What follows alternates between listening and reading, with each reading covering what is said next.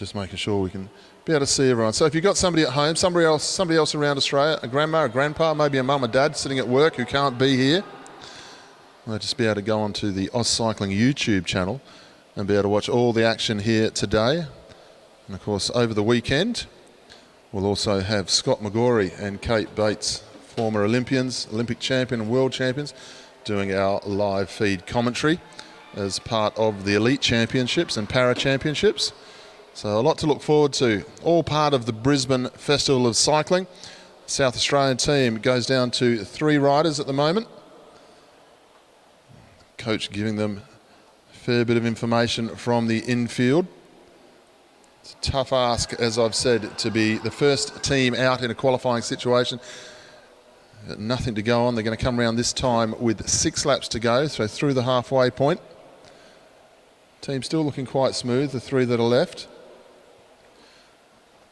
And always the tactic nowadays in teams pursuit riding. We see it at the Olympics, where you'll see riders literally swing up with 3 or 4 or 5 to go. It's not because they're absolutely shattered, it's just the way the team sets up to finish off the ride on when the stronger riders are actually going to do their turn in the pace line. Very meticulous tactics in teams pursuing at the top levels. You want to make sure you get your strongest rider doing their 2-lap or even 3.5-lap turn, as we've seen with the likes of Sam Welsford and Filippo Ganna at world level, doing 3.5-lap turns at the right time. They need to be on the front coming into 3.5 to go. So that takes a bit of doing, working that out with the teams.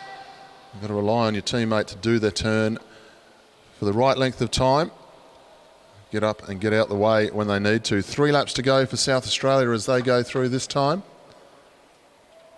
It's a tough ask out there. It's going to be quite humid again here at the Meares Velodrome. But my word, it was quick yesterday several times throughout the day.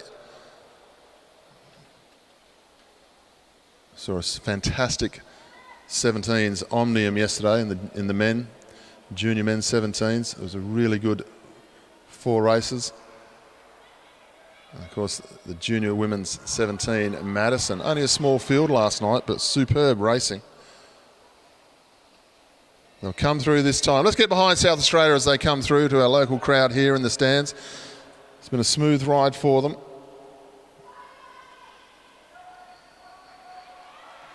Heading down the back straight.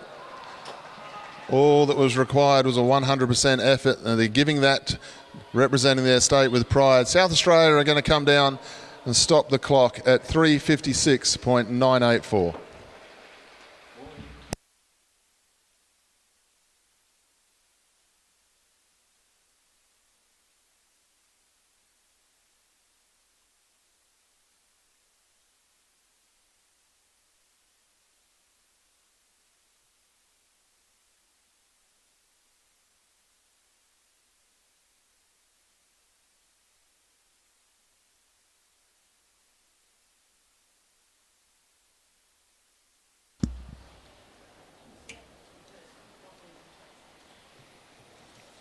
We move on to the second team to come onto the track for qualifying now. Ladies and gentlemen, please welcome the Queen? Please welcome the team from Queensland. Representing Queensland, please welcome Georgia Wilson, Amelie Sanders, Eliza Carnes and Alexandra Larson.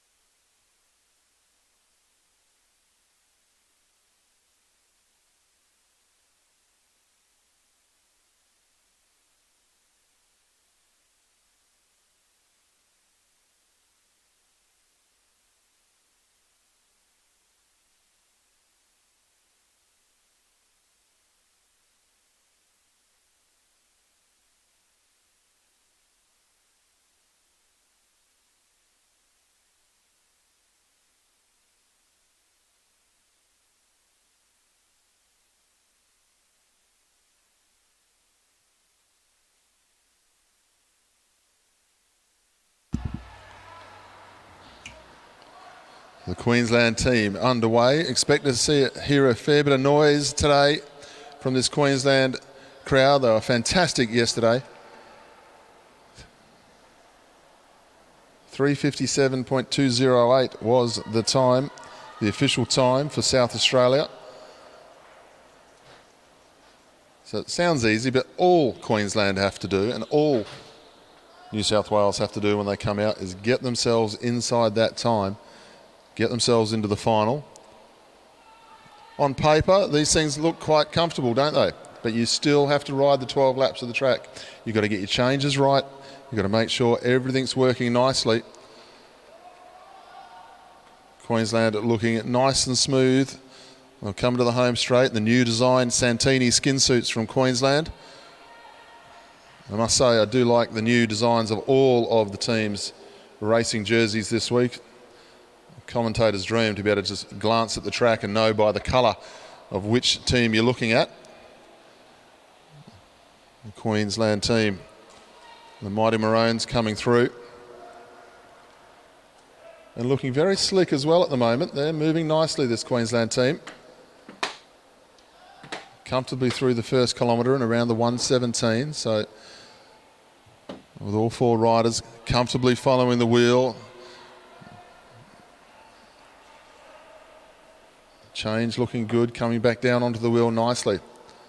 Everyone looking quite smooth. You can see the distance between the front and back wheel of each rider.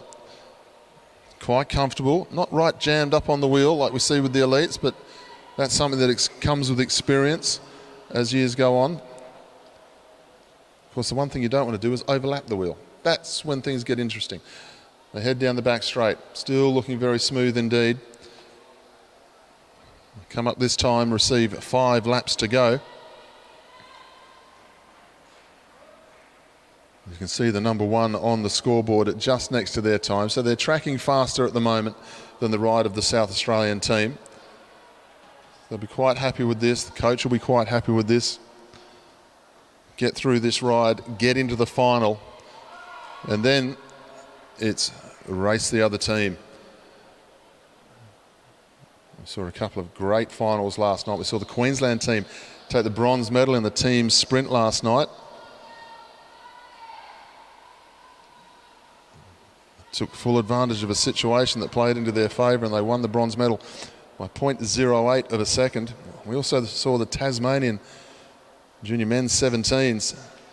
The Tasmanian team taking the national title yesterday, which is a huge result for Tasmania.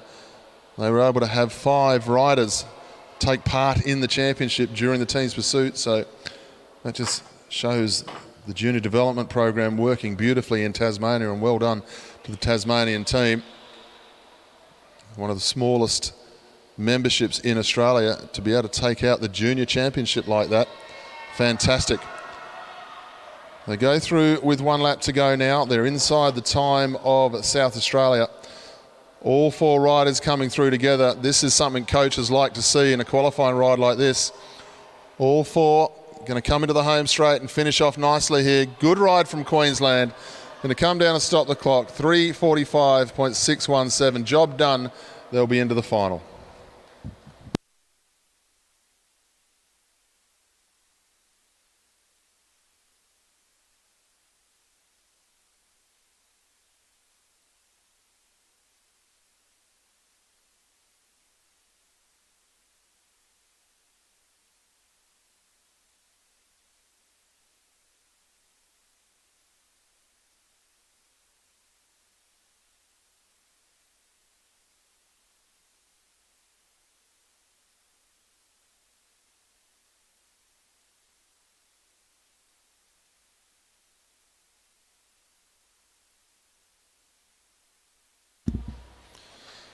Ladies and gentlemen, we move on to our final team to qualify in the Junior Women's 17 Teams Pursuit. Please welcome to the track now, New South Wales.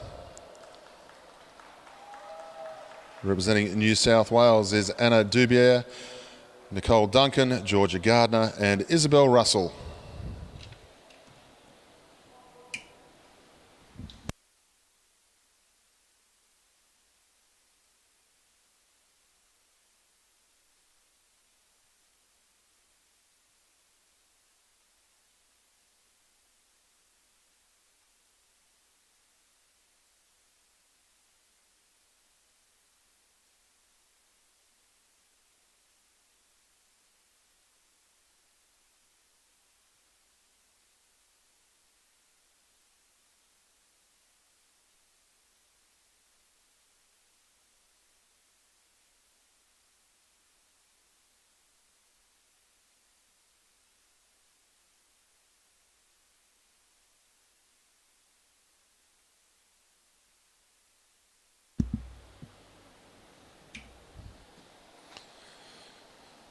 So New South Wales underway for their qualifying ride. Queensland at the top of the leaderboard. They're going to find themselves in the final later today. 3:45.738 the time for Queensland. South Australia 3:57.208. And New South Wales starting off quicker than the Queensland team, so they'll try and get themselves inside the time of the Queensland team just to be able to get that home straight advantage. A little bit of bragging rights going into a final never goes astray. Be interesting to see. They were very close in the individual pursuits and the team sprints yesterday for the most part in all of our divisions. Of course, riders all on restricted gears, which does make a very big difference in the times. Keeps them very close together in the timing when they're all in restricted gears. There's only so much you can get out of these smaller gears that the riders use. They're looking quite smooth, the New South Wales team, as they go through this time. According to our scoreboard, though, they're tracking about a second slower at the 1,000-metre mark than the Queensland team. So Queensland's done a good ride. Second team to go, so we'll keep an eye on that time. New South Wales well inside the time of the South Australian team at this early stage. So making the final is the priority here. You worry about winning the final later on. But this one, get used to the track, try and move smoothly and get yourself into the final. New South Wales go through now. We look at the scoreboard. Scoreboard says tracking third fastest at the moment. I get the feeling they've got a little bit more in them though, this New South Wales team. It's only the time at the very end that we have to worry about. 5 laps to go that time through. Now back into the second spot according to our scoreboard. That's where they want to be. Pace going up now as they start to come into the home straight. The distance between the wheels just opening up a little bit. It's one of the stronger riders of the New South Wales team goes to the front. That's Anna Dubier doing a big turn there, just trying to bring the team back up onto schedule. You'll always have that 1 or 2 riders within a team, especially a junior team, who do that harder turn.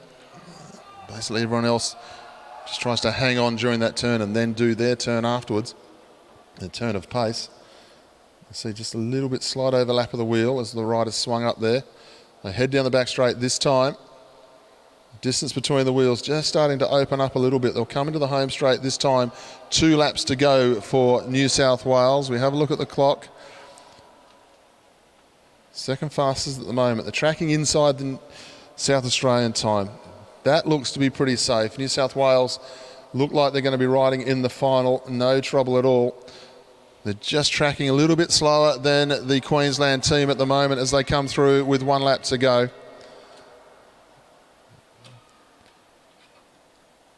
Looking at possibly a 48-49 as they've got half a lap to go now. They come into the home straight. Big round of applause for New South Wales as they come through. They're going to ride for a gold and silver medal. They go through 3:50.007 as they go across the line. So New South Wales will be satisfied into the final and they'll meet Queensland a little bit later on.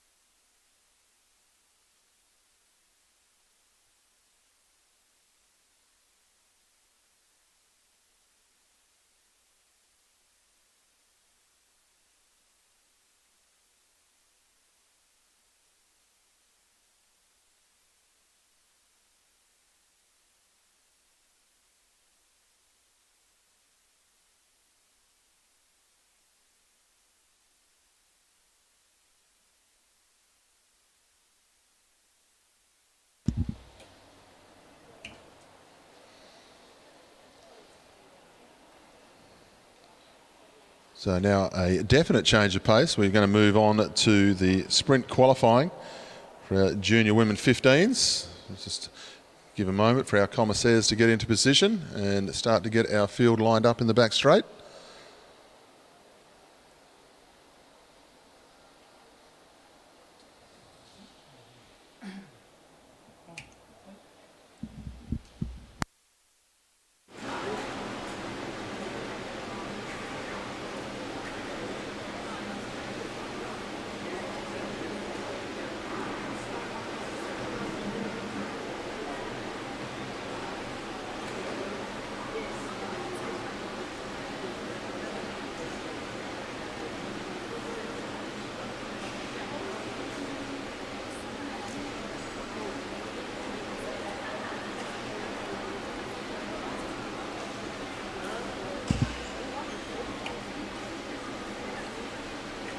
Welcome our first rider out onto the track now for our junior women 15 sprint qualifying.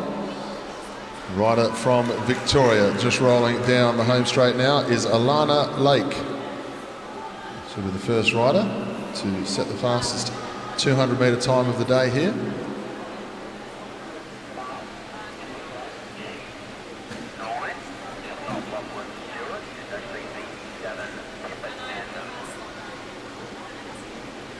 Copy.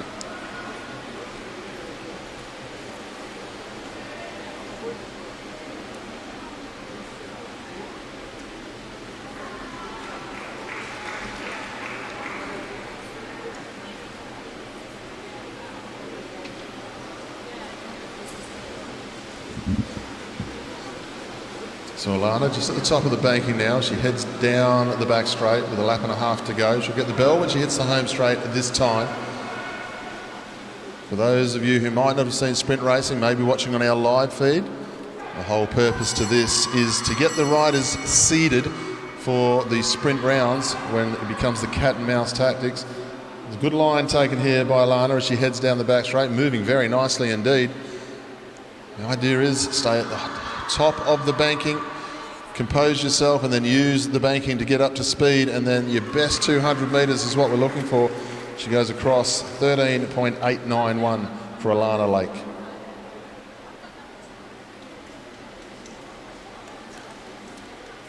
Our next rider out on track now, representing New South Wales.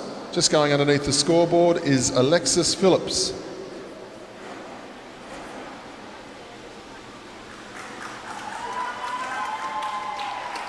Good support there for Alana as she goes through. And some great support from all of our spectators. Big thanks to all the mums and dads, or should I say, the professional sponsor volunteers of junior cycling. Alexis Phillips, New South Wales, heads down the back straight. Building up pace, been quite solid in the build-up since she got onto the track, not worrying about going at a slow pace. She'll be into the home straight this time and receive the bell. So Alexis Phillips from New South Wales, out of the saddle now. A little bit of a wheel wobble there. She dives in, wants to be full speed when you hit that 200 metre line. Heading down the back straight now, looking good. Goes through the first 100, 7 seconds. A little bit slower than Alana at that point. She'll come down and finish off 14.191 for Alexis Phillips.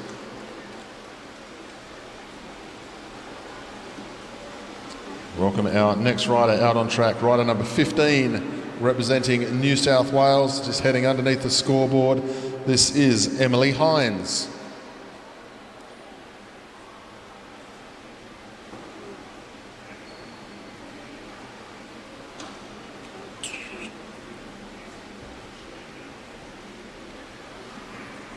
So fastest time so far sits with Alana Lake of Victoria, 13.891.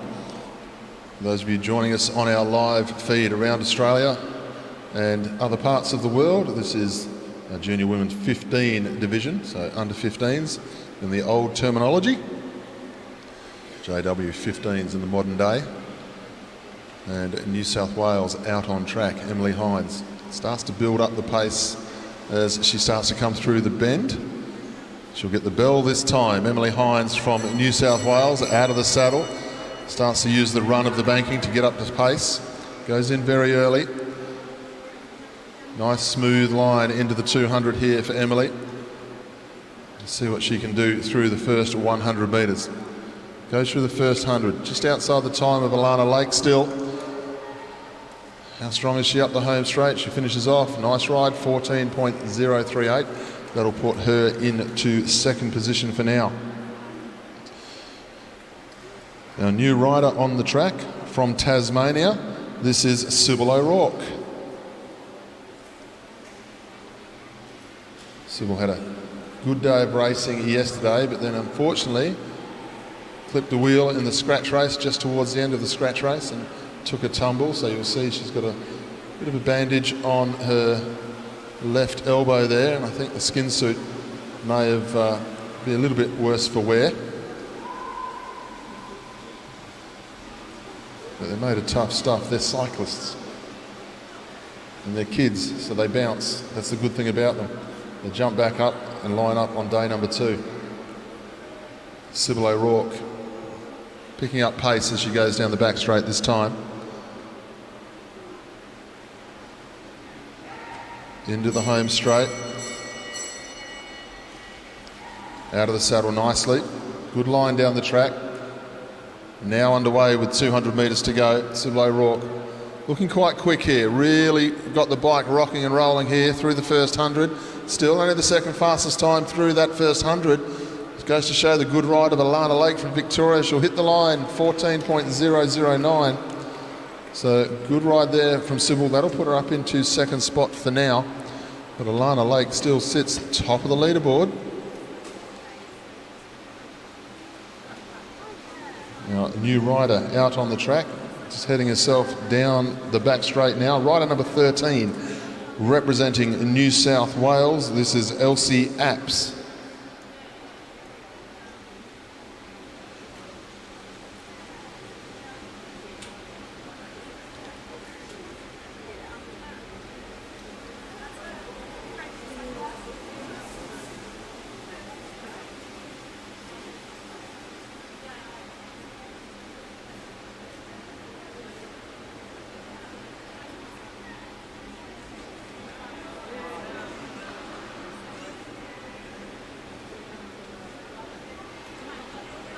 Elsie Apps heading towards the home straight now. She'll receive the bell. It's this stock standard approach for the kids. They come into the home straight, they get the run of the banking, they get out of the saddle. They are on restricted gears, the juniors. It helps with the, don't want to hurt the kids too much early on. Want to make sure they develop naturally, so they are on restricted gears. But with a bank situation like this, it's very easy to get on top of the gear, and Elsie has got on the top of the gear better than anyone else so far here this morning. Top time so far, 13.786. Nice ride there from Elsie Apps. Our new rider out onto the track now, in the red colours of South Australia. This is Paige Squire, rolling down the back straight. Big round of applause for Elsie Apps. She's the top qualifier so far, so she'll sit in the hot seat for a bit longer.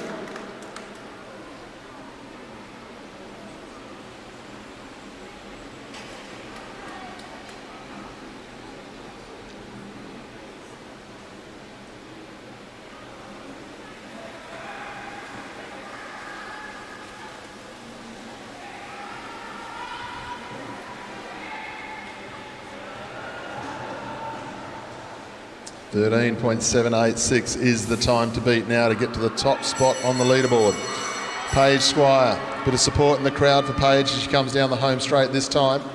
Very smooth down the banking, hits the 200 metre mark, full speed. Certainly very smooth down the back straight here for Paige. We'll have a look how she's going through the first 100. A little bit off the pace, but how can she hang on to it in the home straight? Can she get stronger as she goes? She'll come down, she'll stop the clock. 14.442 for Paige.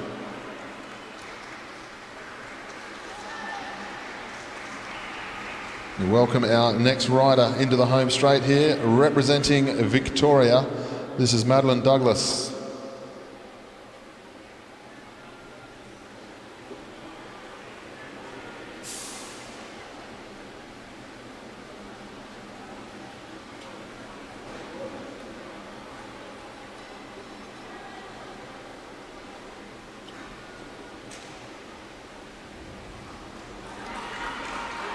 2 to go for Maddie as she goes through this time.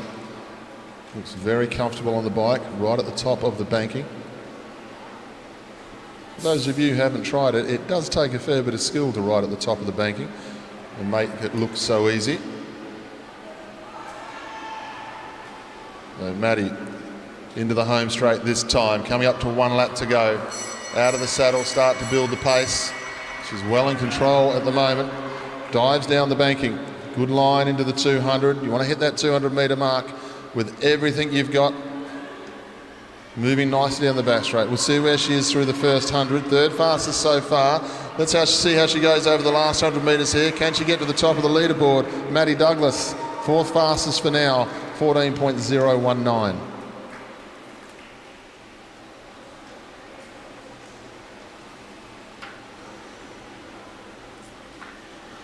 The next rider in the home straight, representing the Australian Capital Territory, is rider number 2. This is Chloe Pracht.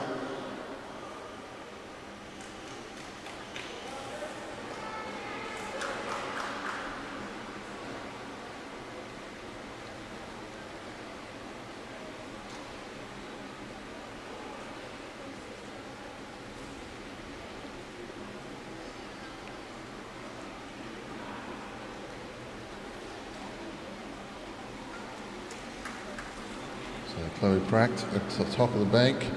Yesterday was the first rider to go out and qualify in the individual pursuit. Sat in the hot seat for a great deal of time. It wasn't until the last couple of rounds where she just slipped out of the medal contention as far as getting into the medal ride-off. So she's right at the top of the tree as far as the quality of rider we have here for the Junior Women's 15. Going nicely, staying right at the top of the banking, going in late. I much prefer that line as she goes down the back straight now. You see what I mean about the gear ratios? The legs going a million mile a minute. She goes through 4th fastest for the first 100. She's a good pursuiter. Can she hang on up the home straight? She'll hit the line. 2nd fastest time there in the end for Chloe, 13.887.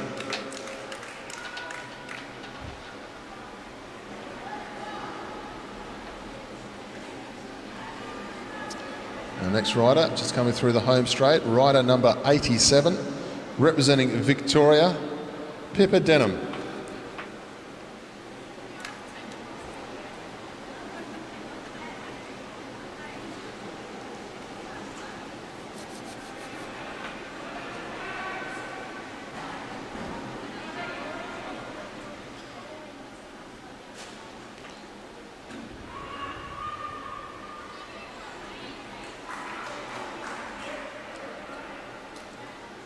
Fantastic bike Pippa's on there, the Pinarello. Beautiful machine. I know we don't all get the opportunity to do so, but when you do walk through the centre at these championships, the equipment that these riders are on is something to behold. Pippa Denham getting the bike up to speed now as she comes into the home straight. See what the Victorian can do. Flat out through the 200. Down the back straight. We'll see how she goes through the first 100. What's the scoreboard going to tell us? Tells us she's the 2nd fastest there. Can she get stronger up the home straight and go to the top of the leaderboard? What does the scoreboard say? It says no. 13.997. Gets her into the top 4. A good spot to be. We now welcome another one of our Queensland riders out onto the track. Rider number 43. This is Maddie Smith. A big opportunity for the Queensland juniors, getting to race on their home track. I know every board in it. That's of course if they live in the city. If they live in Bundaberg or Rockhampton, they might not know as much about the track as the rest. Not as easy to get to. Maddie Smith goes through. Top of the banking, building up pace. Just concentrating on the job at hand. Great success yesterday.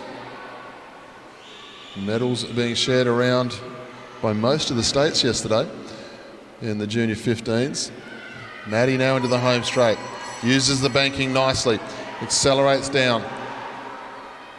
Lines up at the 200. Maddie Smith, can she get herself to the top of the leaderboard? Can she knock Elsie Apps off the top spot through the first 100? Got a bit of work to do as she comes into the home straight this time. Maddie Smith from Queensland. She'll stop the clock. 14.234 for Maddie.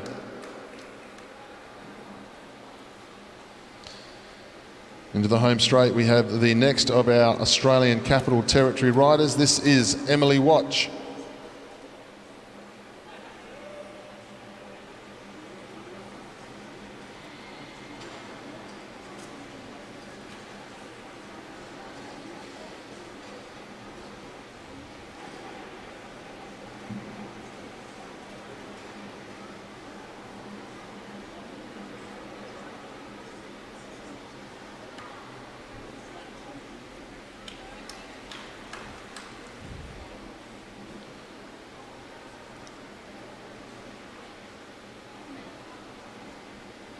Emily just goes past the scoreboard, down the back straight now. And you see the riders tend to use the banking just to get on top of the gear, make it roll that little bit more before they go to the next bend where all the pace washes off. Emily Watch into the home straight this time for the bell lap.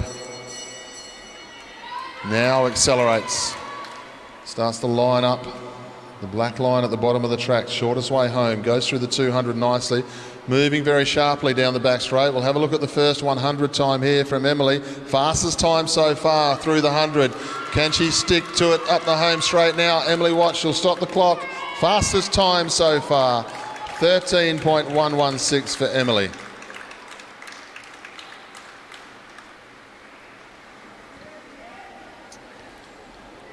We welcome our next rider out onto the Velodrome now.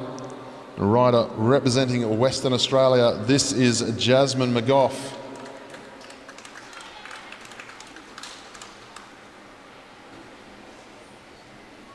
Jasmine McGough had a successful day yesterday. Debut at a national championships, took the silver medal in the individual pursuit. And then a bit later that evening, last night, she won the scratch race. So Jasmine McGough is already going home with a gold and a silver medal from these championships. 13.116 to beat to go to be the fastest qualifier here. Let's see what Jasmine McGough can do. Top of the banking. So start to build up pace soon as she comes into the home straight.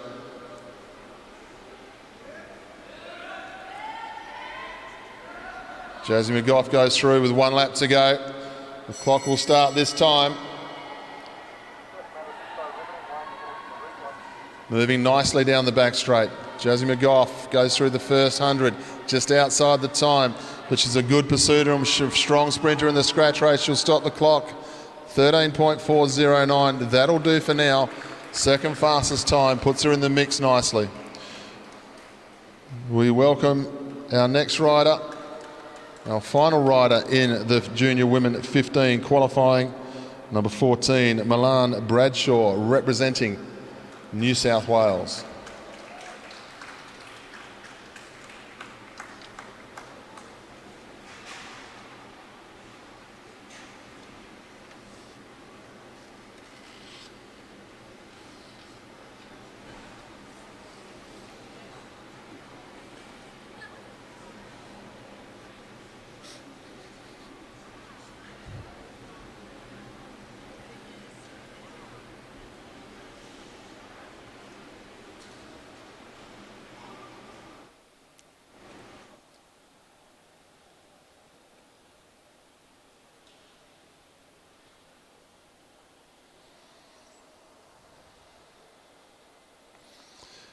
Milan Bradshaw, top of the banking, comes into the home straight this time to receive the bell. Milan Bradshaw out of the saddle, bell lap this time as she goes through. Goes through the 200. Nice pace down the back straight. Can she put herself at the top of the leaderboard? Goes through the first 100, a little bit off the pace. Emily Watch is the fastest qualifier at the moment. Milan Bradshaw finishes off. Third fastest time, 13.411. The rider from the ACT, Emily Watch, is our fastest qualifier in 13.116. We move straight on to our junior women 17 sprint qualifying. We've got our next rider already out on track. Rolling down the back straight from the Northern Territory, ladies and gentlemen, please welcome Poppy Goat.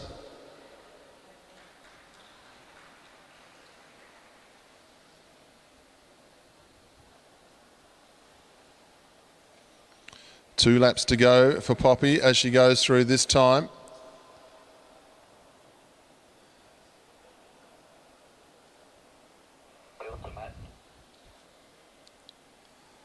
Yeah, I can see it.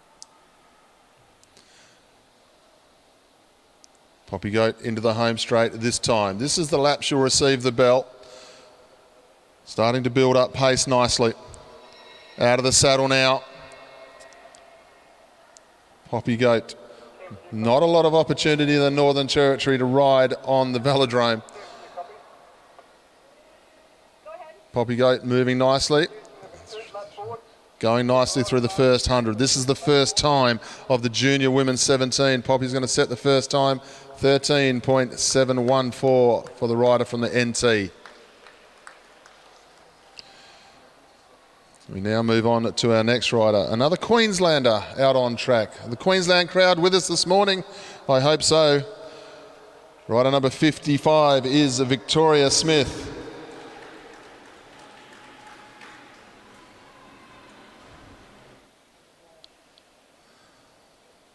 I think our Queensland parents are a bit worn out from all the cheering of medal winners last night. It's a bit early in the day for them. We need a bit more noise when she comes round next time round, folks. Victoria Smith from Queensland, starting to build up pace down the back straight. Here we go. Victoria Smith into the home straight. Let's get her going, Queensland. Out of the saddle, moving nicely. Through the 200 metres. What can she do here? See how she goes through the first 100. Just a little bit off the pace of Poppy Goat from the Northern Territory at the moment. Victoria Smith, a little bit of a wobble there, putting a lot of effort in. 14.307 for Victoria.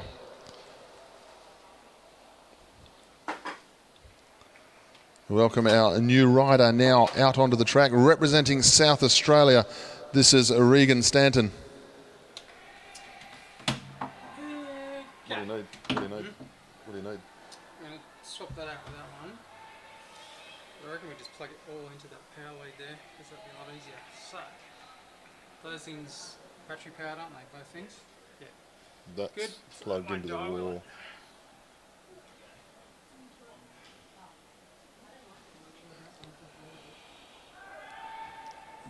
Regan goes through with 2 to go. It's at the top of the banking.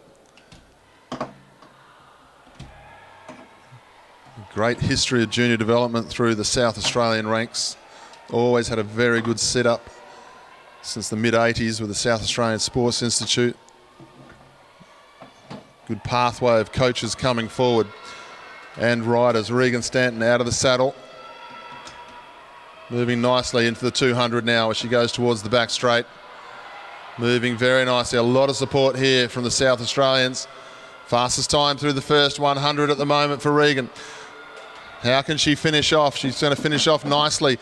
13.058. Fastest time so far for Regan Stanton.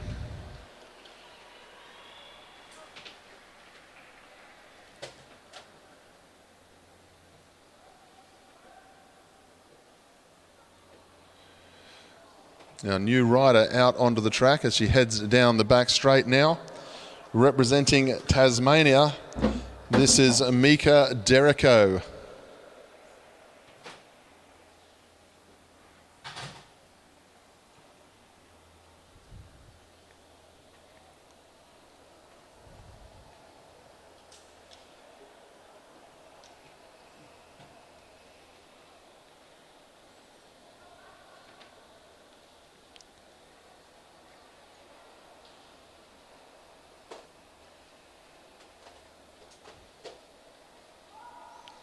Derrico into the home straight now, starting to build up pace nicely.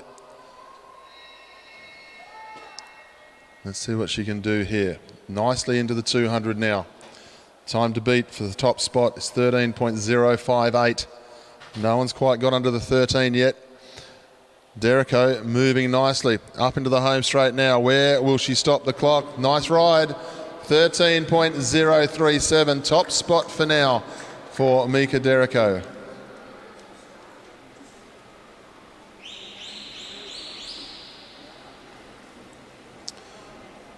Now, new rider out onto the track now, just heading underneath the scoreboard. Into the back straight now, please welcome the Queenslander, Ella Liang.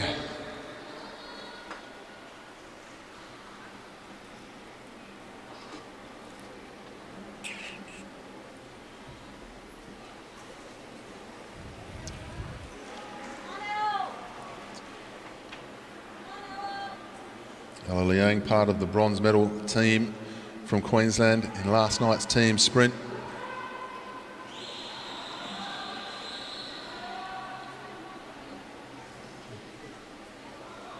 Ella Liang building up pace nicely here. Nice and strong and smooth at the top of the banking as she goes through. 200 to go now for Ella Liang down the back straight. Moving very sharply. Let's see how she goes through the first 100. Fastest time so far for Ella Liang. Is this the first rider under 13 seconds of this group? Indeed it is. 12.650 for Ella.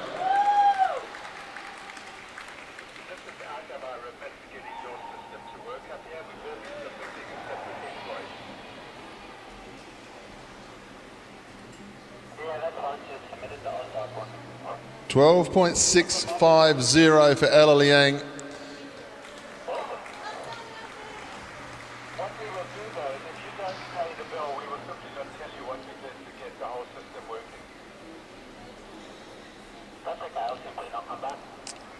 Our new rider out on track, 2 to go as she comes through this time.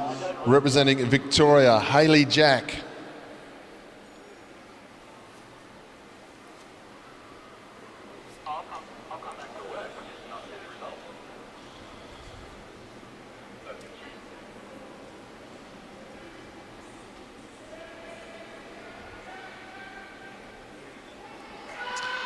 Hayley Jack getting that bike up to speed early. This is nice to watch here as Hayley goes through into the 200 nicely. Really attacked the 200 line there. Let's see where she is at the 100. She goes through, second fastest time so far. Another good ride here. The track getting hot out there now. Hayley Jack will stop the clock. 12.810. They're getting fast now. Hayley Jack goes into second spot for now.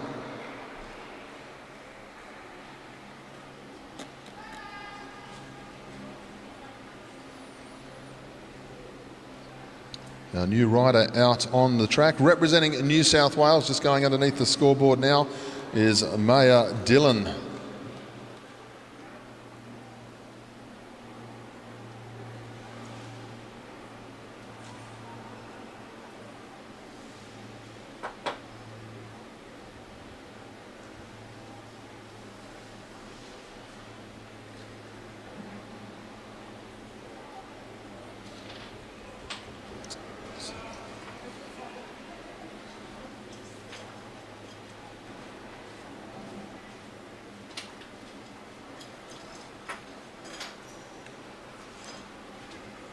Neil, what have you done with my feed?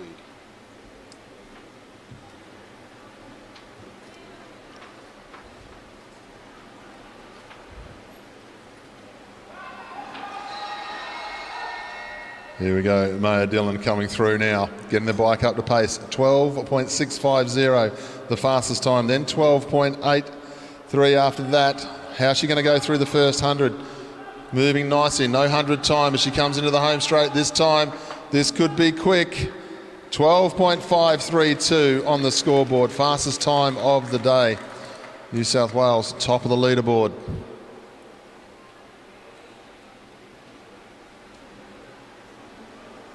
Our next rider out onto track.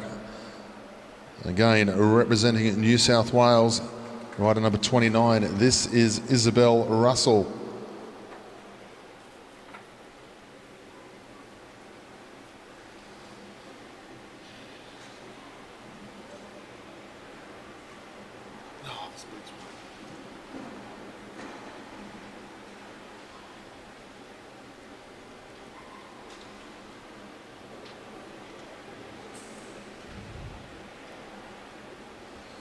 Isabel Russell comes through now with 2 laps to go.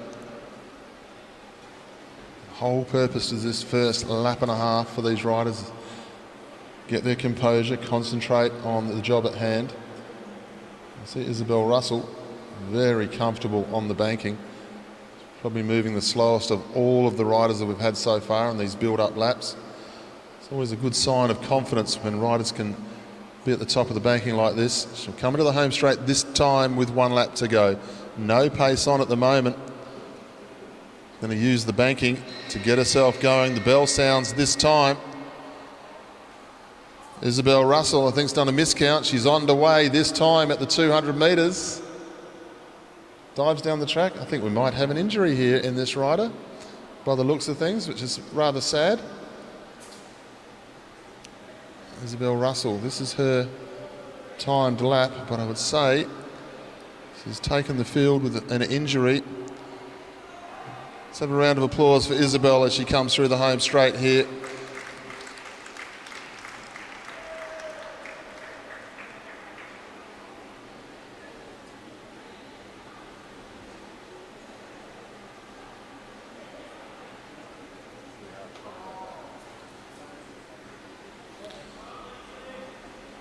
Our next rider out on track now, rider number 99. This is Lucy Hall from Victoria.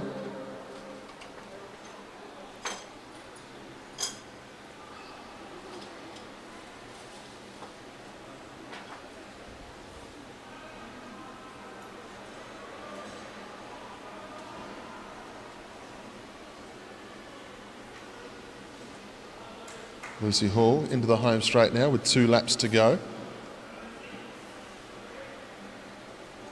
Now goes up to the top of the banking. Just setting a nice pace down the back straight now. So start to build up pace with a lap and a half to go. Nice compact position on the bike for Lucy Hall. Into the home straight now. Getting up to speed. The fastest time of the day is 12.532 from Maya Dillon of New South Wales. Down the back straight, looking very smooth. We'll see how she goes through the first 100. 6.195, fastest time so far. Lucy Hall stops the clock. 12.552, just outside the time of Maya Dillon. And that was Lucy Hall, rider number 99. The scoreboard showing Anna Gray. Anna Gray's the rider who's now on the track, rider number 61. So Lucy Hall, have no doubt about it. She's just done her ride number 99. And now we have Anna Gray out on track.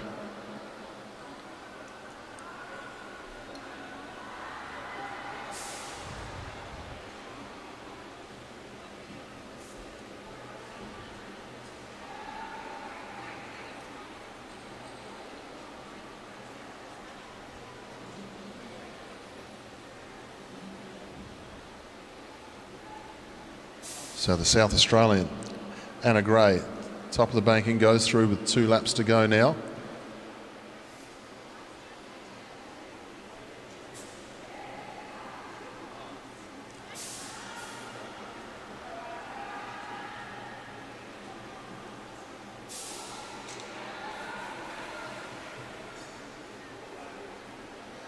Anna Gray into the home straight this time, out of the saddle and starts to build up pace.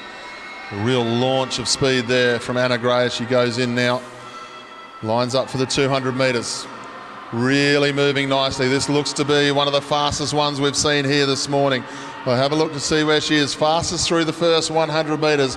What can Anna Gray do here? Where will she stop the clock? 12.420, top of the leaderboard for now for Anna Gray.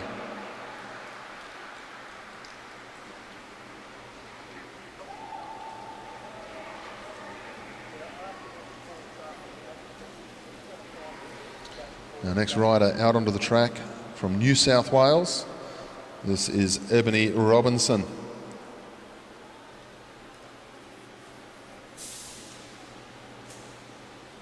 As New South Wales taking out the team sprint last night, breaking the national record not once but twice yesterday.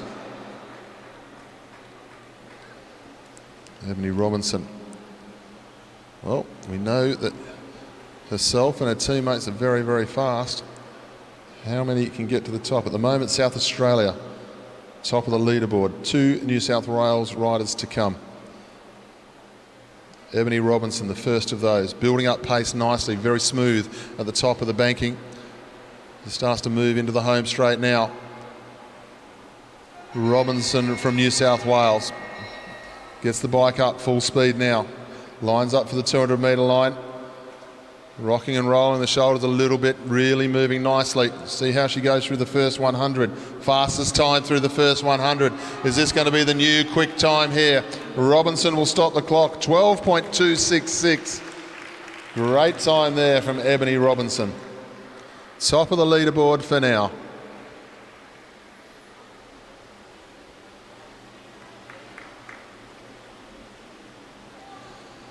Our final rider in this qualifying round of the Junior Women's 17, heading towards the back straight on the green bike. This is Lily Tataranoff, representing New South Wales.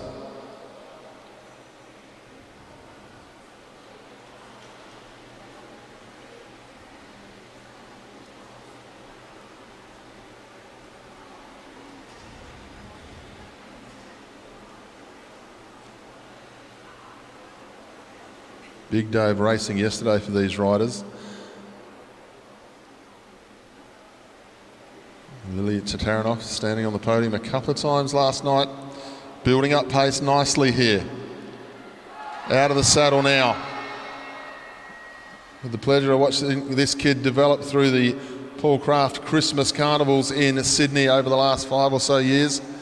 Really moving nicely, quick through the first 100. Where can Lily stop the clock? Can she go to the top of the leaderboard? She hits the line, 11.863 if you don't mind. 11.863, Junior Women's 17, Lily Tataranoff.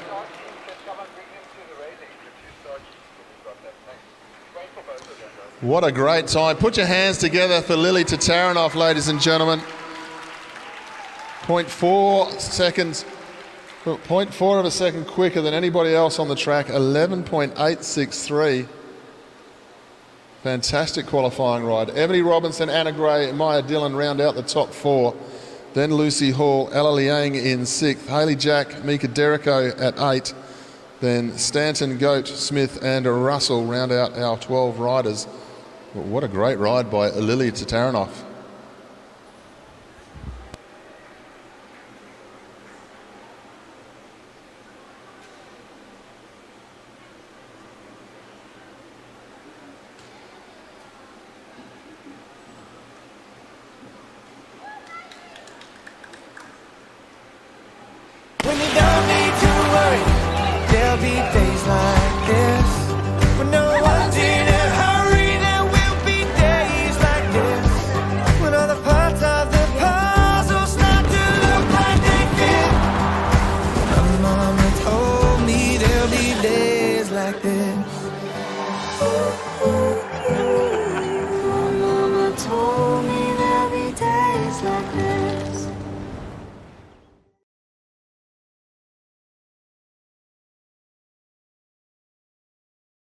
Of our junior sprints. The winner will go to the quarterfinals. So a couple of moments and they'll be back out on track. So chance to go and get yourselves a drink. I hope you're joining us around the world. Go on to the AusCycling Facebook page, leave us a note. Leave a note, let everyone else know around the world that we have our junior championships being televised all day and all night here today in beautiful Brisbane, Queensland, where we had the Commonwealth Games. So lots to look forward to.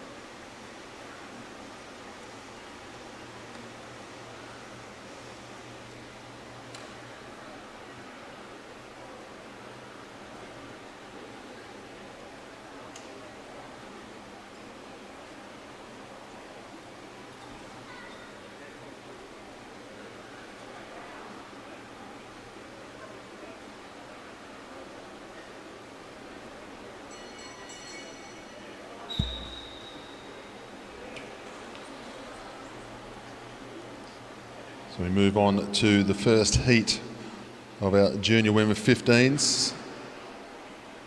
First round. So Emily Watch of the ACT against Maddie Smith of Queensland. The winner goes through to the quarter-final. And the loser will go to the repercharge. So not sudden death for this one. There's a second chance. The way it works, fastest qualifier against the slowest qualifier, so 1 versus 12 here. But as you can see, the tactics from Maddie Smith, just trying to dictate terms a little bit here to Emily Watch, doing a good job of it at the moment. But this sort of a tactic, you hold them up the track for as long as you like. However, you want to be keeping a pace up so they can't jump around the outside, and that's exactly what Maddie Smith did. So that was a good tactic. She's taking the race on to the fastest qualifier here as they go through the 200.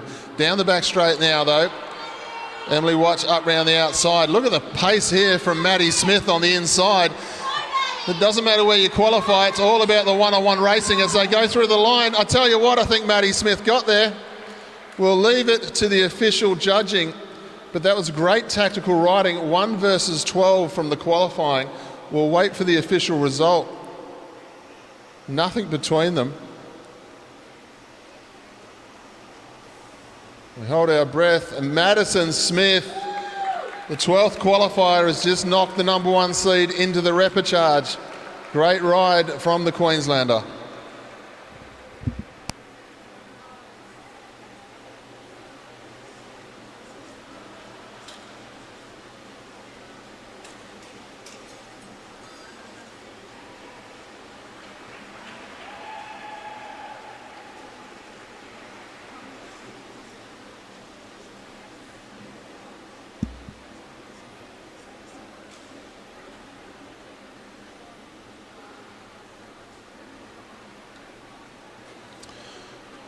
We now move on to our second heat of round 1. And we welcome Jasmine McGough of Western Australia versus Alexis Phillips of New South Wales. Jasmine McGough, the faster qualifier of the two.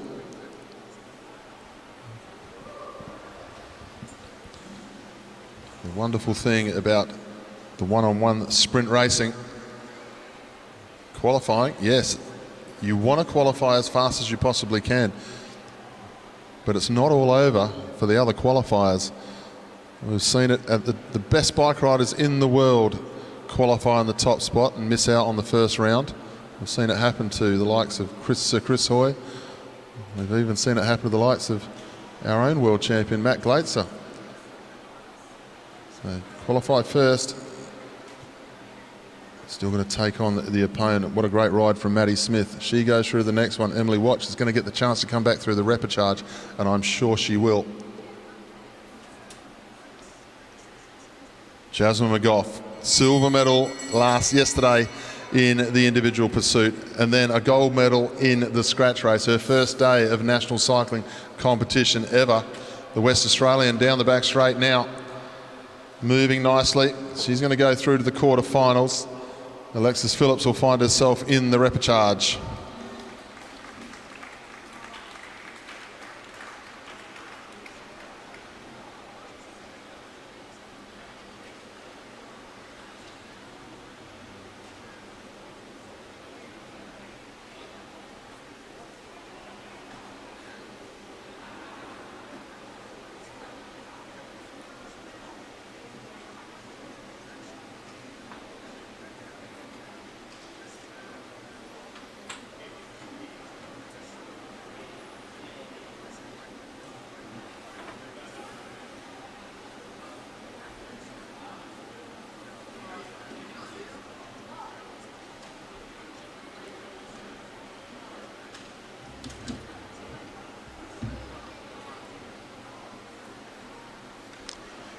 We move on to heat number 3. It's going to be an all New South Wales affair. Please welcome to the track Emily Hines, rider number 14, and at number 15, number 14, Milan Bradshaw, and rider number 15, Emily Hines. I'll put my glasses back on now. Emily Hines leads off.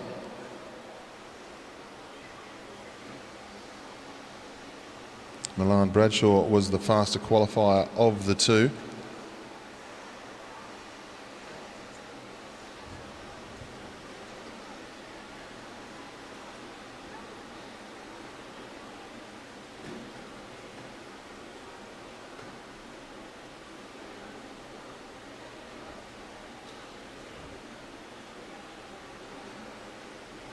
To go through, 2 to go. Hines leads the way.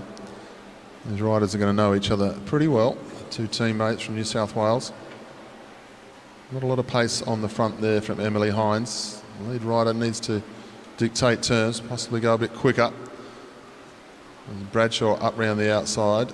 At the moment, under no pressure whatsoever. Gains a bit of height.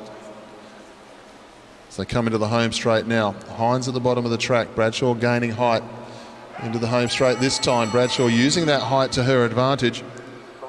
Straight up round the outside of Emily Hines. So Bradshaw, she's going to qualify herself into the quarterfinals quite comfortably. Emily Hines will try and make her way back through the repercharge.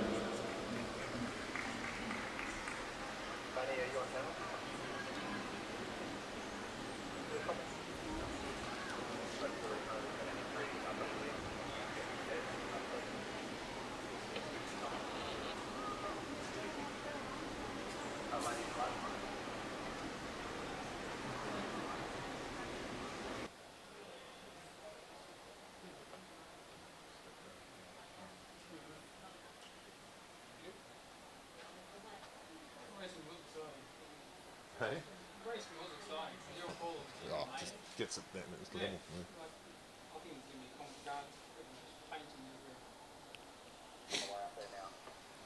We move on to heat number 4. Welcome to the track, rider number 88, Maddie Douglas from Victoria. Rider number 13 is Elsie Apps from New South Wales. Elsie Apps was the faster qualifier of the two. Winner to the quarters, runner-up to the repercharge to try and fight their way back into it.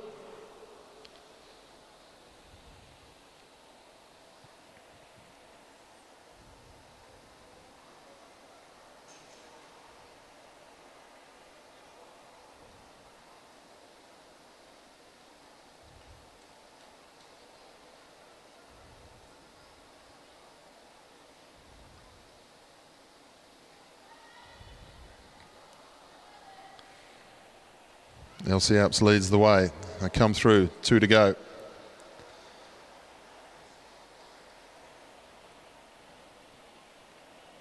Four versus 9. And they're quite close on times, these riders, when you get down to this level. And as we've seen, tactics play a huge part in the one-on-one sprinting. We do go on about it being a game of chess, and it very much can be. Underneath, good riding here. Maddie Douglas taking full advantage here up against the faster qualifier. Maddie Douglas steps out down the back straight, going very nicely indeed. Elsie Apps has got a lot of work to do from here. Maddie Douglas into the home straight from Victoria. Elsie Apps is coming to her on the line. She won't get there. Great riding there from the Victorian. The slower of the two in qualifying, but beautiful tactic there from the Victorian rider, Maddie Douglas. She goes through to the quarterfinals. Elsie Apps will find herself in the repercharge.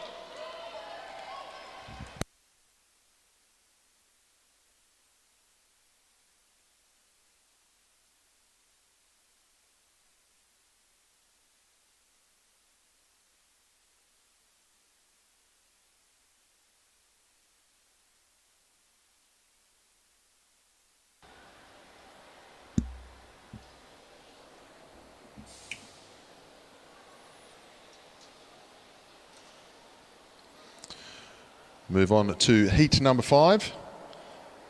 Representing the ACT is Chloe Pratt, and representing Tasmania is Sybil O'Rourke.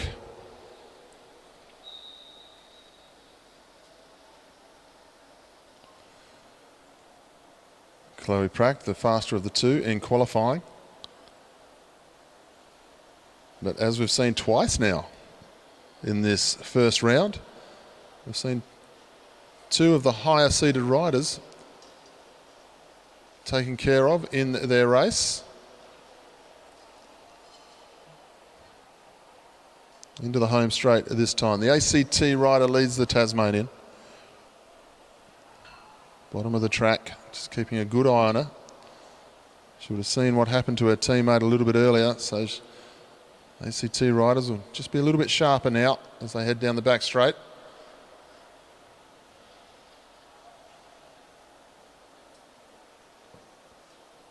Not a lot of pace on, just enough though to not get caught out by the jump if the Tasmanian decides to move. Chloe Pratt into the home straight. This is where you need to start to pay attention. The Tasmanian up round the outside, taking full advantage. She's trying to get up round the outside. Chloe Pratt was just aware enough to be able to see it. Now can Sybil get the run down the banking? Yes, she can. Using the track beautifully here, the Tassie girl. Into the home straight, making it hard for herself on the way round. Can she hang on? Oh, that's a strong ride from Sybil O'Rourke. She goes through to the quarters. Once again, we see a turnaround in the seedings. Sybil O'Rourke from Tasmania takes that one out.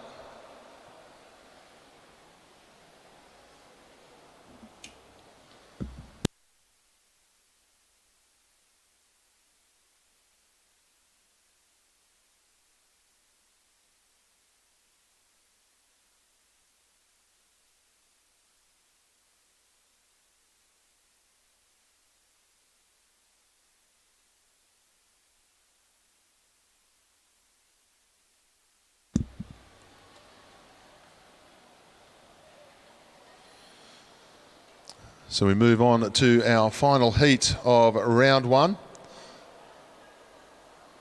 This is rider 6 versus 7. So the two Victorians. At the bottom of the track, rider 89 is Alana Lake. At the top of the track, rider number 87 is Pippa Denham.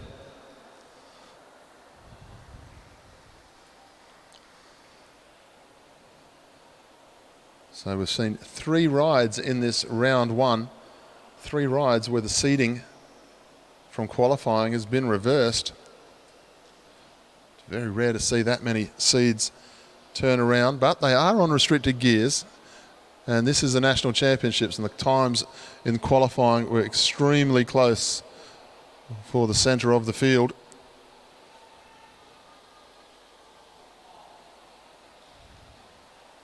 See a lot more action down in the track centre here today, can't we, ladies and gentlemen? A lot of our elite riders turning up to Brisbane and taking full advantage of getting on the rollers here at the Velodrome. As Denham leads through, just washing the pace off here. Good tactics here from the Victorian. Just keeping an eye on her teammate, Alana Lake, as they head down the back straight. Alana Lake jammed right up on that wheel. Good riding here from Pippa Denham, just dictating terms. They'll come into the home straight this time with 1 lap to go. Still no pace on at the moment. Denham leads from Lake. Lake comfortable where she is for now. The bell sounds, no pace whatsoever here. It's going to be a drag race from the 200. They hit the 200 now. Alana Lake moved. It took a while for Pippa to look over the shoulder. Alana's going to get the march down the back straight. Good piece of riding here in the end from Alana Lake. I thought she might have been caught out by leaving it too late, but she knew what she was doing. Alana Lake goes across comfortably there through to the corners. We'll see Pippa in the repercharge.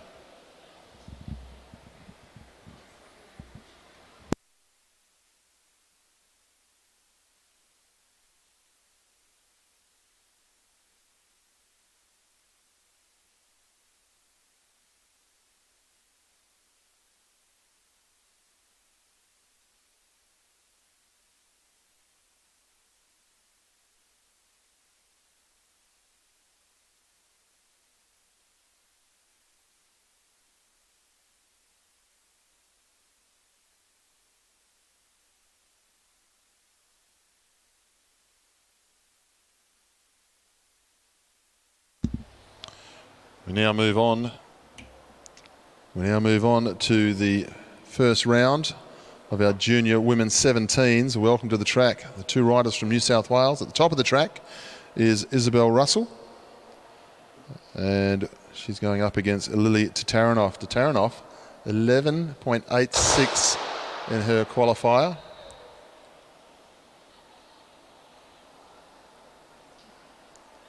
Honest, the gauge only said 180. Lily Tatarinov leads down the back straight. That was a sensational qualifying ride, 11.86 for junior women's 17s, which was 0.4 of a second faster than everybody else in the field.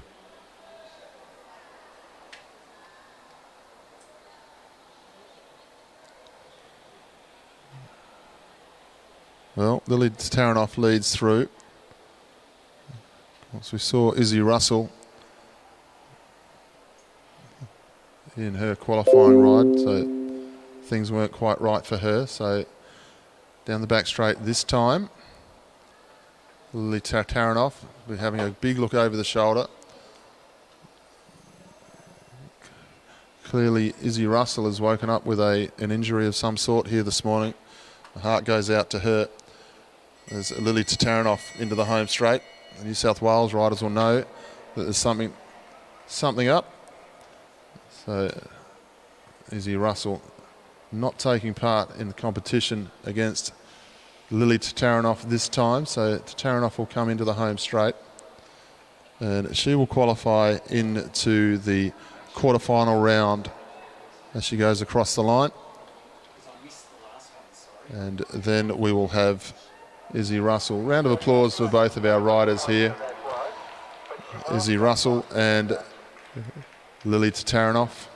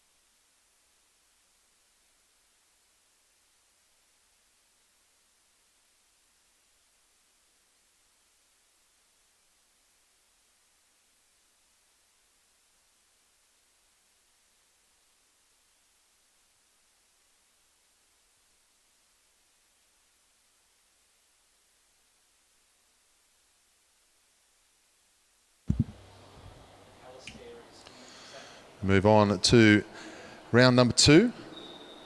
Heat number two, round number one, should I say. This is Ebony Robinson versus Victoria Smith. So New South Wales versus Queensland.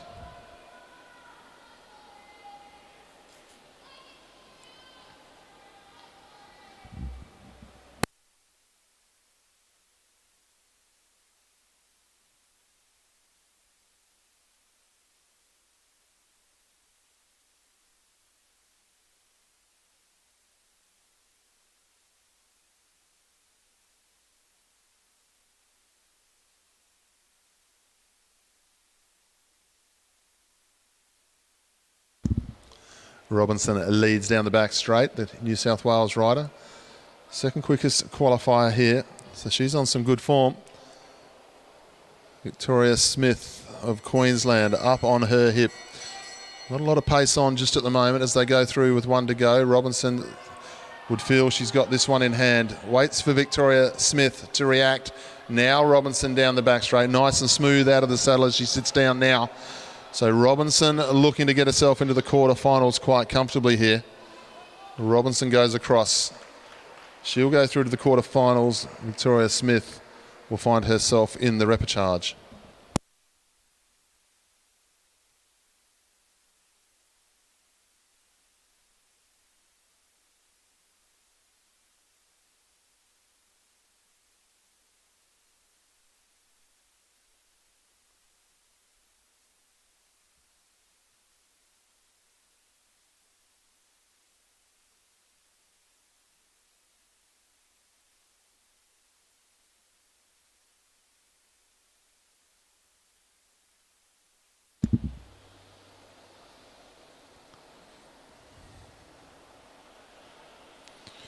We move on to heat number 3, round number 1 of our junior women's 17s. We welcome onto the track rider number 31, representing the Northern Territory. This is Poppy Goat, and she's up against rider number 61 from South Australia. This is Anna Gray.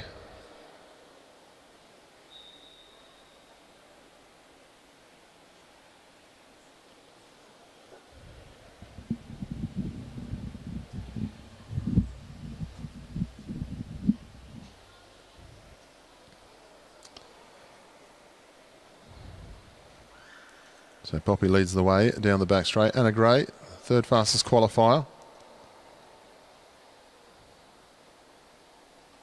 And, Poppy Goat from the Northern Territory, getting assisted by the West Australian coaching staff and team while she's here this week. Great to see our states coming together and helping out where they can in between the states as one with AusCycling, which is very nice to see. Poppy leads through. Anna Gray just moving to the top of the track. Just trying to force Poppy maybe to go a little bit quicker. She wasn't happy with the pace. Doesn't necessarily want to lead, but wasn't happy with the pace. A lot of skill taking place on the banking now. Great piece of riding there from Anna Gray. Just nonchalantly went into the banking. No pace on at all. It does take a lot of skill to ride these board tracks. They'll come into the home straight this time. Not a lot of pace on at the front still. The bell will sound this time. The Northern Territory rider leads. Anna Gray at the top of the track with all the height to get the advantage of the run down the banking, and she does so now. Straight up round the outside in the end for Anna Gray. Has a look over the shoulder. Not something that the commissaires like to see in sprint racing. They'd rather see the rider just get on with the task at hand. Too much looking around may have a word from the commissaires. There's one thing you want to do is you don't want to look over your shoulder and come out of that red line during the 200 metres. The result can change quickly. But Anna Gray comfortably through in that ride. We'll see her again.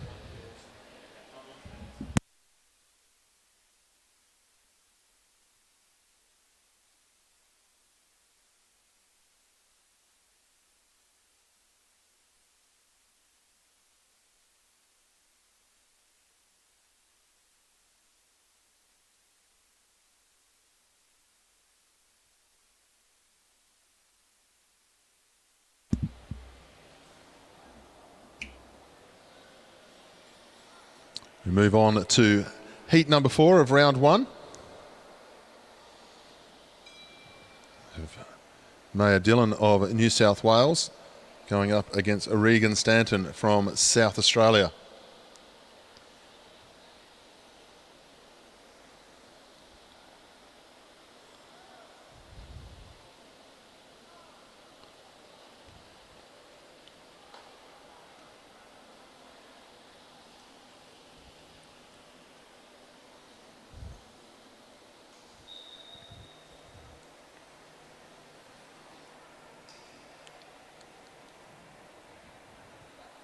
So Maya Dillon was the faster qualifier of these two as she leads away.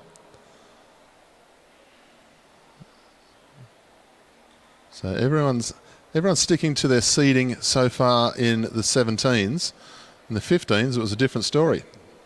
3 rides had their seedings reversed, with the slower of the seeded riders beating the faster qualifier. It always does happen in sprinting, but to have 3 in one round, that's quite a bit. Let's see what happens here between Dillon and Stanton. No pace on in the banking. Great skill level being shown by our riders here as Dillon leads. Keeping an eye on where Stanton is, not too bothered. Oh, a little bit of a coming together of elbows here in the home straight. Not something that we see in sprint racing these days. A little bit of action for the commissaires to have a look at as they head down the back straight. And definitely an old school sprinting style happening in this one. Dillon now gets underway, but Stanton gets in the metre line beautifully first. Good riding there from Stanton. Got herself underneath the red line first. Now Dillon's going to have to go twice as far around the outside. She's got the strength, she's got the legs, but she's going to have to make it hard for herself here. Stanton kicks back on the inside. They come into the home straight, but Dillon is going to hang on and get round the outside. So a great sprint match between the two. Dillon will qualify into the quarters. We'll see Regan Stanton come back through in the repercharge.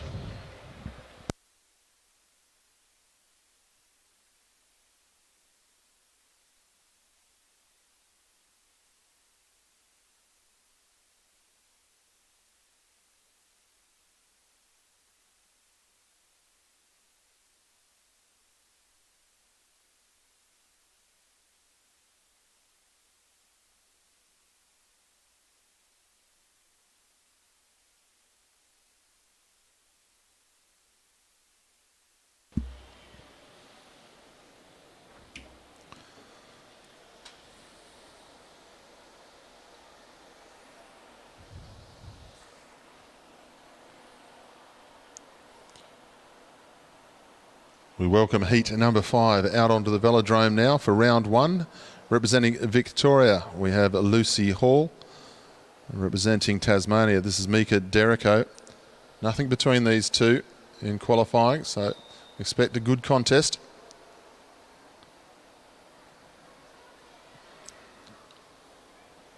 It's been close competitive racing for all of our junior divisions yesterday and the start of today, which is great to see. Great opportunity to see so many numbers back at the National Championships after a couple of years of uncertainty. All part of the Brisbane Cycling Festival.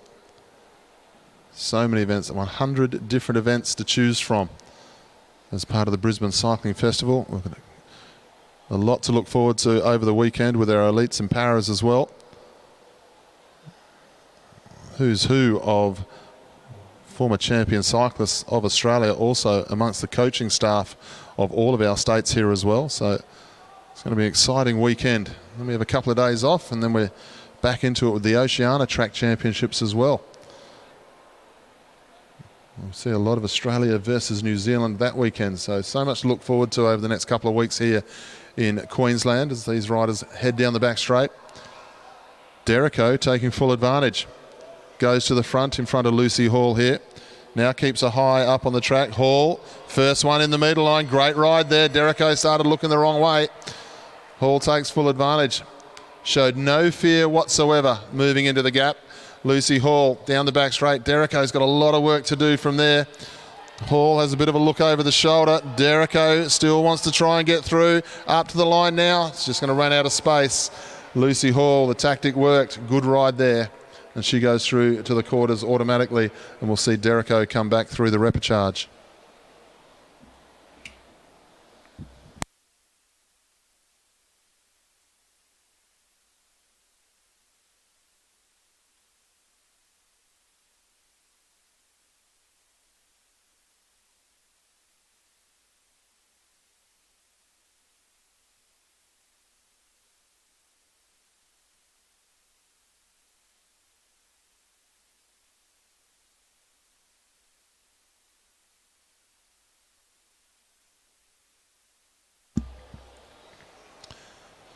We move on to the final heat of round number 1 for junior 17 women. Representing Victoria, rider 100 is Hayley Jack. And representing Queensland, rider 53, this is Ella Liang.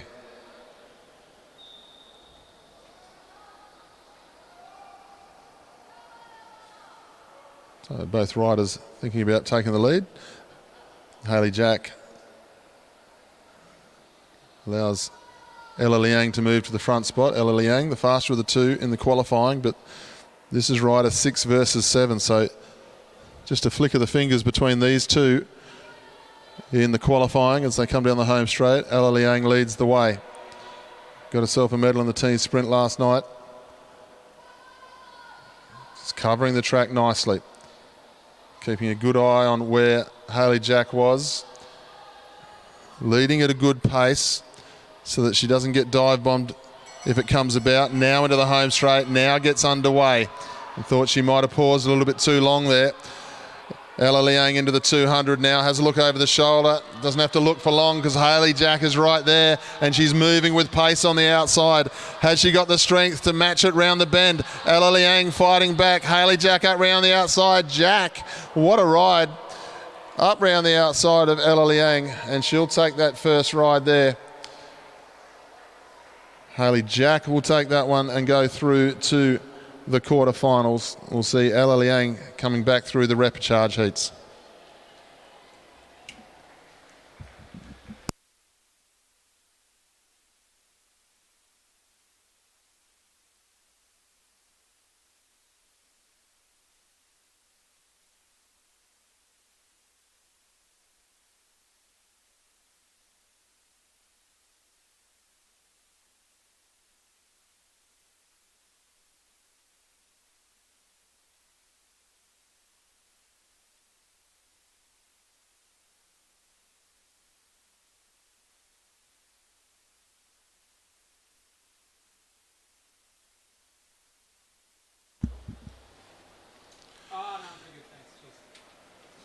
So for our live feed viewers on AusCycling YouTube, just a little bit of slight break in the competition as we move from the sprint racing back into the first of our Omnium events for the day.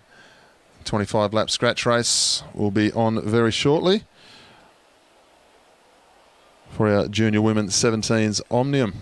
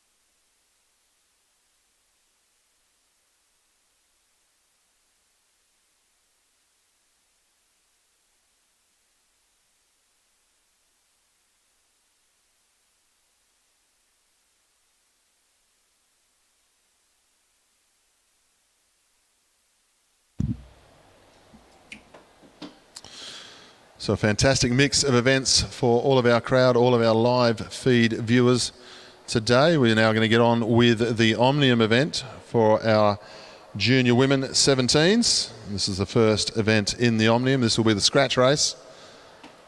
So a very similar program today as per yesterday. Just a reversal of ages and gender as they move forward.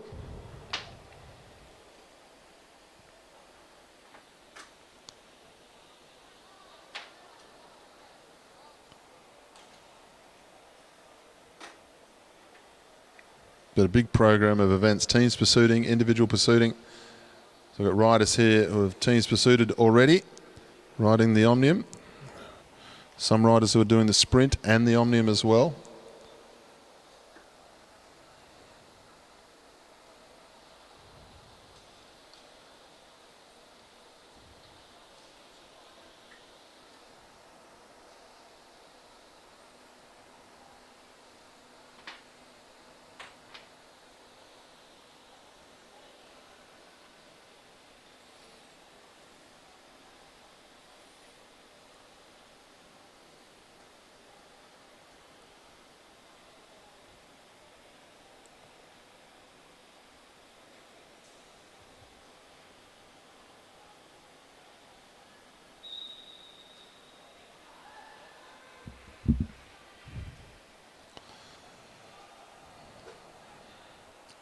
So our field rolls away. Two Victorians leading off. They'll come around next time and they'll get the gun to be underway. So just a lap to get everyone going. 25 laps to go. The gun will sound. Kimberly Conti, our official starter, of course, race director of Santos Women's Tour Down Under.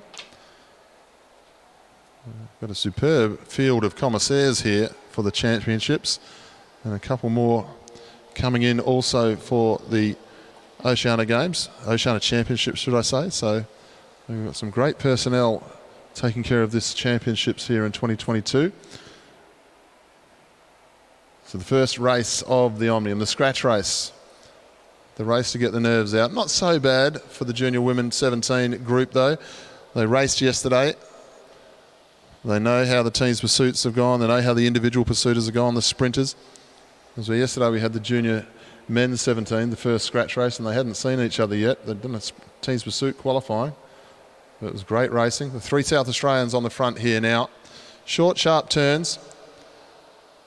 The order of the day in these Omnium races. The early part of the scratch race, swing up, go all the way to the back. It's not too much of a worry. As you start heading towards sort of last 6 to 8 laps, you might do a short, sharp turn, but you'll drop down into the field as quickly as you possibly can to try and hold on to position.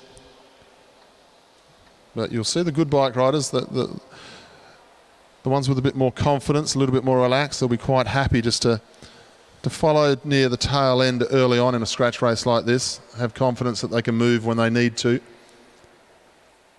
As they head down the back straight now, the pace going up. You see when they line up like this, it means the pace is on. I think you'll see the pace like this for a good portion of this race, but as you get towards the last 10 laps, this scratch race might resemble something more of an elimination as everyone fans out across the track. Pace goes off just ever so slightly there as they come into the home straight. The West Australian Scarlett Sybil has a look over the shoulder, swings up. Now some pace on the front. And it's Queensland to the attack.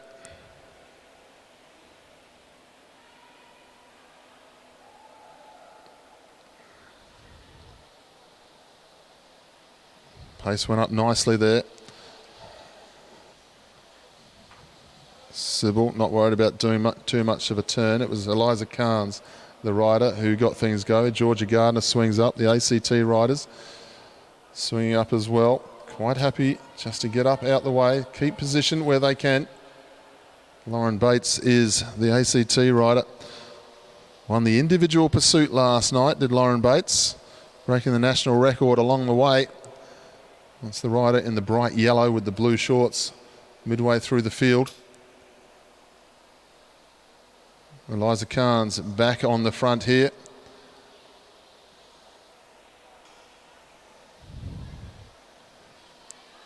New South Wales to the front now. They'll go through 16 laps to go. Georgia Gardner swings up. Lauren Bates, then Scarlett Sybil as they head down the back straight. Amy Masters, I think it is, up round the outside as well from Victoria. Confirmed that in the home straight. South Australia bring themselves to the front of the group now. Ava Wilson swings up. Rider number 25, Anna Dubier from New South Wales, swings up, goes all the way to the back of the group. You see, they're not too worried about it at the moment. Not too worried about position just for the moment. The only major attack we've seen so far is from the rider who leads, and that's Eliza Carnes. They shut that one down fairly rapidly. They know the strength of Eliza. Georgia Wilson, her teammate, swings up now as they head down the back straight. Lilith Jones it is, leading the way from Victoria. New South Wales, short, sharp turn. Lauren Bates, the individual pursuit champion. Quite happy to set her tempo as she goes through. Amy Masters on her wheel. And then I think it's Liani Vanderberg. Swings up down the back straight. I'll come into the home straight this time, 12 laps to go. So we're over halfway in this first event of the Junior Women's 17s Omnium. If you're looking for the lap scoreboard on the finish line, well, you'll need to look at the pursuit line. I have a technical difficulty with the lap scoreboard on the start-finish line, so you'll be able to see the laps on the pursuit line scoreboard. But don't worry, they're still sprinting to the finish line. Make no mistake about that. Ava Schmidtke swings up out the way. Eliza Carnes, it's like she's got itchy feet. She rolls through to the front. You can see that she's thinking about making the move every time she goes to the front. timing it well. It's a big day of racing here. Got a point score that finishes off this race as well, which really, by the time they get to that one, we'll have a tempo race, then they'll have an elimination, then the points race. So it's a big day of racing for these Omnium riders. And the Queensland and New South Wales riders, well, they'll also be doing the final of the teams pursuit as well. So big day of racing in between these events. Lilith Jones on the front, leads out the home straight. Ava Wilson now goes to the front as they head down the back straight. Mika Derrico, we've seen her sprinting already. She's got a repercharge to do as well. Coming to the home straight this time. The pace goes up. Victoria starting to turn the pace on here. Charlotte Slattery gets the pace going. She wasn't happy with how they were just ambling along.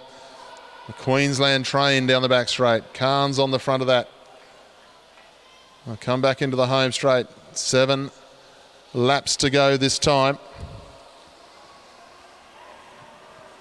Pace is up, but no one's committed to doing a longer turn than they have to. Amy Masters down the back straight. Lilith Jones on her wheel. Then we have Lauren Bates from the ACT in third wheel. 6 to go, I think it'll be when they come into the home straight this time. Indeed it is. Isabel Russell in there, the rider number 29. I saw her in the sprints earlier. She's going better in this one. Saving the legs perhaps, just for the Omnium. It's good to see her following nicely in this bunch though. I was worried about her before, so here we go. Queensland going through. Georgia Wilson swings up. Amelie Sanders as well. Lauren Bates down the back straight.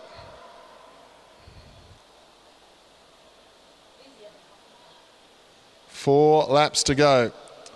4 laps to go this time. 1,000 metres for this first ride of the scratch race. Thank you. And like I said before, this will resemble elimination, and it does. They're all across the track, but we're not worrying about the rider on the back. We're worrying about the rider on the front of the group. They'll come up this time with 3 laps to go. You want to make sure you're in the top 5 spots in this one to keep your hopes alive for the afternoon. Amy Masters leads through. She's got Eliza Carnes on her outside. The individual pursuit champion at the bottom of the track. An ominous sign here for this bunch. Carnes up round the top. Not happy with sitting that wide. 2 to go this time. 3 across the track. 4 across the track. No one's committed to do the lead out yet. Whoever goes first here is going to get the advantage as they head down the back straight. Amy Masters, Eliza Carnes, Lauren Bates underneath. Lilith Jones up round the outside as well. Carnes now moves forward. Oh, a bit of a touch of wheels there for Scarlett Sybil. Carnes now leads out. Good strong ride from the front here from Carnes. She's got Anna Dubier up on her wheel. Lauren Bates pushes through the inside. Great riding there from Bates. Bates goes to the front. Carnes there as well. Amy Masters on the inside. Dubier, Scarlett Sybil pushing her way through as well. But Lauren Bates will take the first race in the JW17 Omnium.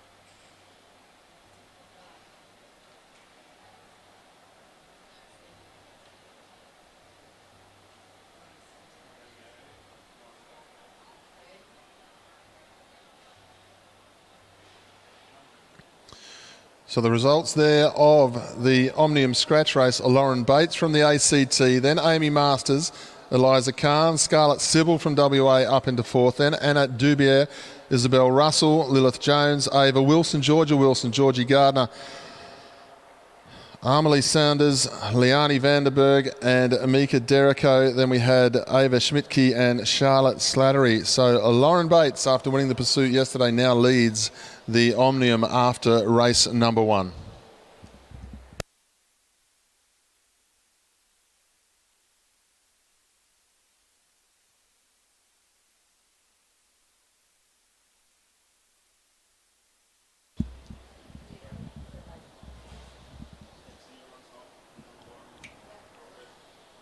So a change of pace again in our program. We'll go to our pursuiting now. This will be the qualifying round of our junior men's 15 individual pursuit rounds.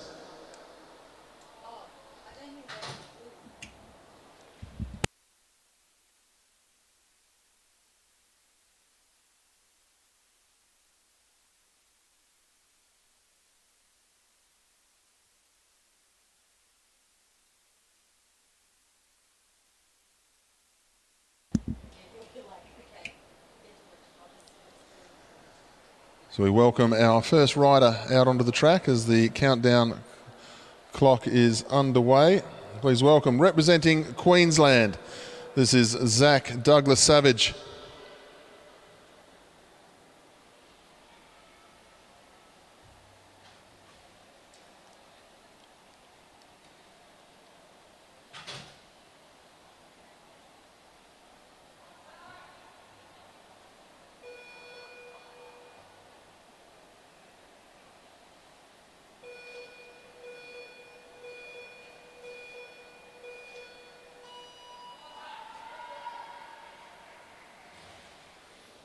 So Zach underway, home track.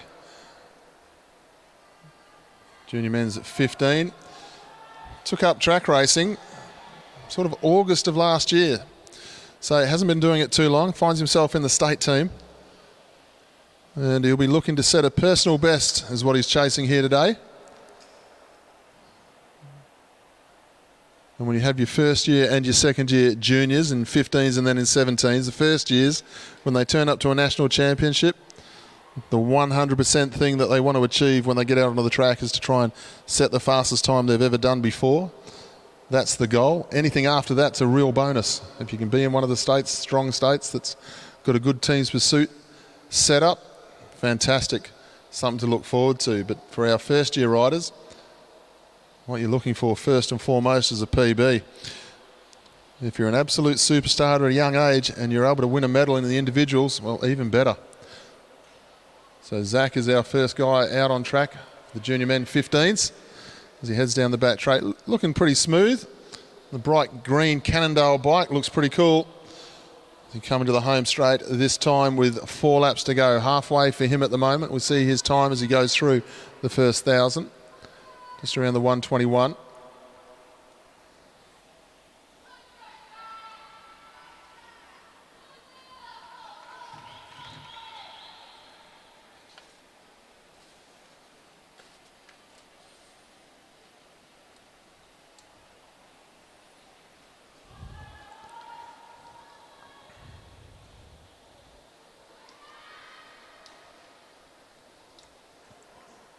Zach Douglas Savage down the back straight this time. Will come to the home straight with 2 laps to go.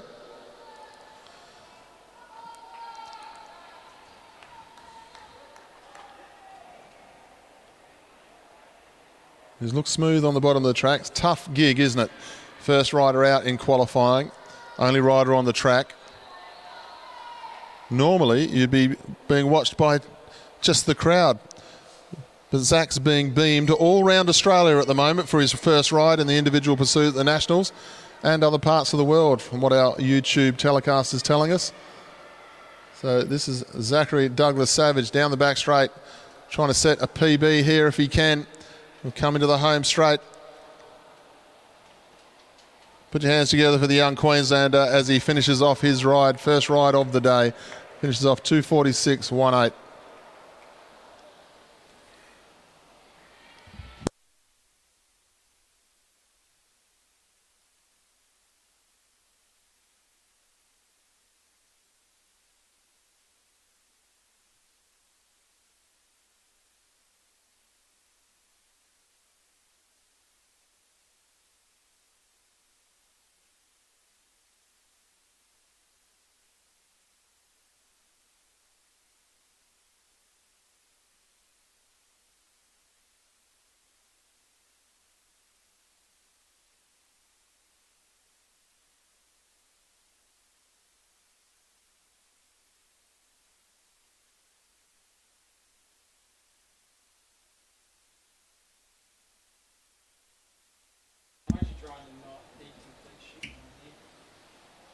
tell you what, I've cleaned up my diet, you wouldn't believe. Oh my goodness. We move on to the next of our rides. Two Victorians in this one.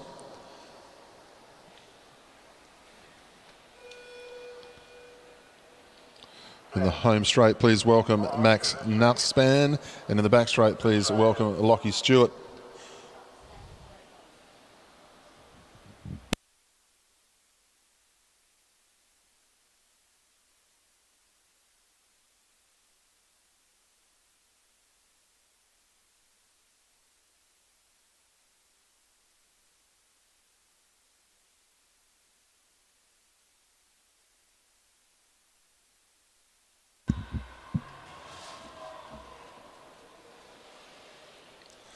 So the two Victorians underway, junior men 15 individual pursuit qualifying. Lockie Stewart just going through the home straight. He started in the back straight. And then we've got Max Nutspan.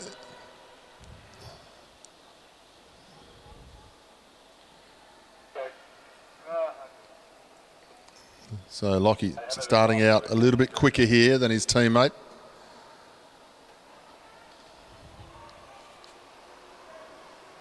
It's a good thing this is an individual pursuit because they're not helping the commentator. Both from Victoria, both wearing pink socks. Mix it up, fellas. That's the request from the commentator. Makes it much easier to be able to pick you in the bunch. Lockie Stewart goes out of the home straight. Both riders looking very smooth at the moment. Nutspan starting to peg back his teammate a little bit. Stewart started very quickly.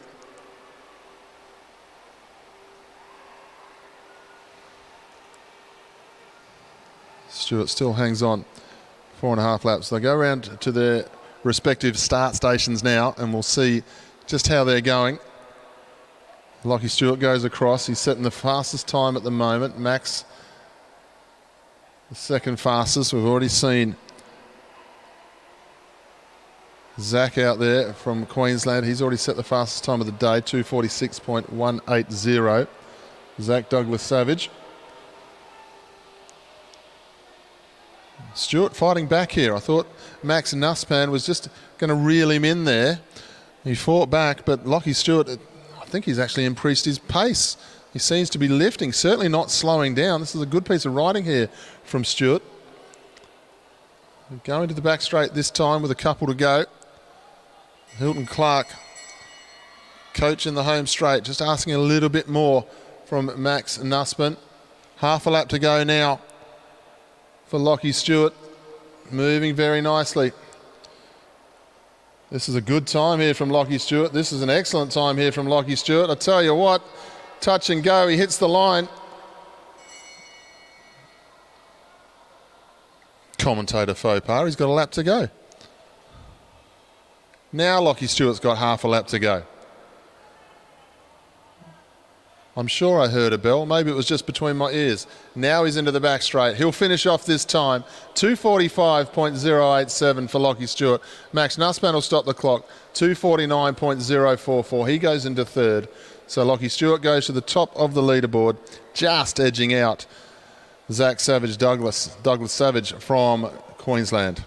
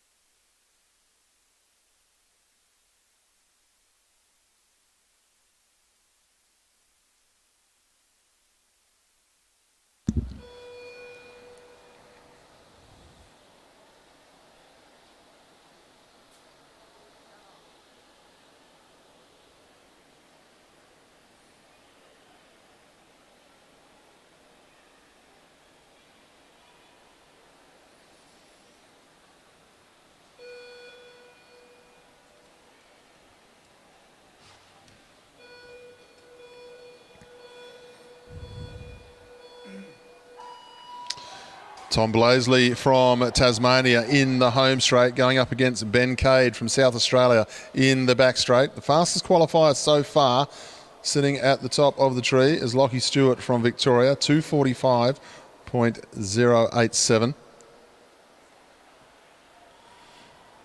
Zach Douglas Savage from Queensland, second fastest for the moment, 2:46.180. Then Max Nuspan, 2:49.04. You look to our scoreboard when these guys get to their respective start spots, a number will appear against their time. That'll give us an indication of how they're tracking against the previous time. And Tom Blaisley is tracking very quickly indeed at the moment, going through for the fastest time to this point.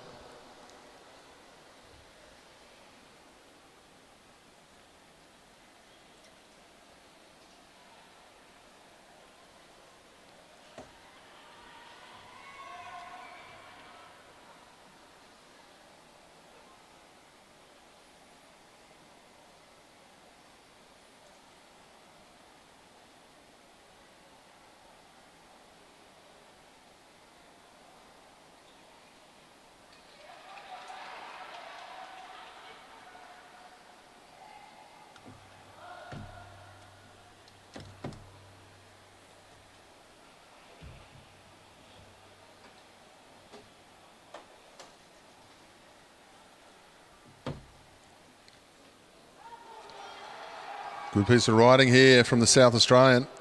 Tom Blaisley from Tasmania got out very quickly. But it's Ben Cade who's finding himself the fastest out on track at the moment in this ride and against the three previous times so far. 2 laps to go in the back straight for Ben Cade, 2 laps to go on the home straight for Tom Blaisley.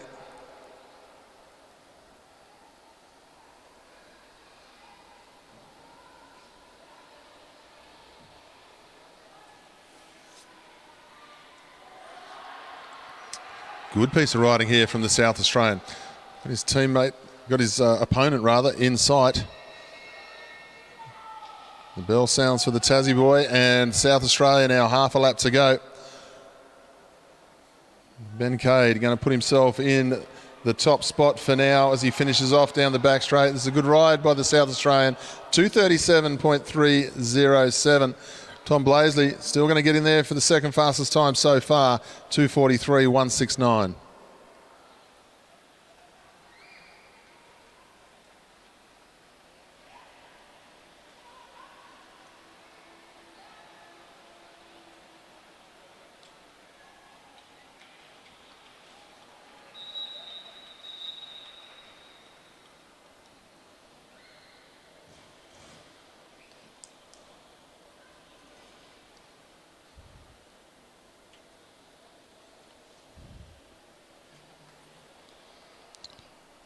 Welcome our next heat out onto the Velodrome now.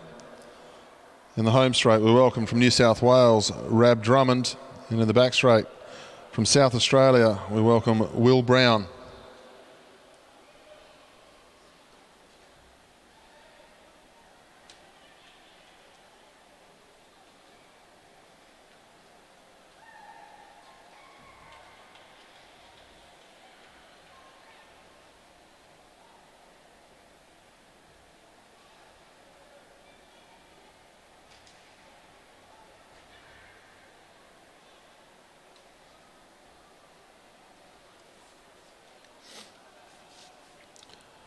So 2:37.307 is the time of Ben Cade from South Australia. That's the fastest one so far.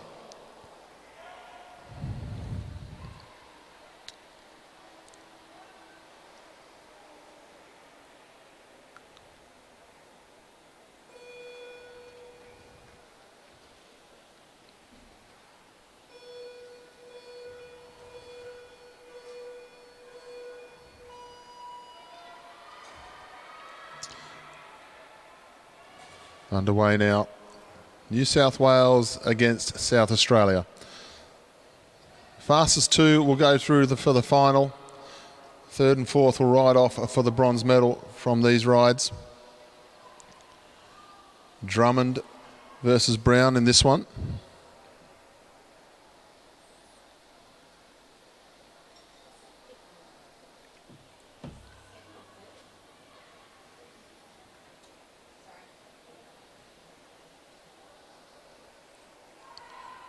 So we have a look up onto the scoreboard. Rab Drummond tracking it around the third fastest through the first 500. Not so important over that first 500 to be 1 or 2. There's plenty of work to go. So when they get to around laps 4, 5, 6 over the 2,000 metres, that's where you need to be hanging on to your pace and trying to think about bringing it home. Don't want to start too quickly over the 2,000 metres. Blow yourself up. Really start to feel like you're in quicksand if you go out too fast in an individual pursuit. We'll go back to their respective start points through the first 1,000 metres. We see now Will Brown gone to the front. Second fastest time out on track at the moment. Rab Drummond, nothing between the two of them. He sits in third. Good contest between the South Australian and the New South Wales rider in this qualifying heat.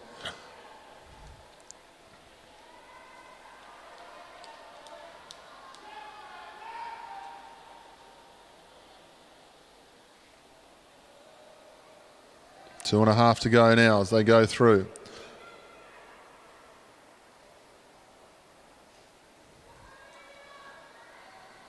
Both coaches just asking for a little bit more. Will Brown still second out there. Drummond 3 at the moment. Will Brown just looking a little bit stronger, but I tell you what, Rab Drummond, he's not going away. He's lost a little bit of distance, but he hasn't lost any more than the original amount that he had.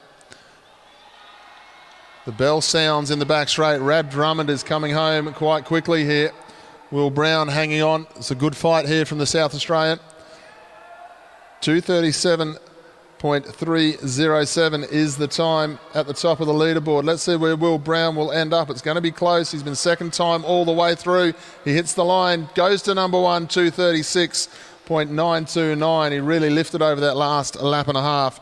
Rab Drummond goes to third, 2:38.980. Good ride from the South Australian.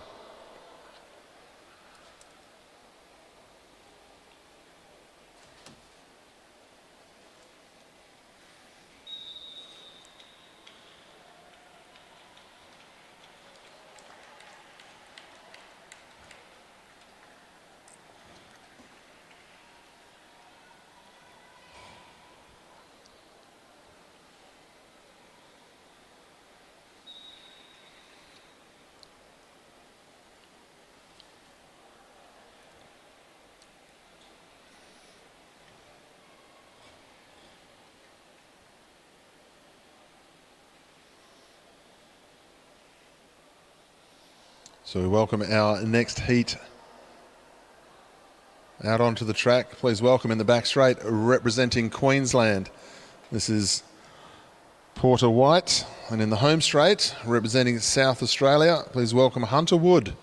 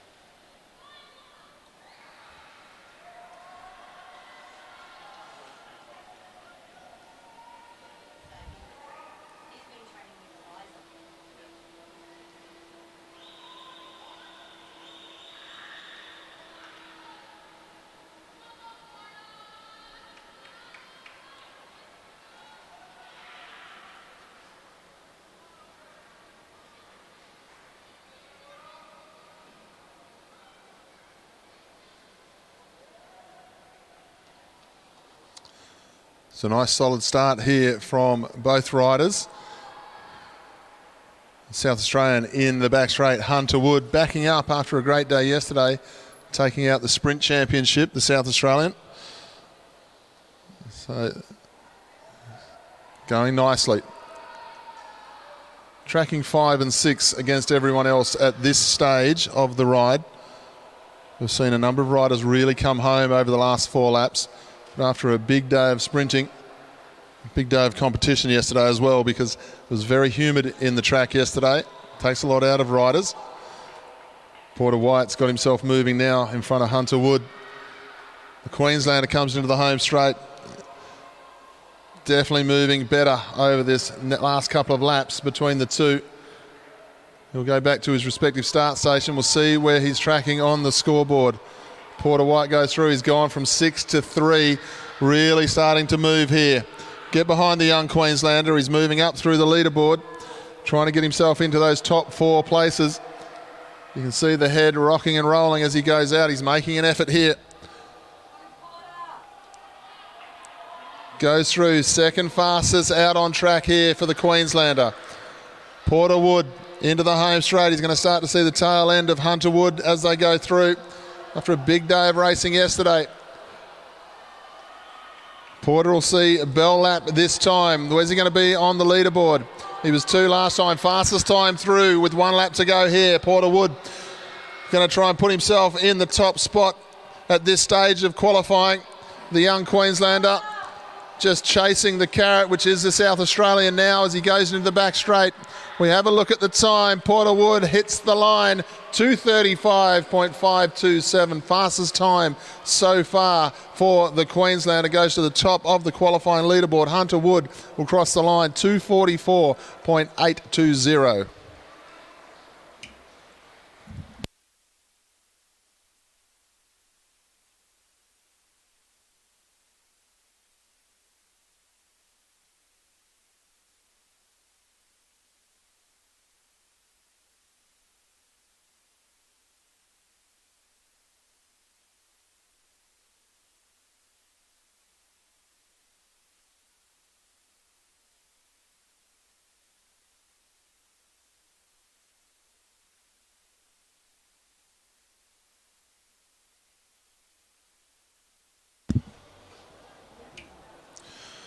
Move on to the next heat and a junior men's 15 individual pursuit qualifying in the back straight, representing Victoria. Please welcome Zach Robinson. In the home straight, representing Western Australia, please welcome Patrick Shupkowski.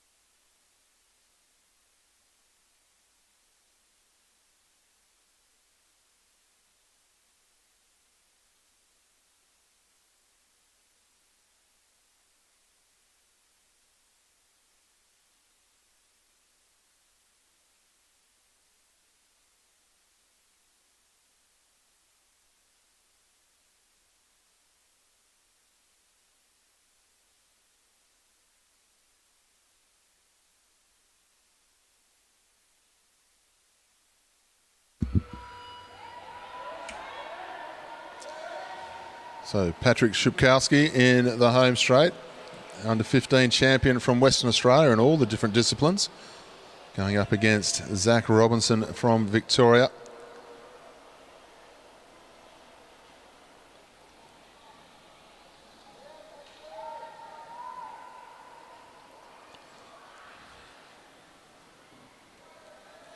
So we have a look at the leaderboard so far. Porter White from Queensland at the top of it, 2:35.527. Then Will Brown from South Australia, 2:36.92. Ben Cade from South Australia, 2:37.30. And then Rab Drummond, 2:38.98. They're the top 4 for now. The top 2 will ride off for gold and silver. 3rd and 4th will ride off for the bronze medal. Shupkowski going nicely at the moment. Fastest time on track so far for the first part of this journey. So we'll see how he goes over the second 4 laps, because at the moment he's moving very smoothly indeed, the big man from Western Australia. Goes through 1:16.85. That's a nice first 4 laps for the West Aussie. It's this 2 laps, the lap 5 and 6. This is where you'll find out how the form is. Moving nicely, and then you try and lift over the last 2 laps. Shupkowski comes through now. Coach quite calm on the infield. Shupkowski moving nicely. This is Robinson into the home straight this time. The Victorian trying to hold off Shupkowski at this stage. Shupkowski still tracking the fastest time at the moment. Robinson, he's still got himself well in the middle of the field up into 6th place. So Robinson still doing a good ride against what we've already seen come through. Patrick Shupkowski comes through. Bell lap sounds for him. Still the fastest time to this point. Looking to be around the 2:35, 2:36 mark. He's got to get inside 2:35, 5:27.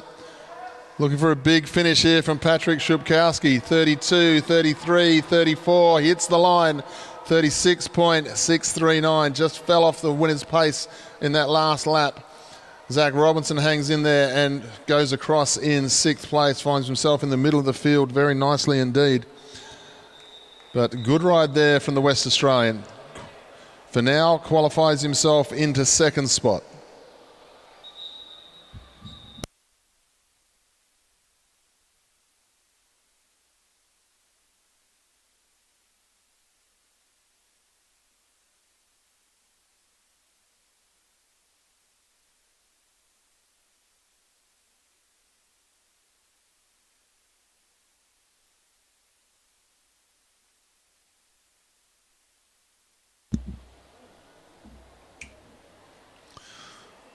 Move forward to the next of our heats, heat number 7. Please welcome in the back straight, representing New South Wales, we have Ben Coates. And in Victoria, in the home straight, representing Victoria, please welcome Chase Haddon.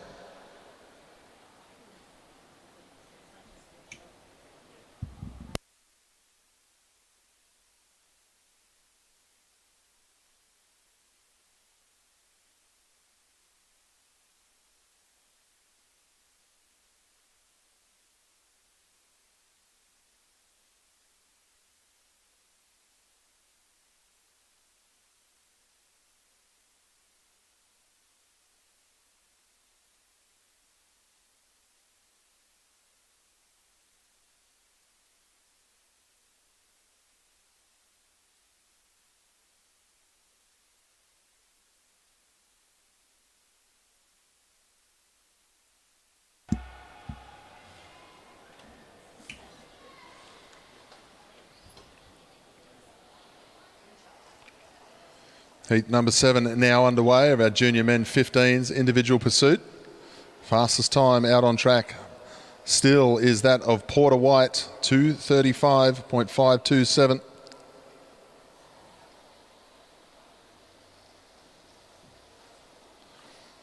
But it's quite close at the top between the times. 35.5, 36.6, 36.9, 37.3 for the top 4.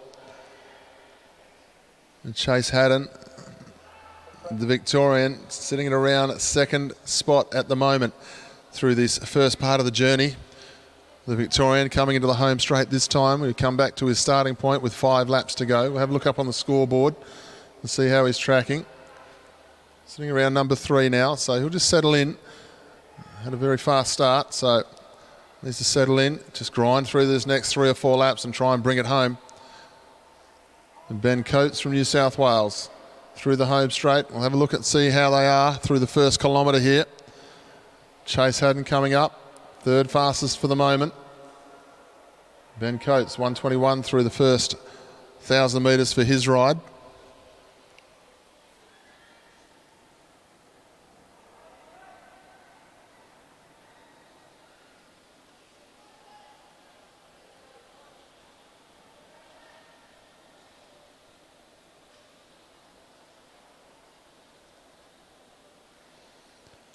Chase Haddon down the back straight. We have a look at the scoreboard and see how he's going. Still moving very nicely.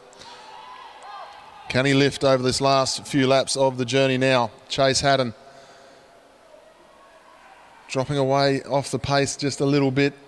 Still got an opportunity to really run home here because the difference between 5th and 1st at the moment is only a couple of seconds. So even though it shows him as 5th fastest out on track, He's not that far away from it, so a lift can make the difference here.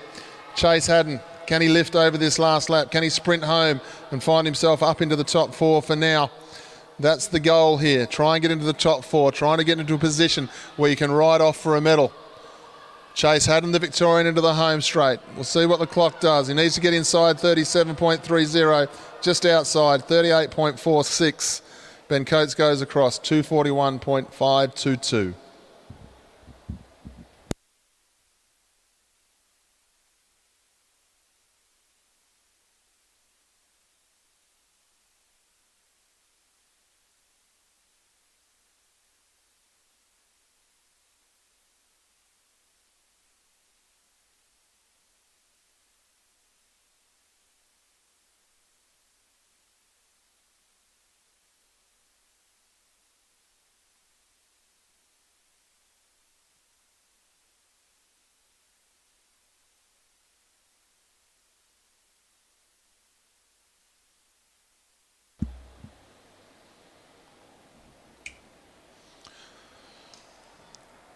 We move on to heat number 8. Welcome in the back straight from New South Wales. This is Sydney Wang.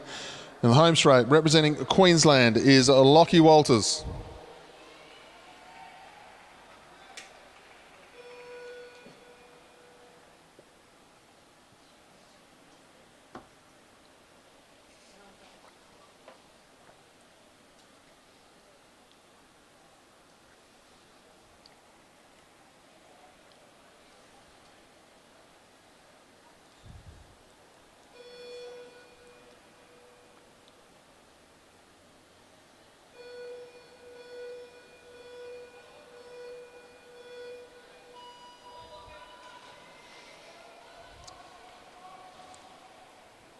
Heat 7 underway this time. We still have the Queenslander, Porter White, sitting at the top of the leaderboard. Well, sat in the hot seat for quite a while now. This is the time that these riders in the top 4 will be at their most nervous today, with just 2 heats to go. The first of those out on track now. The top 4 will get to ride for the medals here today. This is quite the start here from Sydney Wang as he goes down the back straight. Second fastest time at the moment. Lockie Walters got a bit to do here to ride himself into the placings. Just a more controlled start. Sydney Wang well and truly on top of the gear, spinning that small gear around as he heads down the back straight. Sydney Wang. Coach is happy. The hand gesture from the coach there as he goes down the back straight, just telling him to hold on to that pace. Second fastest at the moment as he's tracking.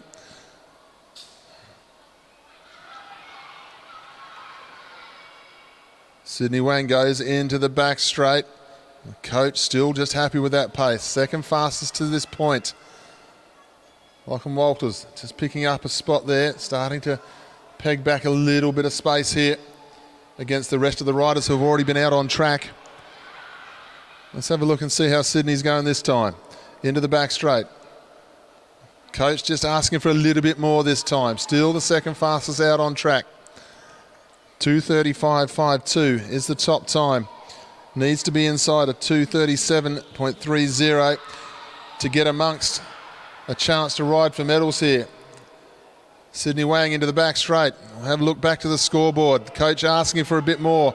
Just falling off the pace ever so slightly, but he's still got himself in that top 4, still got himself in that chance to ride for a medal at the moment.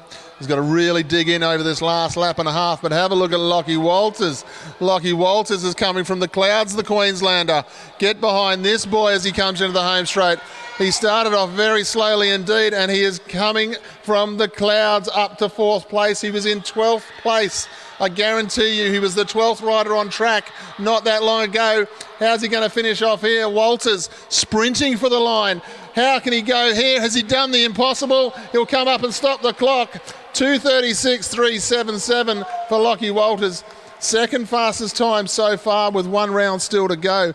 Sydney Wang goes 2:37.952. I thought Lockie Walters looked comfortable through that first 4 laps, and he certainly was, because he shot home.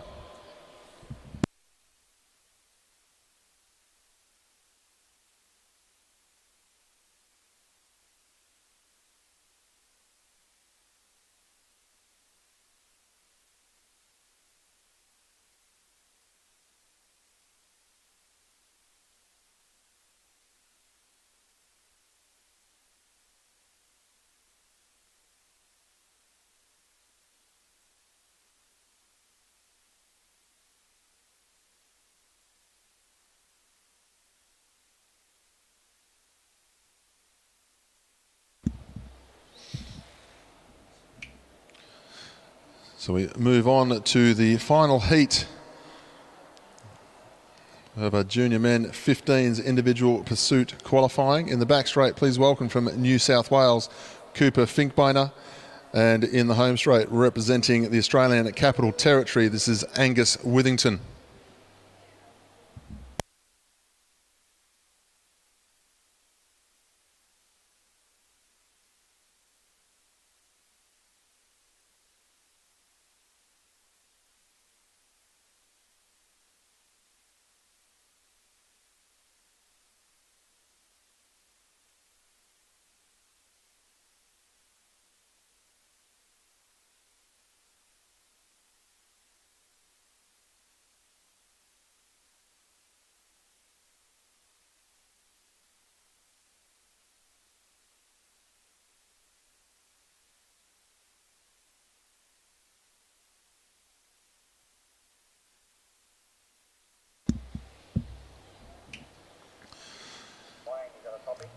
So our final heat out on track, 235.527. Porter White from Queensland still sits at the top.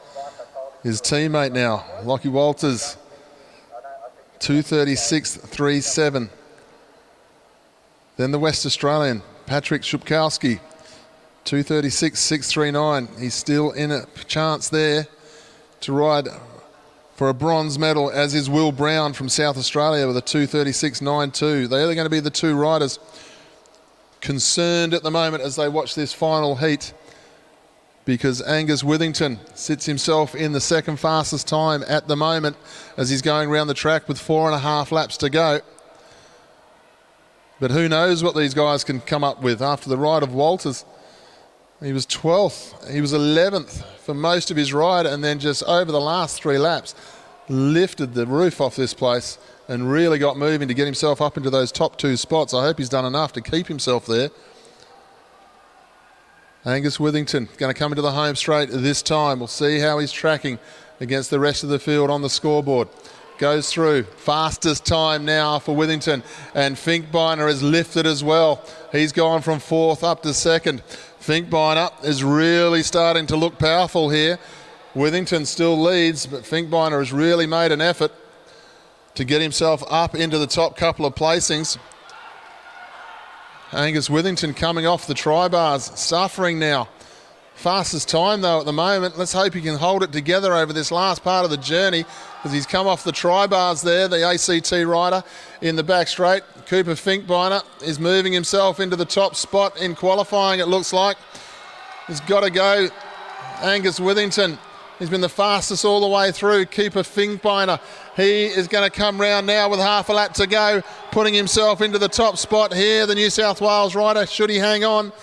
Withington, though, he's led the whole way through, but he's absolutely blown up over the last part of the journey. Finkbeiner is going to go through, qualify first.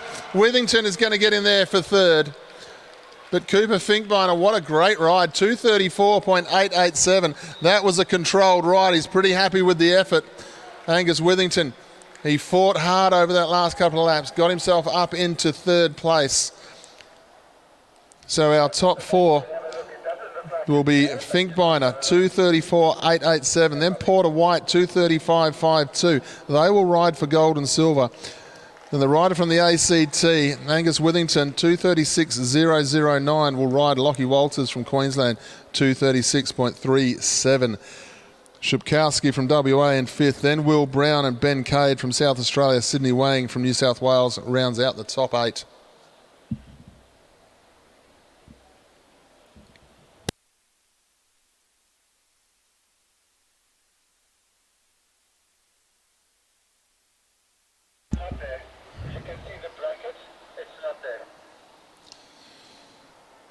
We move on to our junior men's 17s individual pursuit qualifying. The first heat coming out onto the track. Please welcome into the back straight. Representing Western Australia is Chris Wright.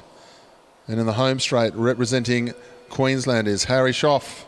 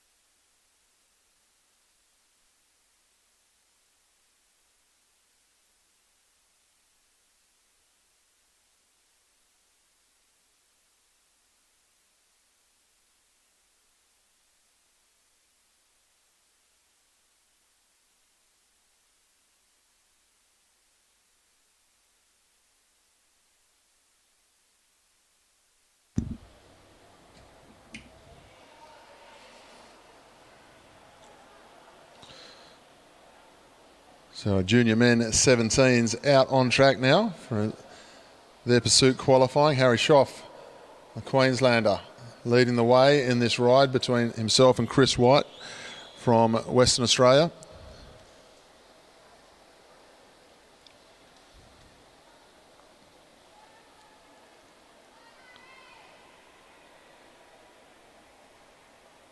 Always the tough heat, the first round of qualifying. Be the ones to set the time straight away. Good first kilometre there from Harry, 1:12.74. So he's showing some good pace here.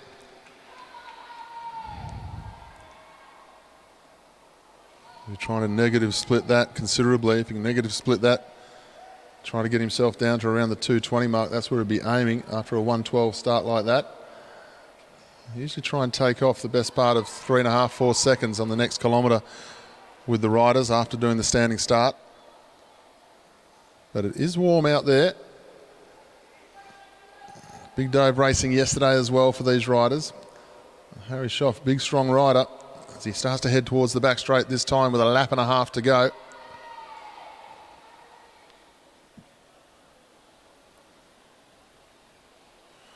Harry Schoff into the home straight. Going to get the bell this time. Looking at time somewhere around the 24-25 mark at the moment as he goes down the back straight. Fighting on nicely. Chris Wright, half a lap to go. Here comes the Queenslander. Where's he going to stop the clock? Hits the line now. 2:26.124. Chris Wright, 2:29.073. To get the qualifying round underway for our junior 17s.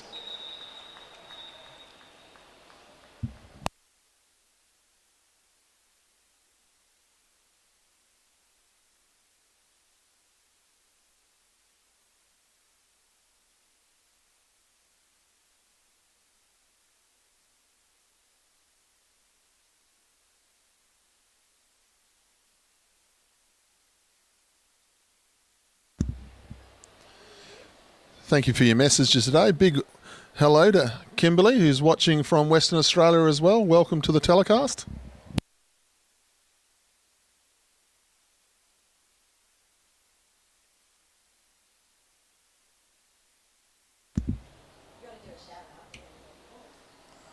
We move on to heat number 2 in the back straight. Please welcome from Victoria, Max Holgate. In the home straight, please welcome from Queensland. This is Ethan Lang.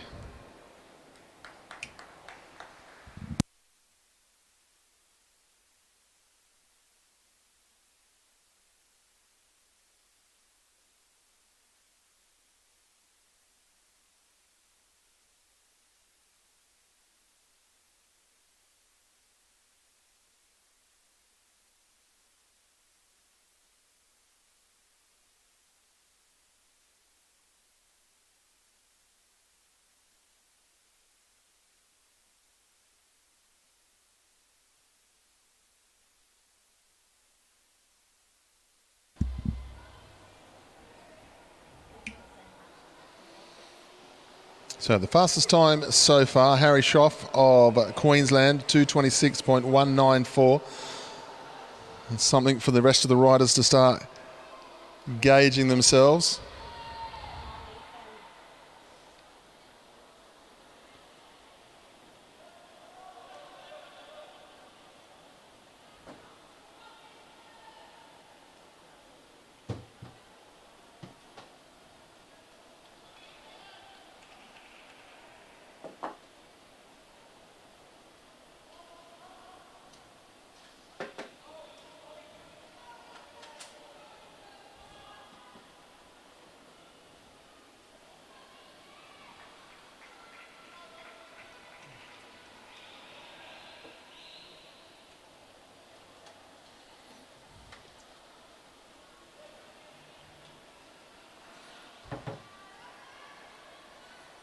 So Ethan Lang is sitting at around the second fastest time at the moment of the riders who have gone out there. So that means he's close enough to Harry Schoff to try and come back to him.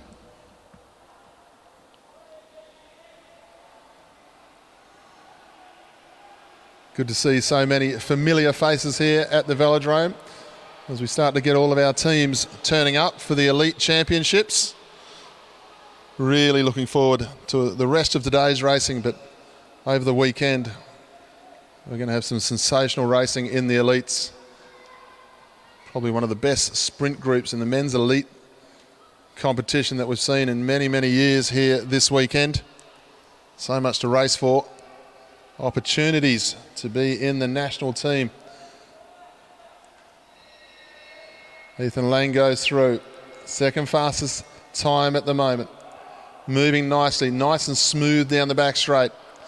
How can he finish off over this last lap, Ethan? He'll come into the home straight, the Queenslander. Here we go. Where's he going to stop the clock? 25, 26, 27.005. Max Holgate finishes in the back straight. 2:31.469 for him.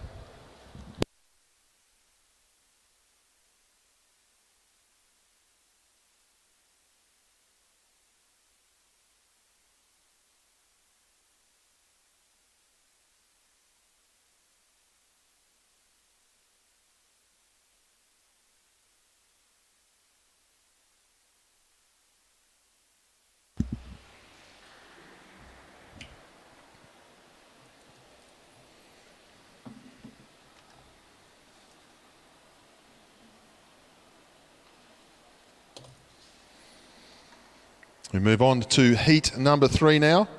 We welcome in the back straight, representing Tasmania, this is Dylan Rogers. In the home straight, representing the ACT, please welcome Hayden Stevens. Of course, a big result yesterday in the team's pursuit for Tasmania, taking out the championship. That's a huge result for cycling. Tasmania winning junior men's 17 teams pursuit.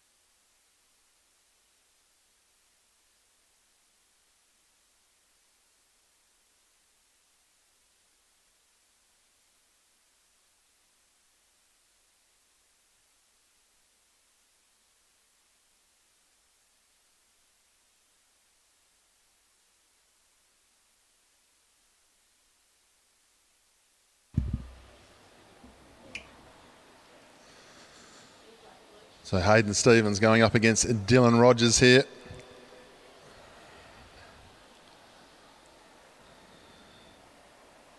Tasmania, what a sensational ride with the team's pursuit team yesterday. They've got 5 riders as part of their endurance squad here, the Tasmanian riders. They used all 5 in the team's pursuit competition. So 5 national titles, 5 national champions, should I say, going back to Tasmania. That is a huge result for Tasmanian junior cycling.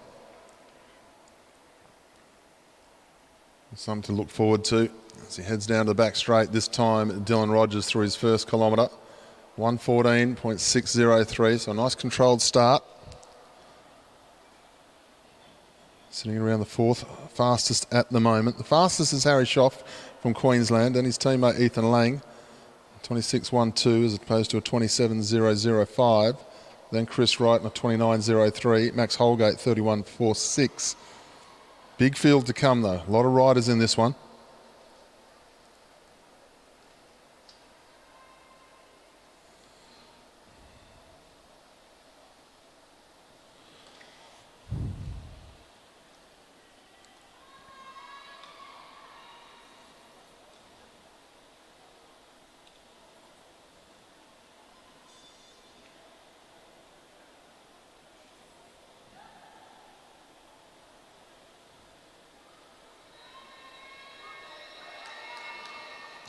The bell sounds this time. Hayden Stevens sitting around the 5th spot.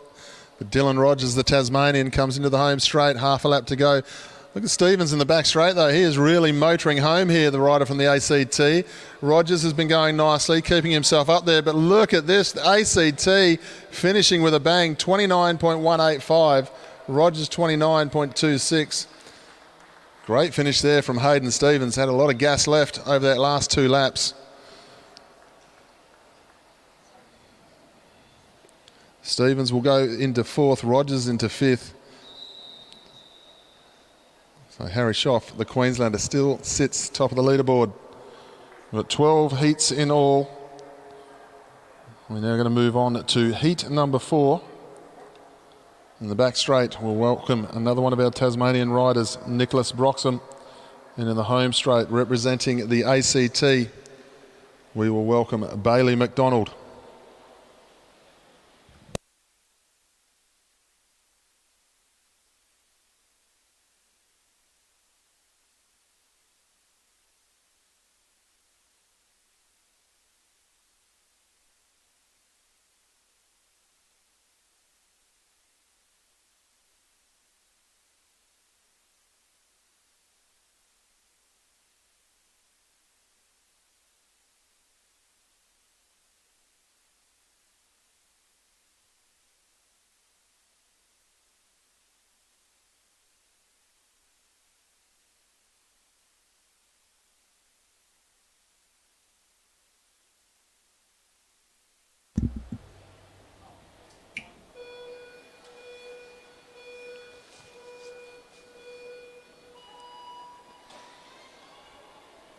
Away this time, the ACT versus Tasmania. McDonald from the ACT heading into the back straight. Broxham in the home straight from Tasmania. Both riders settling in nicely. 226.124 from Harry Schoff, the Queenslander. Still finds himself sitting at the top of the qualifying tree. We've got 12 heats in all. This is heat number 4, so there's quite a number of riders still to come. All these riders, of course, competed, well, most of them competed in the team's pursuit yesterday. Then the rest of them all competed in the Omnium Championship as well. Big day of racing yesterday in tough conditions. Warming up, sweating a lot, racing, then trying to warm down, get the lactic acid out of the legs. Then warm up again for the next event and go through the process all day long. Almost impossible to drink enough water to try and keep yourself hydrated. We have a look at Nicholas Broxham, the Tasmanian, into the back straight. Slightly ahead here, and the fastest time out on track as well from the Tassie boy. 1:11 as he goes through for that first 1,000 metres. Another one of the Tasmanian team's pursuiters. Tracking the fastest so far. We'll have a look at the time this time. Bailey McDonald's very close to him as well. These two now tracking 1 and 2 out on course.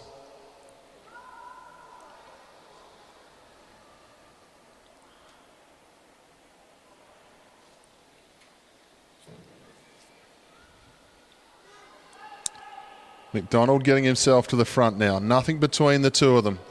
48.67 to 48.68. Lap and a half to go this time.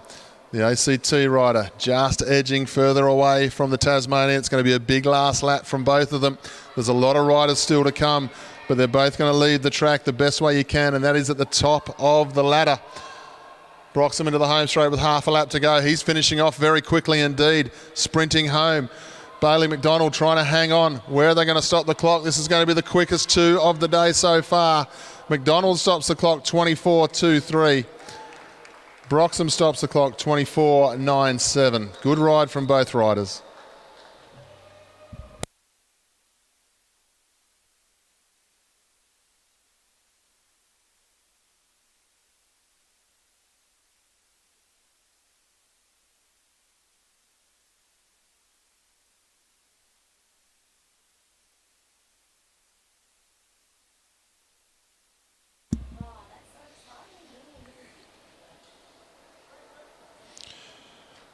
We move on to heat number 5 here in the back straight.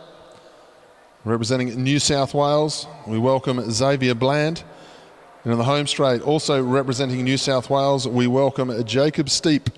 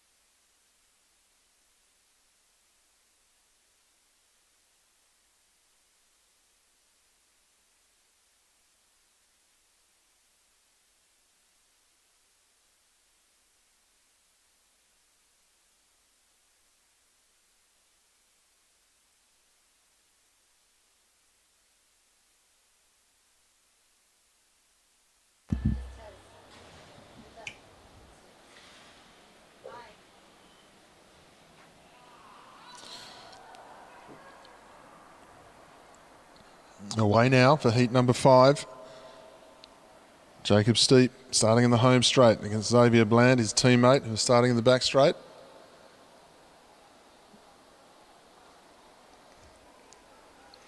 Get the impression legs are being saved for other events today as they come round.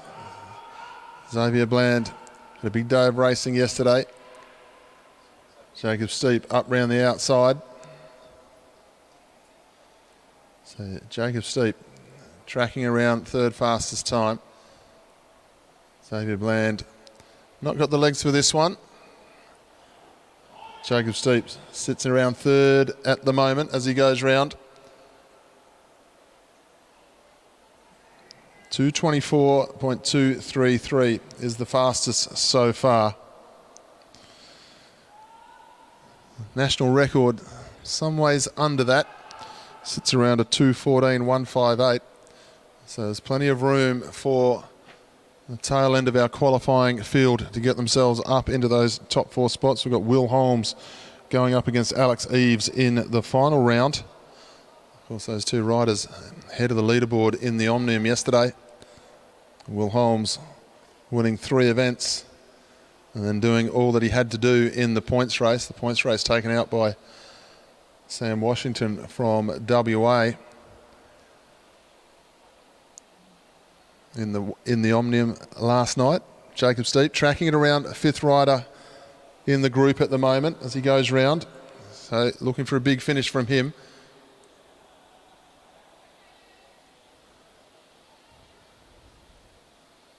Three laps to go this time for Jacob Steep as he goes through.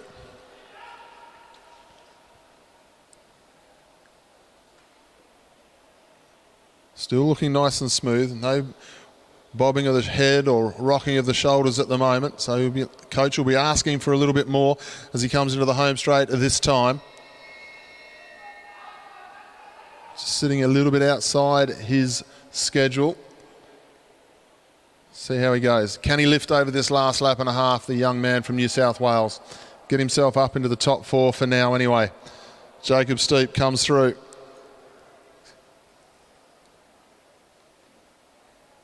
.248.282 in the end for Jacob Steep. Xavier Bland, DNF.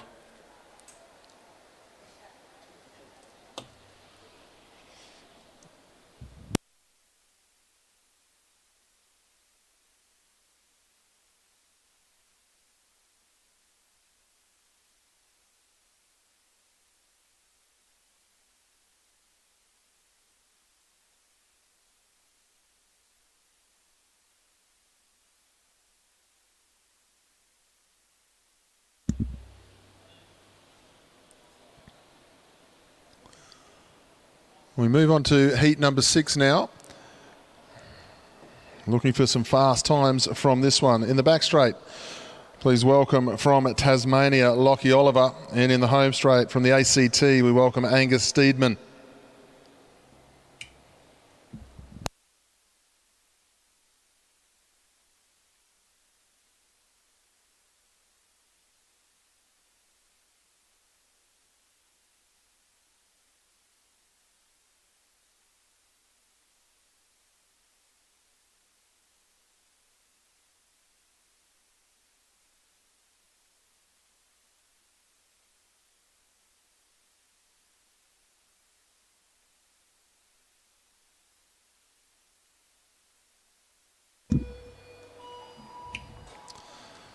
Underway this time, the ACT versus Tasmania. 2:24.233. Bailey McDonald of the ACT sits atop of the leaderboard. Nicholas Broxham, the 24.976 is in second place. Then Harry Schoff, 26.12, still in third, and Ethan Lang from Queensland also 27.005. So seeing a little bit more pace out of this one by the looks of things, the way these two boys have started. Steedman into the home straight this time. 2 and 3 out on track. Just goes to show what a good ride Bailey McDonald has done to put himself at the top of the ladder for now. The Tasmanian just getting a little bit further in front now of Steedman Oliver going towards the back straight. It's a good contest for a qualifier between the two. Nothing between them. Steedman still in front. Second fastest time at the moment from the ACT rider. Oliver tracking it around fourth. 4.5 laps to go, so just coming up to the halfway point. Let's see where Angus Steedman is at the 1,000 metres as he comes through this time. 1:11, 1:12, still second time. So he'll know what he can do. He'll know what Bailey McDonald has done, his teammate. See if he can get inside there. Oliver riding to a good schedule. Coach just asking a little bit more from the Tasmanian in the back straight. Steedman goes to the fastest time out on track for now. He's got 2.5 laps to go. Looking very smooth, very strong down the back straight. And Lockie Oliver, after a big day of Omnium racing and a national championship in the team's pursuit, woken up with sore legs, and you wouldn't blame him, would you? Steedman down the back straight, 1.5 laps to go for him. Oliver starting to lift though. Oliver really starting to lift. Steedman starting to lift as well. He's the fastest time out on track at the moment. Steedman goes through. Oliver lifting. Steedman still in the first spot. Oliver coming back at him here. Look at the Tasmanian coming from the clouds. What a ride here. He looked like he was all gone. The head was wobbling. Into the home straight this time. ACT versus Tasmania. ACT on the line. 2:24.993. Lockie Oliver 2:25.174. Outside of the top time so far.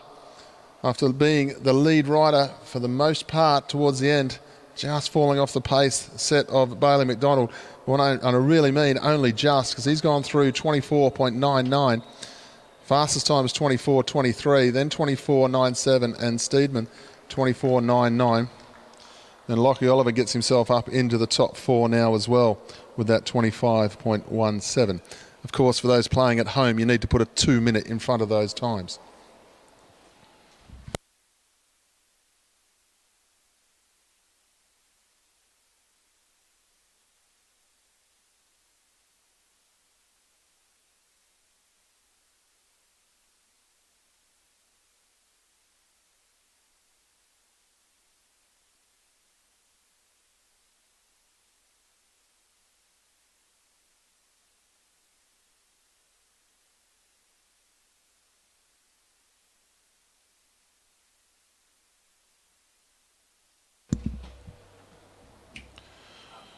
We welcome heat number 7 in the home straight representing Queensland, Luke Rickert. And in the back straight representing South Australia, we have Neil van der Kerk.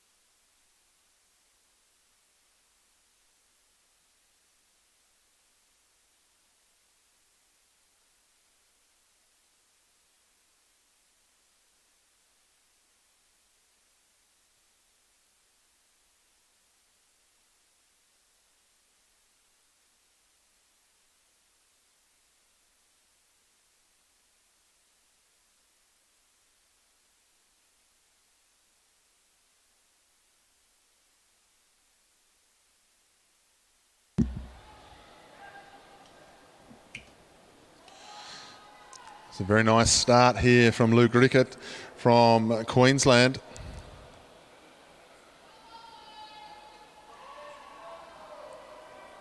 Tracking is the fastest time through this first few laps. Neil van der Kerk going nicely. Don't tend to worry too much about the slower start in the individual pursuit from some of these riders. Just means they haven't gone full gas in that first 2 laps. As we've seen with 1 or 2, they've really come home quickly over the last few laps. Rickert going nicely. We'll come into the home straight. We'll have a look on the scoreboard and just see how he's tracking still. Still tracking at the fastest time at the moment. Very nice position over the front of the handlebars there for the Queenslander. Very aerodynamic. Van der Kerk just falling off the pace a little bit here. Luke Rickett going into the home straight now. Still number one. Really moving nicely.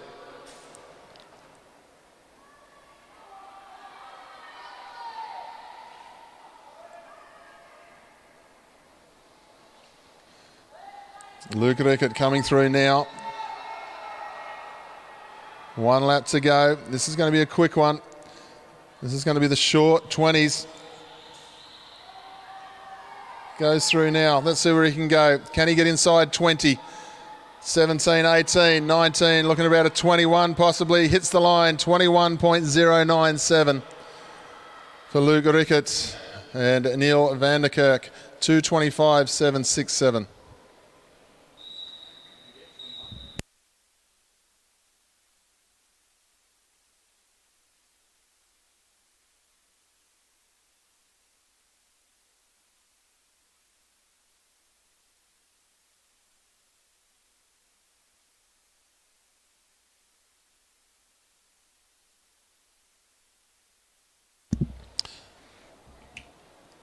So the Queenslander, Luke Rickett, gets onto the top of the podium for now, 221.097, some 3 seconds quicker than the rest at the moment. Still a number of heats to come. Heat number 8 coming out onto the track now. In the back straight, we welcome from Queensland, Alex Hughes. In the home straight from Western Australia, we welcome Sam Washington.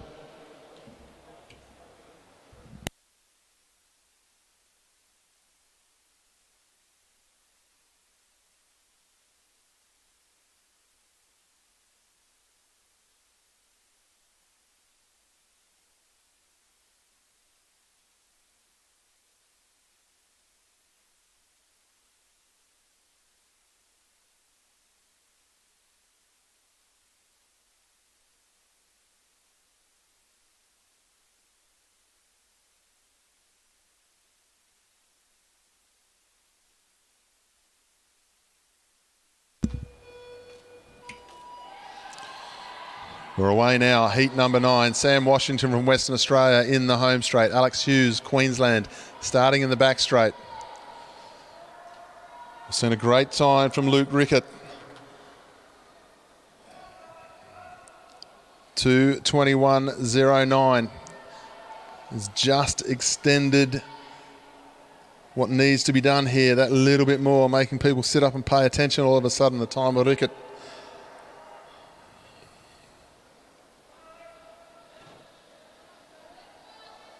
Nice fast start here from these two riders. 3 and 4 out on track according to the scoreboard. Hughes slightly in front of Washington. Don't want to blow yourself up in this first 2 to 3 laps. You must go through somewhat controlled and then really work through it through laps 4, 5 and 6 and then just try and bring it home as best as you possibly can. Alex Hughes had a great ride in the Omnium yesterday. Sam Washington actually won the points race in the Omnium to finish off his day. Got himself up into 6th place. Sam Washington now 1:11.24 as opposed to 1:11.6. Washington goes into the second fastest time through the first kilometre here. The West Aussie coming into the straight now, starting to hit his straps nicely. Fastest time out on course. Hughes dropping off a little bit to the third fastest. 2.5 laps to go for the WA rider. 2.5 now for the Queenslander. Washington back into the home straight. Where can he find himself? Still number 1 as far as the scoreboard is concerned. Tracking the quickest. The quickest so far is a 221.09 from Luke Rickett from Queensland. We come up this time for the bell lap for Sam Washington.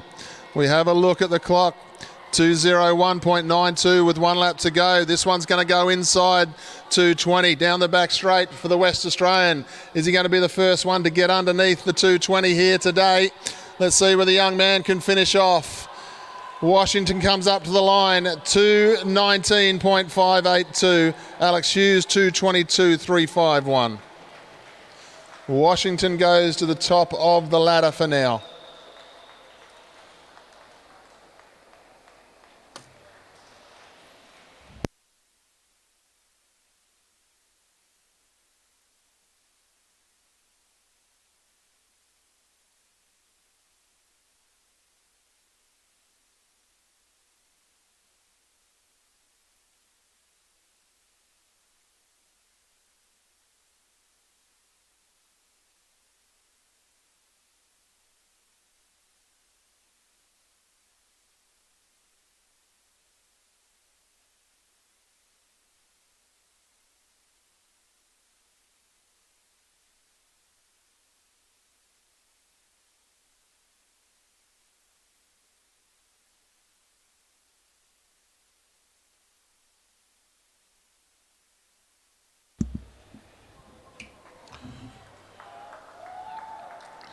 We move on to heat number 9. We'll welcome in the back straight from the Australian Capital Territory. This is Edward Marks. And in the home straight, representing South Australia, we welcome Will Mathwin.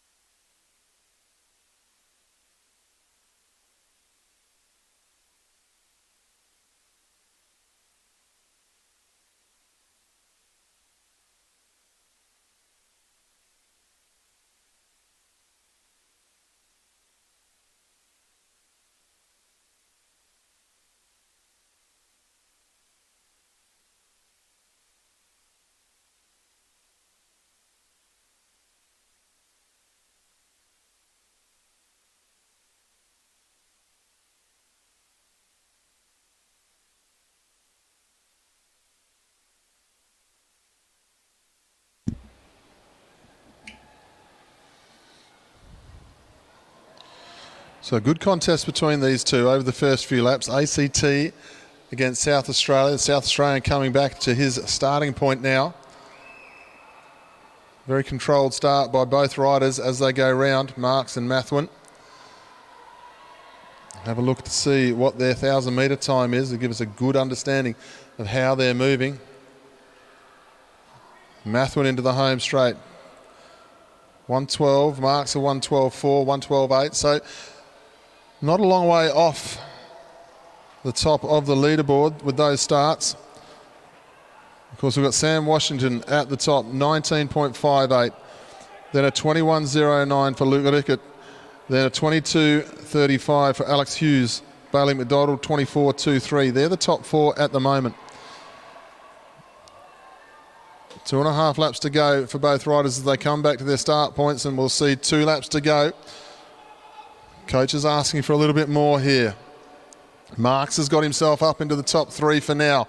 The ACT rider comes through the home straight, moving nicely. Can he get himself? So top 3 puts him in a 22 sort of position. Can he go a bit quicker and get himself inside 21 as he goes round? Really looking for a big last lap here from Ed Marks. Half a lap to go. Can he get himself up into the top 2? He was sitting around 3. Can he stay in the top 4?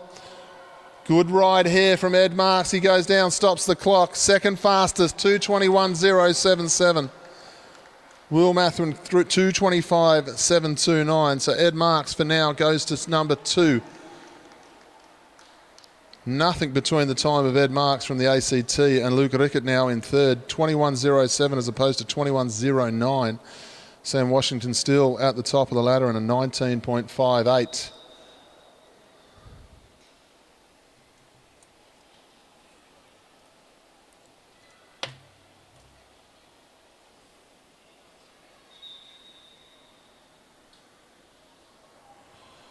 We welcome the next heat out on the track. This is heat number 10, 12 heats in all.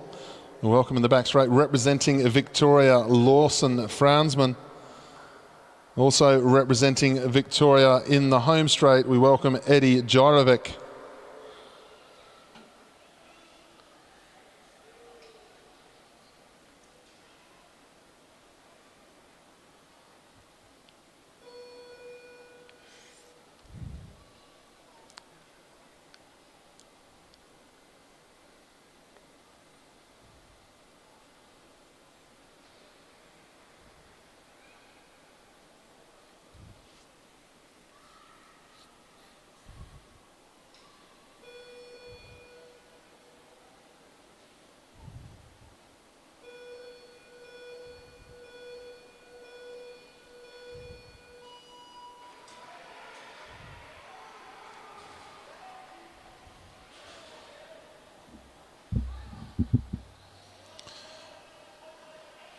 Nice quick start out of the blocks there from Gyrovic. Really moved away nicely. So the two Victorians got to get themselves in a 22.351. 2:22.351 will get you into the top four for now. 6 riders in all, still to set a time here. We've still got a very big last 2 heats. We've got Kai Galtman versus Liam Galtman in heat 11. Then Will Holmes versus Alex Eves in heat number 12. So there's a lot of talent still to come. This is the third last heat between the two Victorians. Sam Washington, 19.582. 2 minutes, 19.582. Still sits at the top of the leaderboard.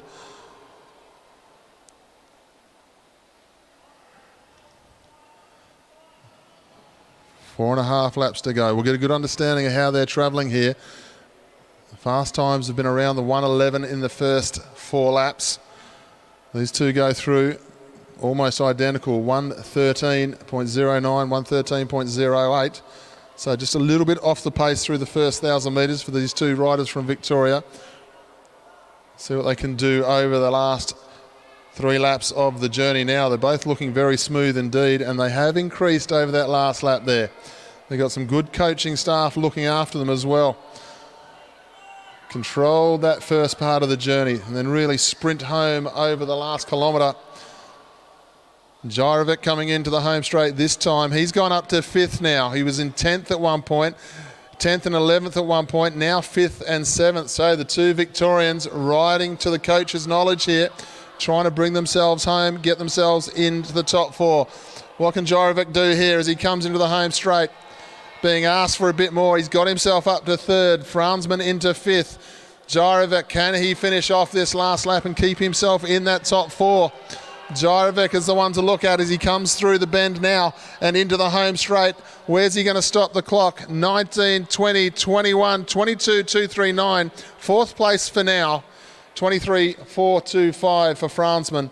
So Eddie Gyrovic gets himself into the top 4 for now.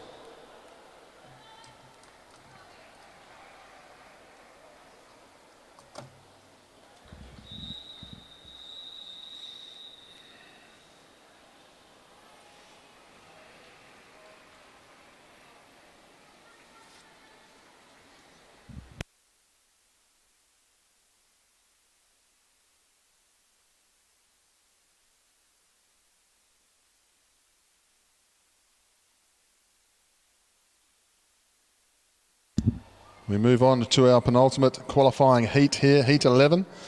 We welcome the two New South Wales riders. Representing New South Wales in the back straight, we have Liam Galtman. And in the home straight, we have Kai Galtman.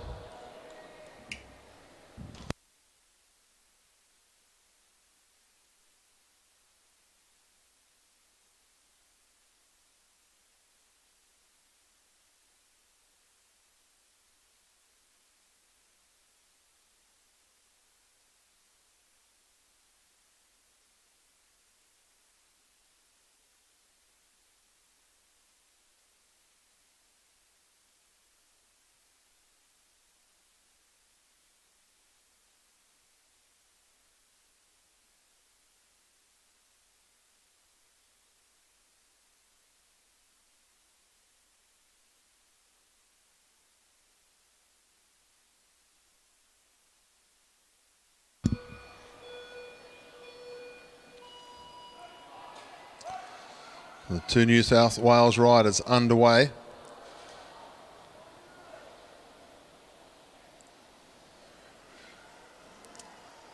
Fourth place at the moment in the qualifying spot is Eddie Gyrovic, 2:22.239. That is what these two riders need to get inside of if they want a chance to ride for a medal here today. If they want to guarantee a ride for a medal, they've got to get inside 2:21.077, because that will put them both in the top 2 spots. And with one heat to go, they'll still be riding for medals.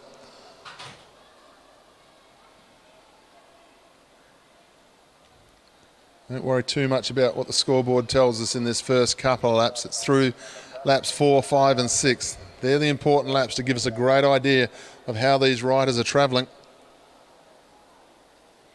Kai Galtman now sits up around 6th. 4.5 laps to go for Kai. Liam goes through now. Here comes Kai Galtman, moving very swiftly through the first kilometre, 1:12.201. So he's there and thereabouts for that top 4 spot at the moment. Holds steady on this sort of pace. He'll certainly get himself into the top 4. He wants to guarantee a spot. I want to just lift that a little bit more over the last couple of laps. He's got the carrot to chase down the back straight at the moment. Kai chasing Liam. Coming round into the home straight this time. 2 laps to go. Just dropping off the pace ever so slightly according to the scoreboard. Dropping away to around 3rd. He'll time the catch perfectly here as he comes into the home straight and get the run off the banking.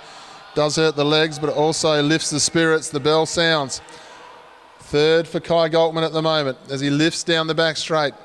Really trying to get himself a little bit further up if he can. Wants to try and get into that top 2 and guarantee his spot in the 4. He comes into the home straight. He's going to finish off 19:20, 20.992. Second fastest time for Kai Galtman. So he's going to guarantee himself a spot in the top 4 here. So he's going to ride for a medal today. What colour, we'll wait and see. Sam Washington from WA, 2:19.582. He guarantees himself a spot in the last 4 as well. Ed Marks from the ACT and Luke Rickett. Well, they're going to have to wait to see the outcome of this last ride. And this last ride is between Will Holmes and Alex Eves. We welcome to the back straight the Tasmanian Alex Eves, and in the home straight we welcome from South Australia and the winner of yesterday's Omnium Championship, Will Holmes.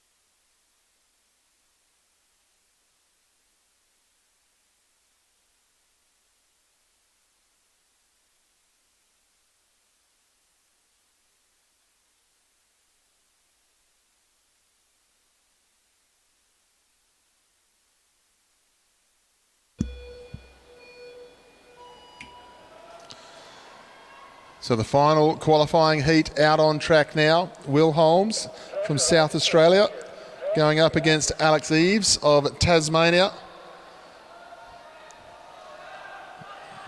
Both of these men left the track yesterday as national champions. One of them a team's pursuit, one of them as the Omnium champion. So here's the future of Australian cycling right here coming forward. Let's see what they can do.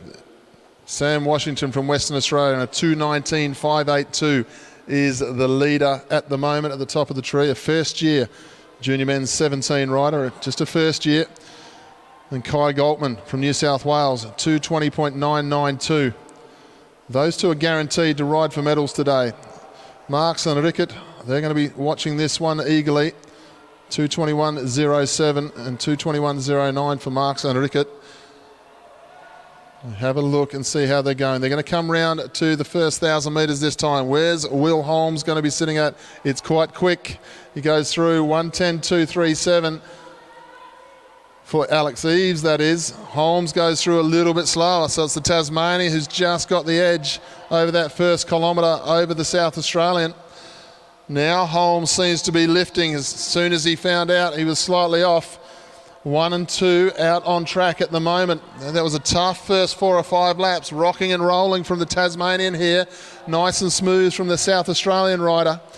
They'll come back to their respective start points this time. We'll get an idea of how they are on the scoreboard. Will Holmes goes through, leading the way. Third place all of a sudden for Alex Eves. Here we go. Alex Eves just falling off the pace ever so slightly. Will Holmes is lifting. Washington from WA will be nervously sitting in the track centre. Is he going to ride for gold and silver later today? There's a possibility of it because Alex Eves is falling off the pace ever so slightly. Will Holmes, however, is absolutely flying. Have a look at Will Holmes. 2:19 is the time to beat. Will Holmes is coming into the home straight. He's going to beat it 2:18.032. Alex Eves goes across 2:21.692. Will Holmes qualifies in first place. He will meet Sam Washington from WA in the final. Kai Goltman will ride Ed Marks for the bronze medal.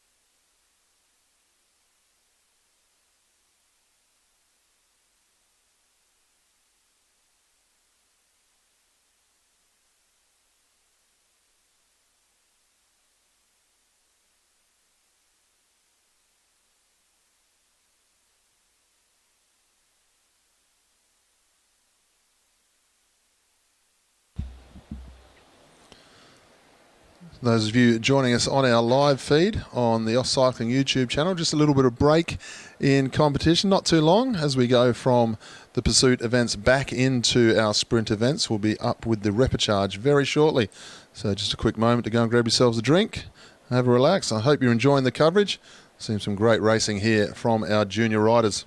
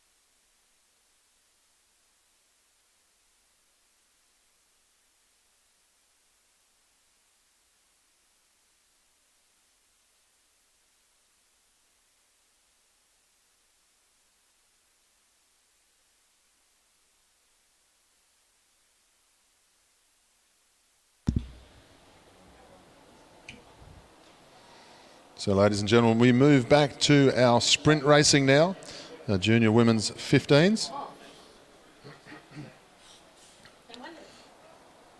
So the repercharge, this one will be between Chloe Pratt from the ACT, Emily Watch from the ACT, and Elsie Apps from New South Wales. The winner will go through to the quarterfinals.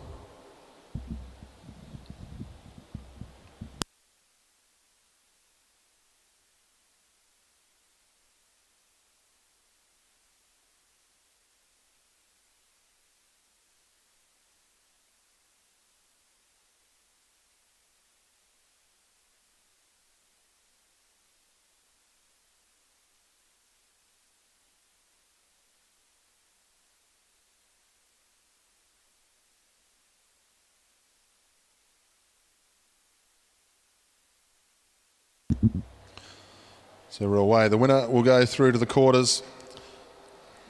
Elsie Apps finds herself in one of those situations you don't want to be in at a national championships, being outnumbered by another state. 2 against 1 sometimes, as we see, as the ACT now lead the way through. Chloe Pratt leads from Emily Watch. Now Emily Watch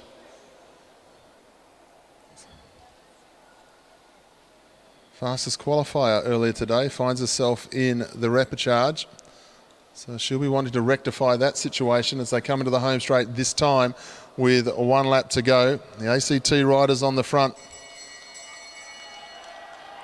Emily Watt, rider number 3, leads the way through. She want to be making short work of this one as they head down the back straight and get herself back into the quarterfinals. And she's going to do that here nicely. Emily Watt well clear of the rest. Fastest qualifier. She'll go through, get herself back into the bike race.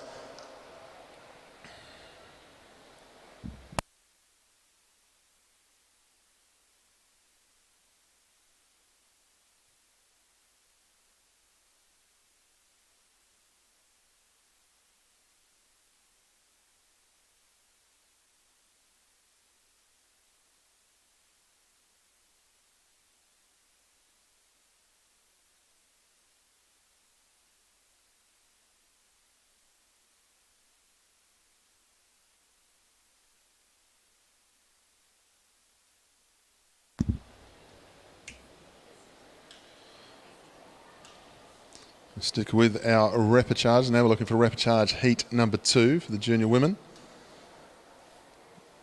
And once again, the winner will go through to the final. We welcome 2 New South Wales riders and a Victorian onto the track.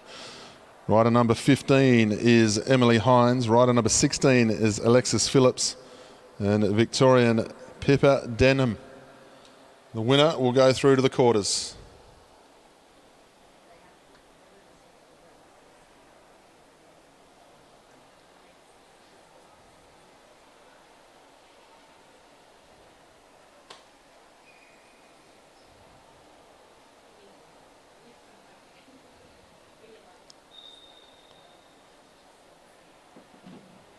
Alexis Phillips leads the way. Big opportunity here. Keep racing throughout this sprint series. Rare to see the repercharges being used here. But numbers in the qualifying deem it possible here, which is good to see. Always like to see a 3-up sprint at a championships. Mixes up the competition, doesn't it? As Alexis Phillips leads into the home straight.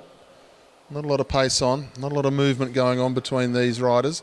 Wouldn't have a huge amount of experience with the 3-up sprint or a 4-up sprint. It's one of those things that we used to have a lot of back in the day, sounding like an old man. Used to have the 5th to 8th ride-off at national championships, but we don't tend to have that sort of stuff these days. Coming to the home straight this time. They'll hear the bell. Phillips making sure that she just keeps herself in the right spot for now. Pippa Denham in the box seat at the moment in second wheel. A lot of work to be done for Emily Hines. She looks like she's got the pace, but it looks like she's well out of position though. Denham, but look at the ride from Phillips on the front. This is a strong ride. She took full advantage of the situation and she hangs on and wins that one, and she'll find herself in the quarterfinals of the national championship.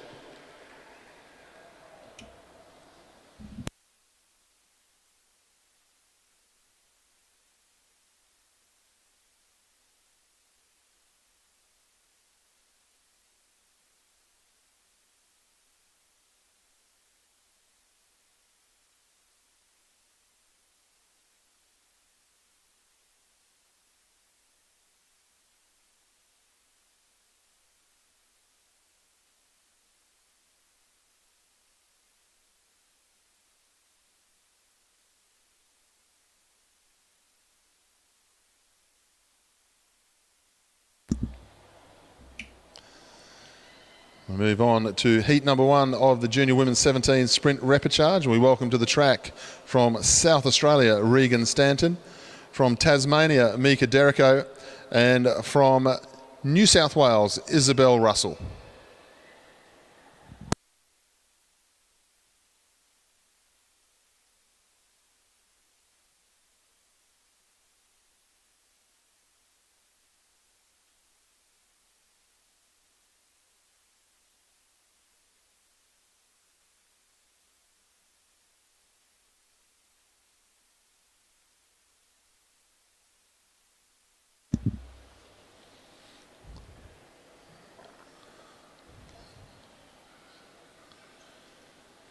So South Australia, New South Wales, Tasmania lead down the back straight. We've seen one or two lopsided efforts been made here today by one or two riders. Packed program.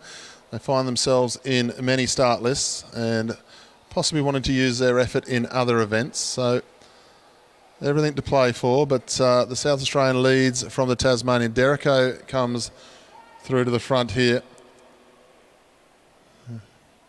Good pedigree of Tasmanian cyclists in the sprint contest. Surname Derrico, no stranger to the top level of the sport in Australian cycling. Derrico leads, Stanton gaining good height. Good work here by Stanton. Stanton and Derrico, it's between those. Stanton has got herself up round the outside.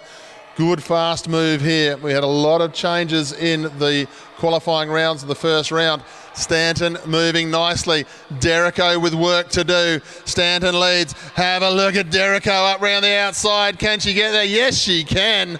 Have a look at that ride from Mika Derrico. Everyone on restricted gears, so that was an impressive run home there. Great ride from Mika Derrico. She will find herself into the quarterfinals now. I thought it was all over with one to go, but Derrico, no panic whatsoever, takes that one out.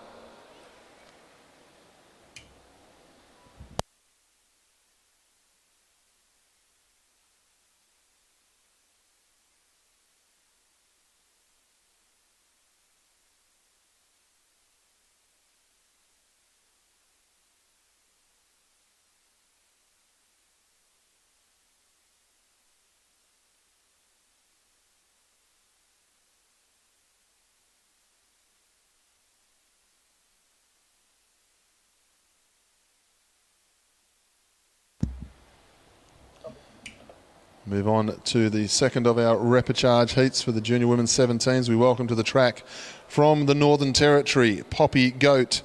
From Queensland, Ella Liang, and also from Queensland, Victoria Smith.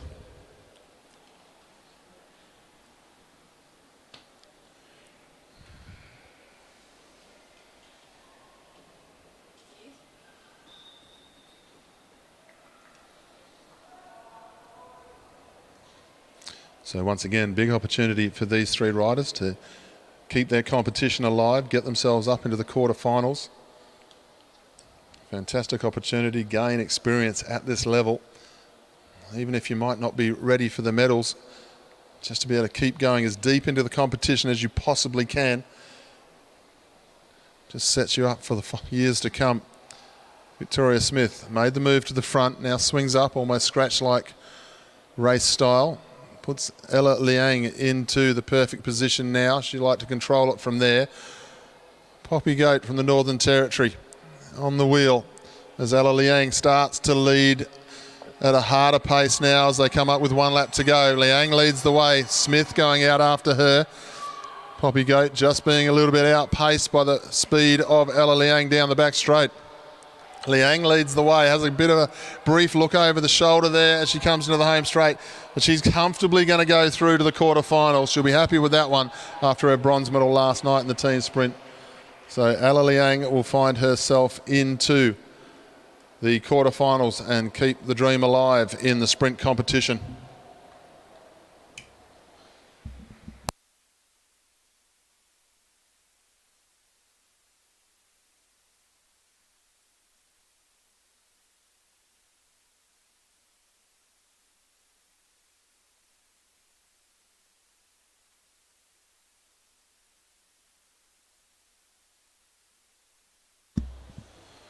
So everyone joining us on our live feed on YouTube. Once again, just a little bit of a change of pace. We are going to move on to the second ride of the Omnium event, and we'll have the tempo race coming out onto the track shortly. Lauren Bates is the leader of the classification for now on 40 points. Amy Masters, Victoria on 38. Eliza Carnes in third. The riders will be out onto the track very shortly.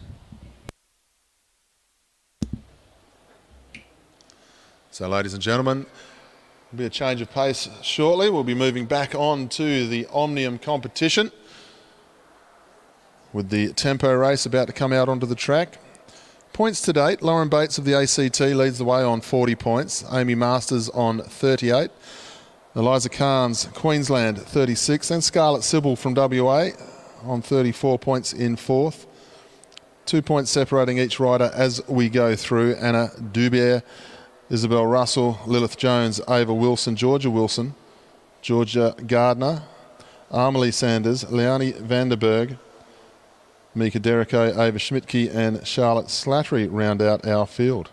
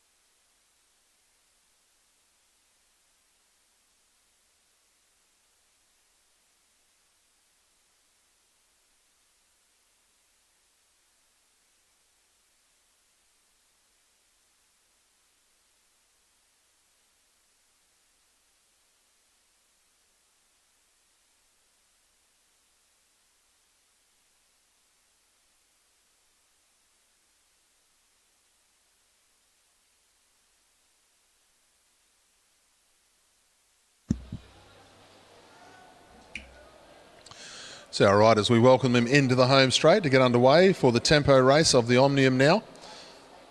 20 laps of the track. First 4 laps, no points on offer. Then there is a sprint every lap. Well, there's 1 point every single lap all the way through to the finish. Turns out to be quite a tactical race, this one. You usually see 3 or 4 riders really attack the points. And then if 1 or 2 riders get themselves into a bit of strife and miss out points here and there, you'll see them settle in and just try and take care of the final sprint so they get a placing based on where they finish across the line. Good opportunity this race for riders who aren't as far up the leaderboard as they would want to be able to get themselves back into the swing of things.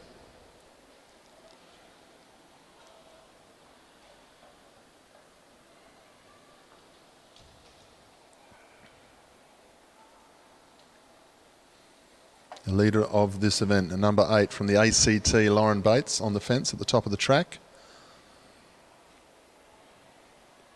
Amy Masters from Victoria, she's in second. Eliza Carnes from Queensland, then Scarlett Sybil from WA. They're the top 4.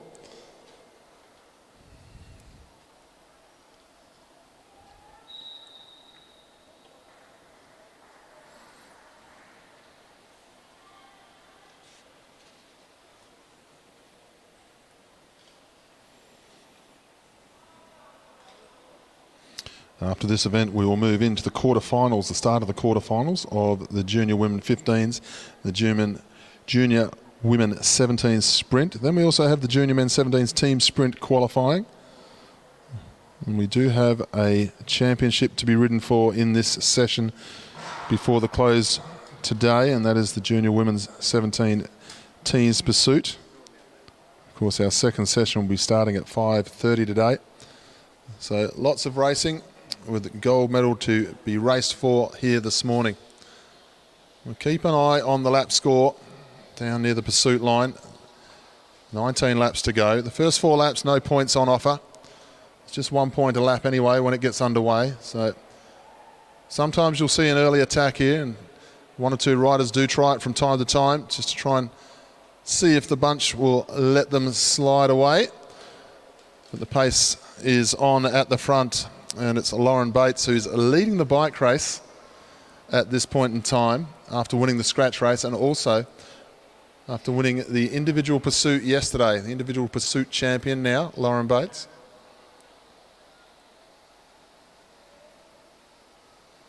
Come through this time. 17 laps to go. Nothing to worry about just yet. Normally you'd look at the tactic of somebody like Lauren Bates at the moment and say, gee, you're doing a lot of work, but strongest rider out there, just riding at her tempo. Everyone's quite happy to follow. Come into the straight this time.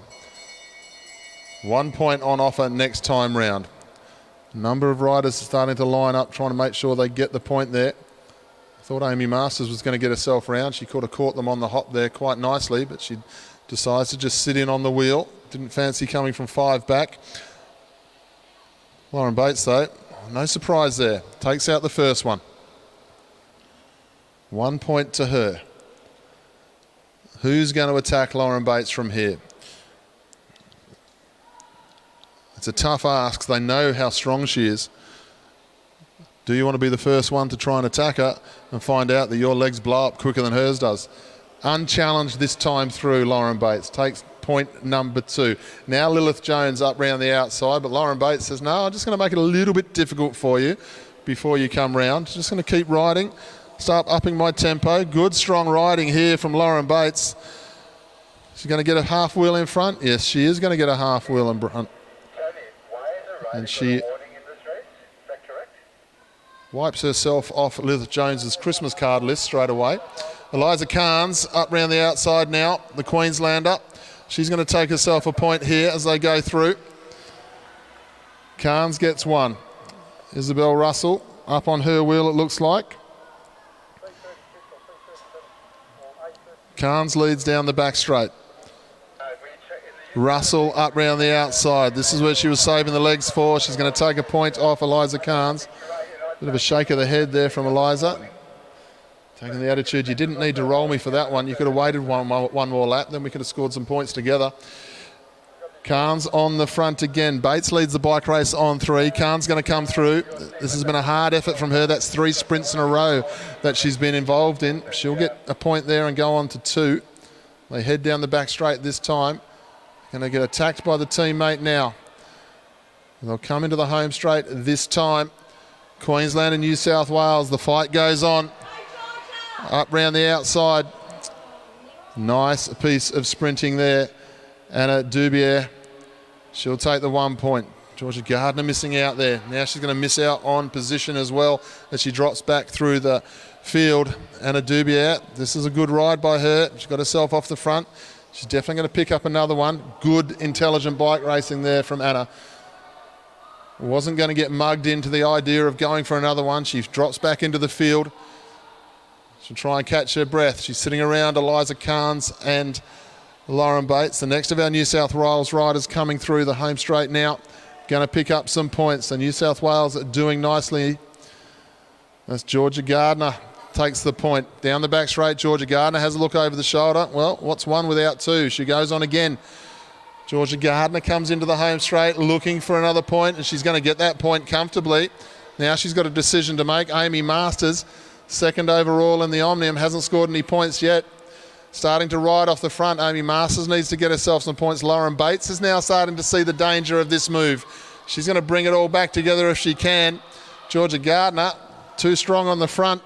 She goes through, takes another point, now swings up. It's going to save the legs just a little bit. Amy Masters goes on with it. Lauren Bates finding out what it's like to be the strongest in the race. She's not getting any help from the rest of the field. Amy Masters, the little Victorian, now she gets on with it. She's 2nd overall in the Omnium at the moment. Goes through this time, gets her first point. Going to have to go on with it from there. Georgia Gardner caught in no man's land, so to speak, here, just off the wheel of Amy Masters. Amy Masters having a good look underneath the saddle as she goes down the back straight. The charge now coming from Queensland's Eliza Carnes, trying to bring the race back together, just towing everyone through. Amy Masters gets 2. That's what she needed to do to keep herself up near the top of the leaderboard. You can see in the tempo race, there's never anything between it. 3 points for Bates, 3 points for Gardner. Then you have 3 riders, Carnes, Dubier and Masters on 2, Isabel Russell on 1. They come into the home straight this time. Eliza Carnes is going to run them down and take a point there. That should put her up onto 3 points. Oh, good bike handling there. Everyone ran into each other, but they all kept it shiny side up, rubber side down, and that's what we want. Now it looks like Lilith Jones from Victoria up round the outside. Good move here. Going to pick up the point on the bell, and she's going to go through and pick up the point on the final sprint as well to keep herself at the top of the leaderboard. They head down the back straight. It's going to go and count back for these riders to see where they finish now. Lilith Jones is going to cross and take 2 points. Eliza Carnes is going to cross in 2nd. I think that'll give her enough to get the win for the tempo race. Lauren Bates goes across in 3rd over the line, so she'll take 2nd in the actual race. So good contest there. It started to break up towards the end. Lauren Bates was being forced to do a lot of the work, but we've got a lot to look forward to in the 17s Omnium on this evening's program.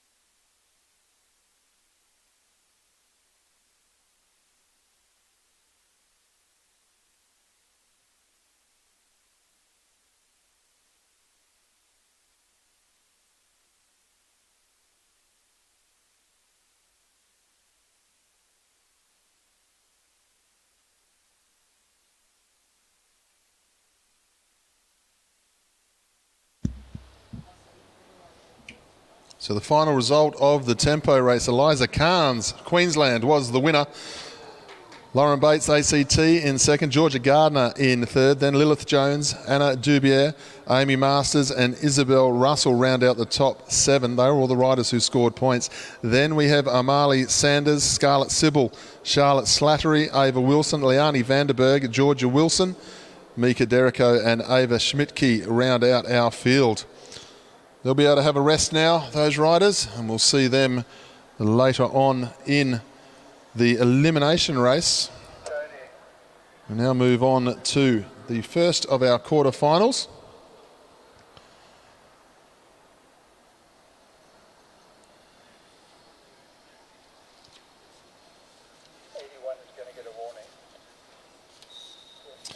Maddie Smith from Queensland and Alexis Phillips from New South Wales. This is the best of 3. First one to win 2 goes through to the semi-finals.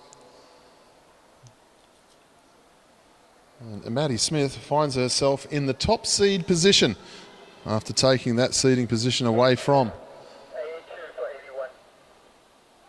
the ACT rider earlier today. It was a great piece of riding.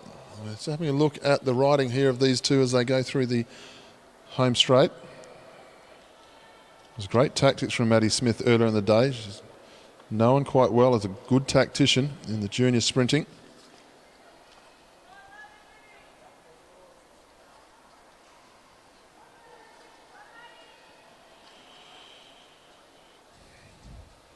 So Maddie Smith, number 1 position qualifier after taking out Emily Watch in the first round. Emily Watch has fought her way back into the quarterfinals though, so she's still well and truly in the mix for a national title. They go down the back straight. Maddie Smith leads from Alexis Phillips here. Good strong ride here, making the most of what she's achieved so far today. Maddie Smith, she takes out ride number 1.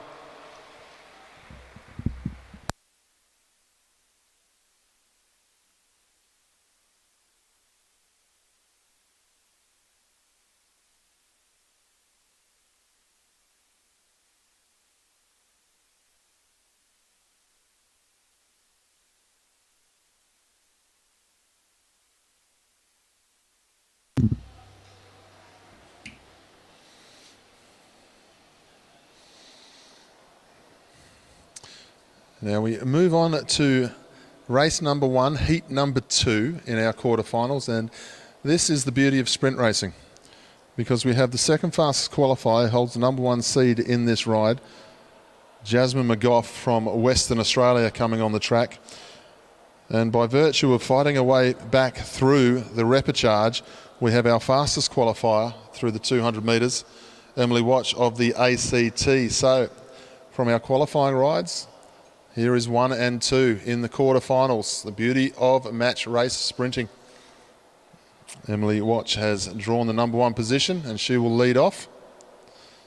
Jasmine McGough debuted in her first national championships yesterday, the West Australian. She ran second in the individual pursuit and then she won the scratch race. So she's had a good 24 hours. Got some work to do in this one. What can she do against Emily Watch? Well, she can outsmart her first of all. Let's see how they go over this next couple of laps. McGough leads the way. Watch following on. Jasmine McGough leads the way. The scratch race last night, she went to the front with 2.5 laps to go at the bottom of the track. Anyone else would have thought maybe she's gone a little bit early. But she kept looking over her shoulder and just keeping everyone in check. And they couldn't get her in the end. Now she's out of the saddle. Jasmine McGough. Emily Watch, though, is right up on the slipstream here as they go down the back straight. McGough takes her on, but Watch, this is what we talked about before. She was the fastest qualifier. She just got it wrong in one of her rides earlier tactically. So the fastest qualifier takes out the first ride in the quarterfinals against the second fastest qualifier. So Emily Watch, great comeback. Making the most of the opportunity here. Great piece of riding there from the rider from the ACT.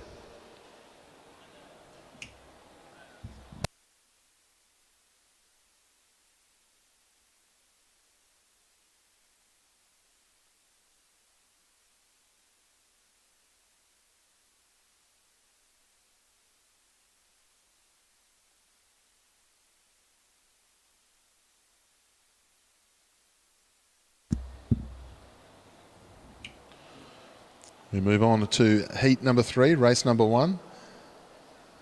From Victoria, we have Alana Lake, sorry.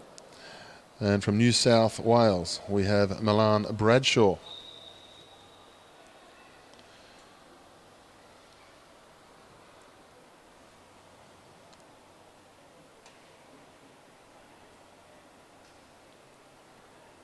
Alana Blake. My apologies, Alana Lake. Quite relaxed there, just adjusting the glasses as she rolled around the bottom of the track. Not a lot of pace on. Milan Bradshaw right at the top of the track. Now decides she may be not going quick enough, so she just comes to the base of the track and speeds up a little bit. I'll come around with 2 laps to go now. The New South Wales rider got the advantage of the height. No pace on whatsoever from the Victorian. Looks pretty relaxed about the situation as well there. They'll go through. No pace whatsoever. Good bike handling by Milan Bradshaw. Remember, this is just the JW15 women. Bradshaw goes to the front. That's what Lake was wanting. She wants to be able to try and come out of the wheel. They'll come into the home straight shortly. Bradshaw shows the way. Lake on the wheel. Bradshaw now going to make it a long one. They're not afraid of doing a 300-metre sprint, these riders, are they? Bradshaw out of the saddle. And this is why Lake wanted to be second wheel, because she fancies her chances of getting in the slipstream and trying to get around. However, Bradshaw very strong from the front here as they come into the home straight. Milan Bradshaw, Lake running at it now, but Bradshaw just a little bit too strong from that front position. And she takes out ride number 1.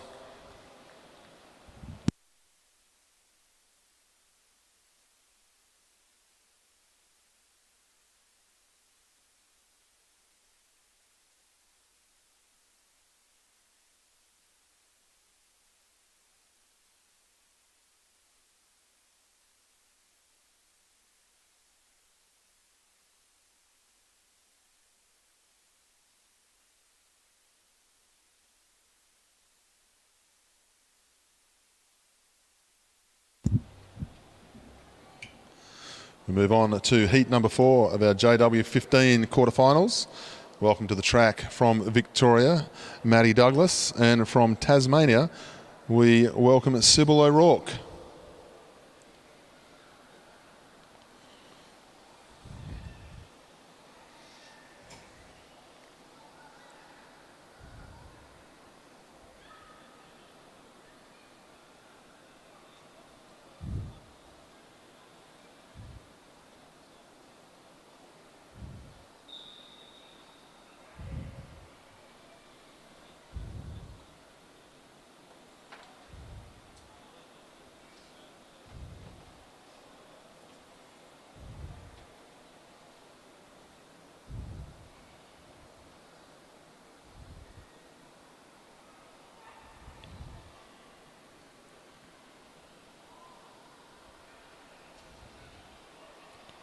So Tasmania versus Victoria as they come into the home straight this time. Douglas v O'Rourke. Douglas leading just on the outside. In 2 minds of whether to try and drop in front there of O'Rourke. O'Rourke, well, she's dictating terms. Half a wheel behind, but she's dictating terms because you're not allowing Maddie Douglas to move down the track, and Maddie Douglas trying to make the most of it. Now O'Rourke just positions herself that little bit nicer. Can Douglas get the run down the banking? This is going to be a tough ride for both riders here. O'Rourke now down the back straight. Douglas had to yield and get into the slipstream. Now she's going to try and race around the outside of it again. They come through the bend. The Tasmanian, this is a strong ride. Kept her on the hip. Is going to ride her off now. She'll take race number 1.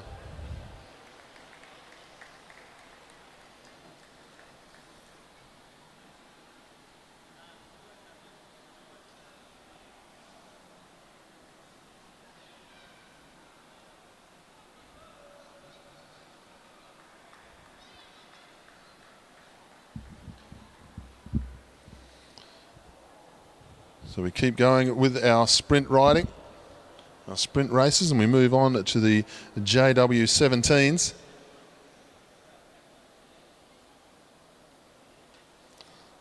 And at this time, out onto the track, we will have from New South Wales, Lily Taranoff. Lily rode 11.86 in the qualifier here this morning. Absolutely flew. She'll be going up against Ella Liang from Queensland, who's made her way back in to the sprint competition via the repercharge.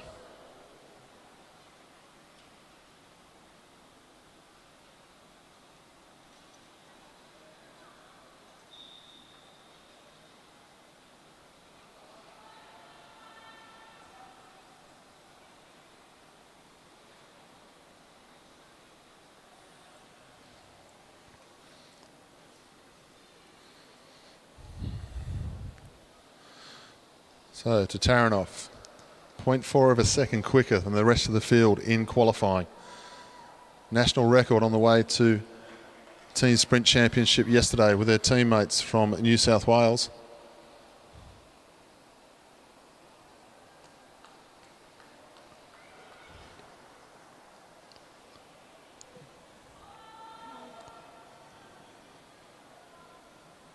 This is the time of the day where you don't want to take your opponent lightly, where you don't want to take your opponent too lightly in any round of sprinting, as we saw in round one with 3 different races having a change around of the seating.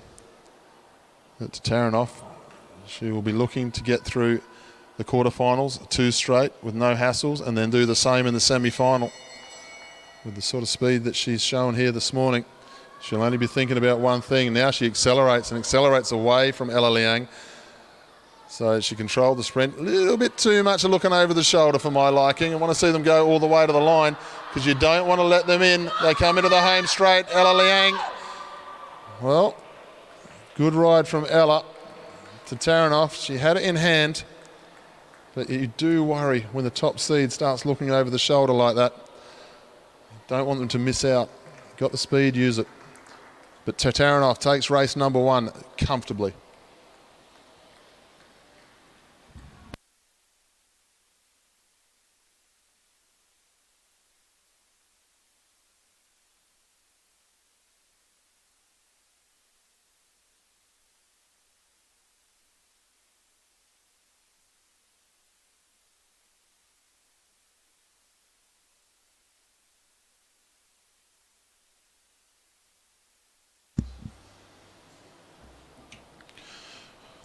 We move on to heat number 2, race number 1 between New South Wales, Ebony Robinson, and from Tasmania, Mika Derrico. Mika certainly getting her money's worth on this track here today, right in the Omnium and the sprint competition. They had to come through the repercharge to get back into the sprint competition, so great piece of riding from Mika.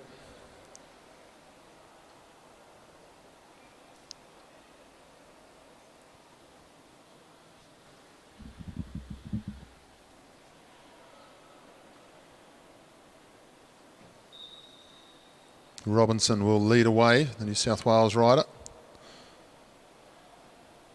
National champion now after last night, so great to see. A number of these riders have been national champions throughout their 15 careers. Now they move into the 17s. Not a lot changes for them. Talented riders. Robinson leads the way in front of Derrico. We saw Derrico in her ride in the repercharge. Beautifully skilled, riding old school sprinting, laying off and running at her opponent, using the slipstream beautifully, the slingshot effect. Now she's up against a faster qualifier, but as we've seen before, doesn't necessarily matter in this one-on-one sprinting. Derrico takes the advantage. Good piece of riding here from the Tasmanian. They start to build up with 1 to go. Has Derrico got the legs? She's done a lot of riding here today. Robinson, a little bit fresher, straight up round the outside. Very smooth through the 200. So Robinson puts the hammer down. She's going to take this one out comfortably. Ride number 1 in the quarterfinals for Emily Robinson. Ebony goes across the line. Good piece of riding.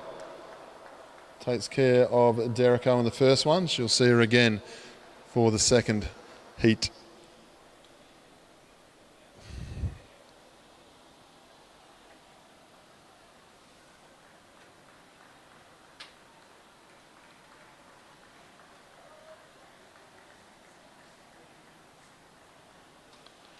Move on to heat number 3, race number 1 of the Junior Women's 17 quarterfinals. And we welcome to the track rider 61 from South Australia. This is Anna Gray. And from Victoria, we welcome Hayley Jack.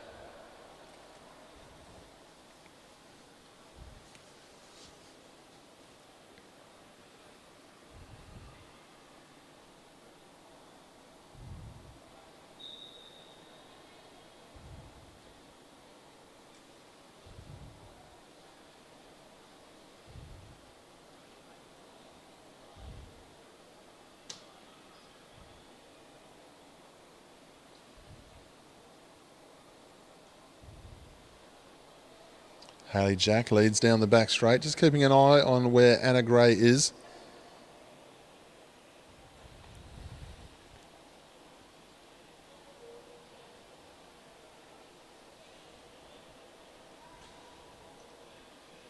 Good piece of bike riding here from Hayley. Just keeping her head turned, just keeping a good eye on Anna Gray in her peripheral vision. She'll just try and keep sight of the white helmet, because it'll be a little bit blurry. Won't see her perfectly. Just want to see where that switches. There she goes underneath. Good piece of riding there by Gray. Picked up on the fact that Hayley Jack was about to ride up the banking and hadn't turned her handlebars to suggest she was moving down, and just flicked up underneath her. But have a look at this down the back straight. Hayley Jack out of the wheel. This is an impressive ride here. The pocket rocket getting up round the outside, and she's going to do it all the way to the line. She was not bothered at all. Great ride there from Hayley Jack, the Victorian.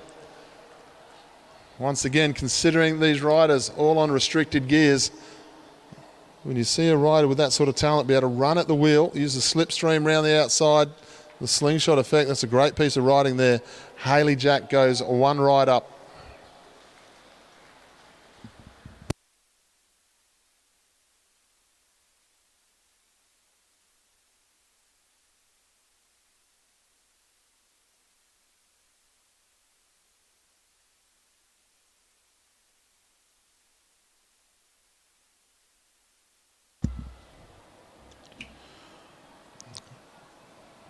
Move on to our 4th and final heat in our quarterfinals. This is race number 1 between Maya Dillon of New South Wales at the bottom of the track and Lucy Hall from Victoria.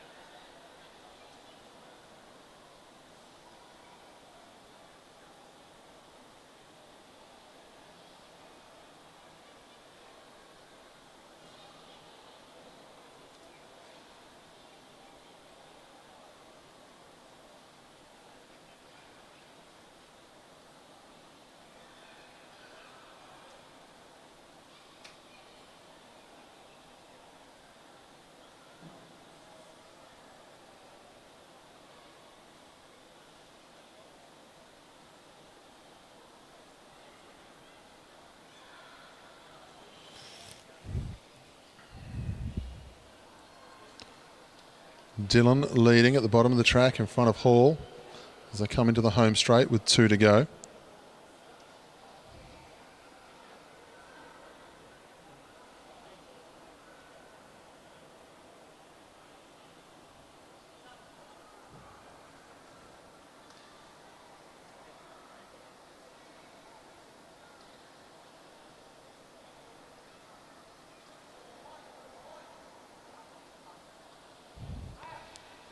Dillon leading. Good piece of riding. Hall with the height advantage on the banking. Used it well. Waited for Dillon to turn ahead and then really accelerated down the steepest part of the banking. They go down the back straight. Dillon is getting herself into the slipstream though as they come through the bend. Can she get up round the hip here as they come up the home straight now? All the way to the line. Nothing between them. Lucy Hall just on the line. Good sprint between the two. Lucy Hall takes that one. So Maya Dillon's got some work to do in the next one, but that was a good contest.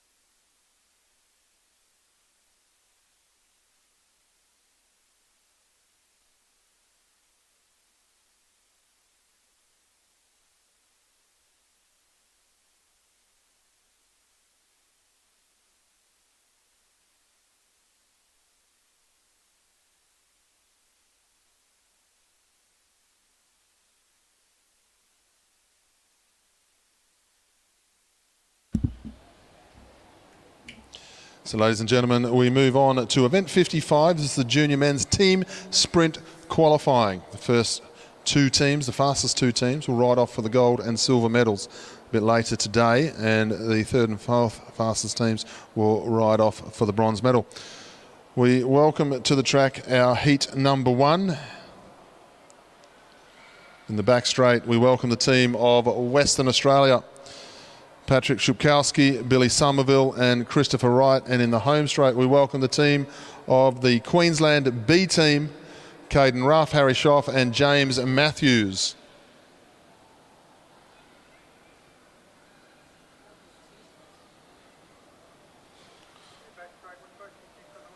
Or not.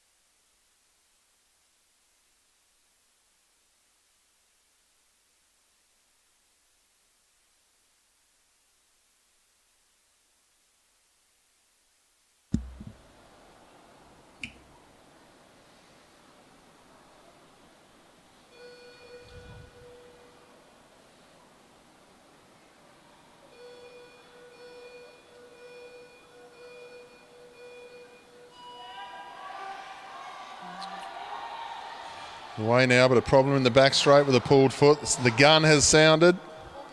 The gun has sounded. So luckily, Queensland team is able to hear it straight away. The mechanical problem in the back straight there for Chris Wright from Western Australia.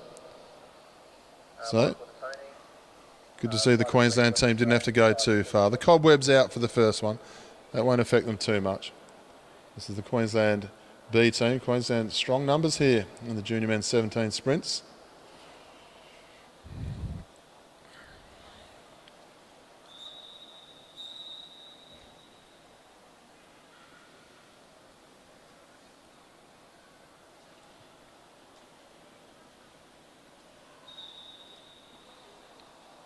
So the riders will be called straight back to the start point.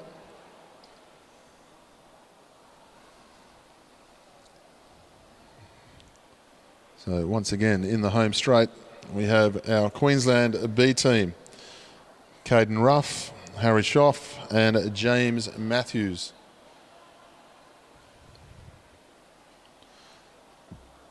In the back straight, we have from Western Australia, Patrick Shupkowski, Billy Somerville and Chris Wright.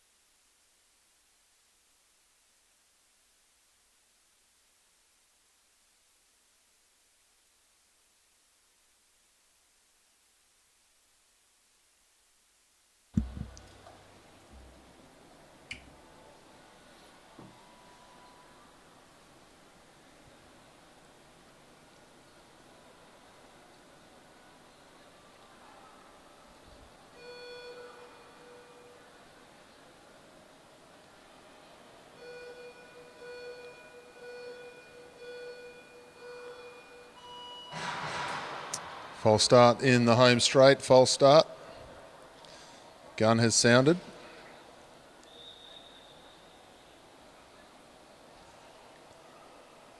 So a little bit unfortunate there. One of the Queenslanders just seemed to roll out of the hands a little bit early. So we'll leave that one with the commissaires for now. Second rider rolled right into your first rider.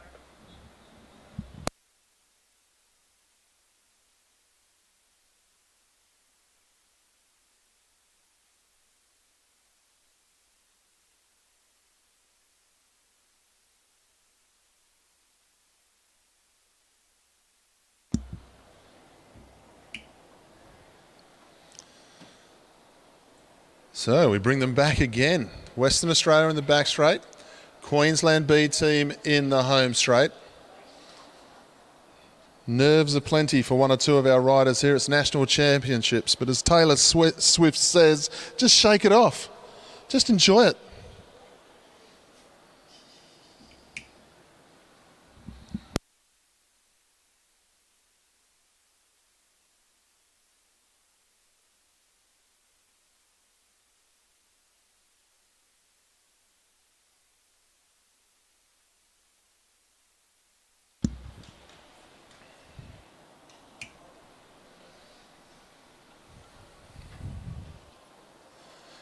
So the countdown clock is started. 40 seconds to go. Western Australia in the back straight. Queensland B team in the home straight. Let's go.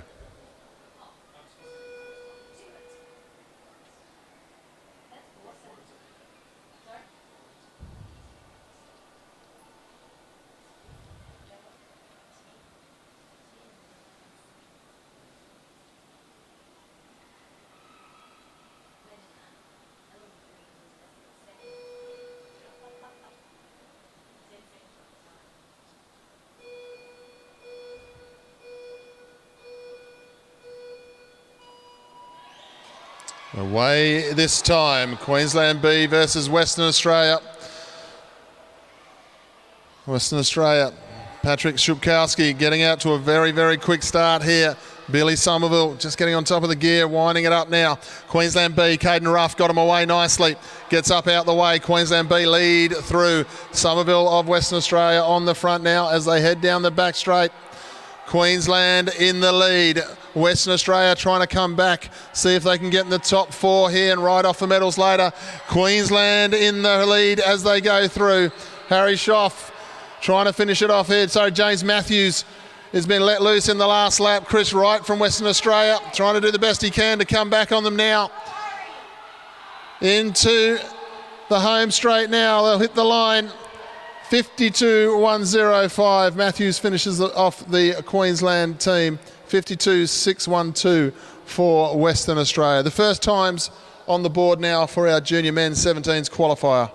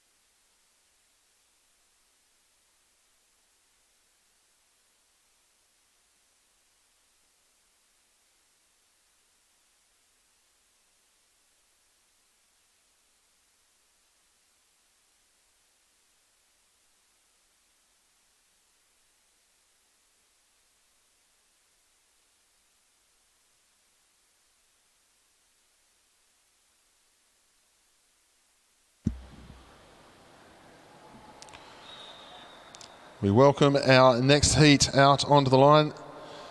In the back straight, we welcome the Australian Capital Territory team of Bailey McDonald, Angus Steedman and Edward Marks. And in the home straight, we welcome the team of Queensland, Mitchell Louis, Alex Hughes and Luke Ricketts.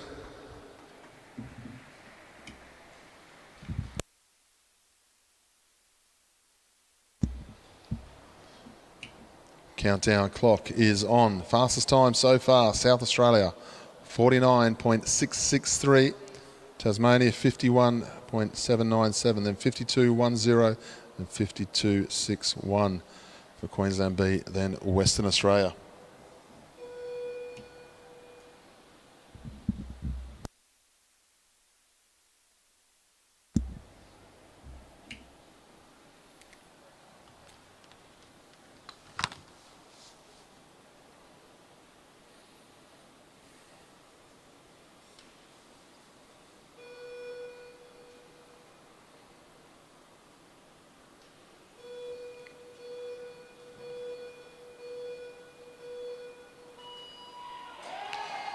Nice start from both teams, cleanly away.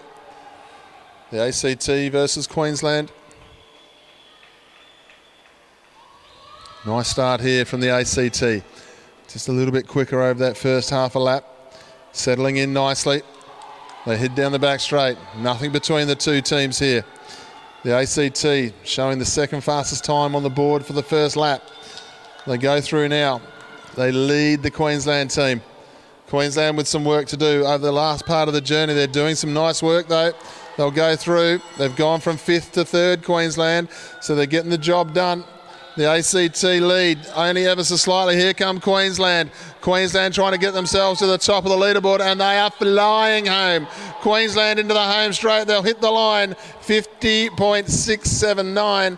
51.29 for the ACT. Queensland put themselves into the top 2 for now.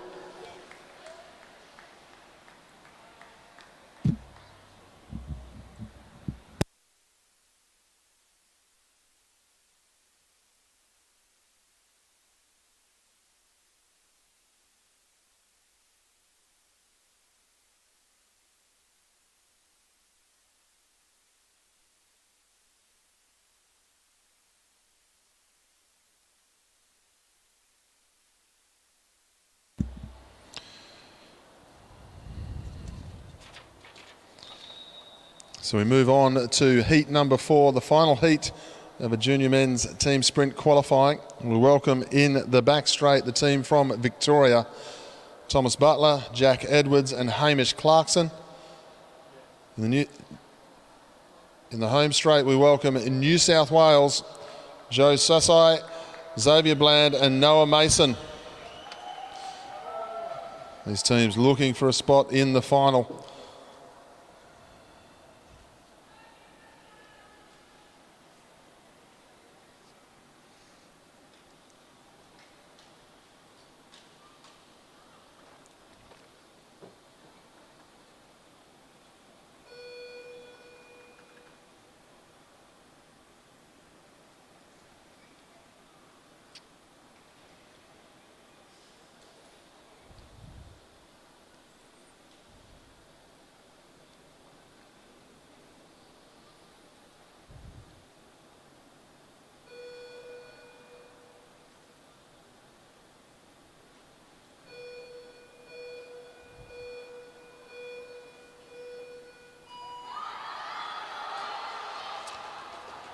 Nice clean start from both teams here. New South Wales really shot out like a cannon there. Here comes Victoria into the home straight. New South Wales with the edge at the moment over the first half a lap of the standing start. Moving nicely, New South Wales. Smooth transition there. Bland and Mason to finish off. Fastest time so far. Victoria with some work to do here to get themselves into the top 2 spots. New South Wales into the home straight. They're going to hand over to Noah Mason. He is going to absolutely fly. Second fastest and third fastest all of a sudden. South Australia still at the top with the fastest time. Mason coming home now though. Where can they finish off? Can they make the top 2? Can they make number 1? New South Wales will touch the line. First place, 48.927. Victoria will get themselves up into third. So both teams will ride for a medal. New South Wales go across 48.927.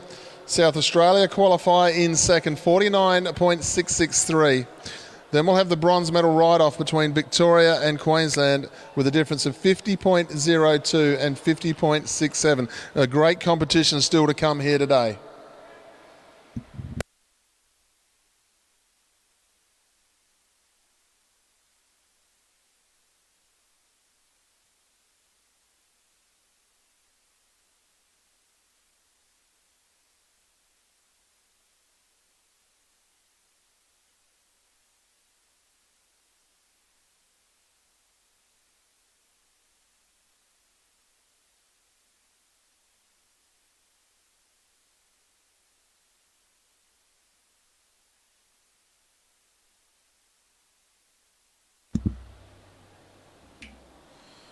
So we move back to our quarterfinals now, and we'll be going back to the junior women's 15s sprint quarterfinals.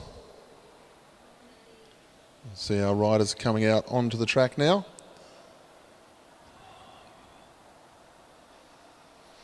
What a great contest the junior women's 15 sprint has turned out to be after the first round, where we had 3 different races where the top seed was beaten by the lower seed.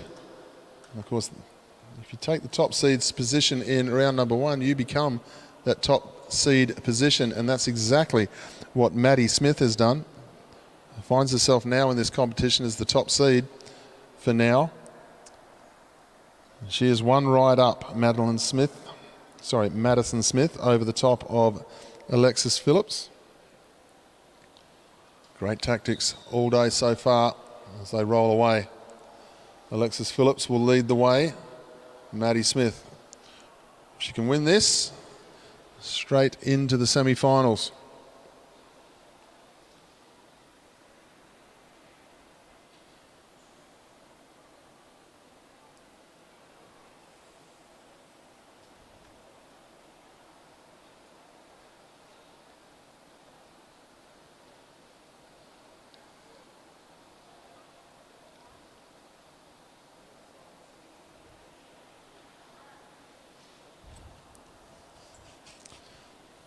Phillips leads through, 2 laps to go. Just keeping an eye on where Maddie Smith is. Tactically, Maddie has ridden brilliantly, really has. And of course, Alexis has made her way through to this part of the race, back through the repercharge. So she's had a very good day as well, fighting her way through the repercharge to get to here. Into the home straight this time. They kick off again. Maddie Smith up round the outside. Good ride here from Phillips on the inside. Just going to take her on. Maddie Smith going to try and get the run down the banking ever so slightly here. Now she gets underway through the bend. Maddie Smith into the home straight. Just a little bit too strong for Alexis. She takes out ride number 2. The stronger of the 2 riders, and she'll go through to the semi-finals.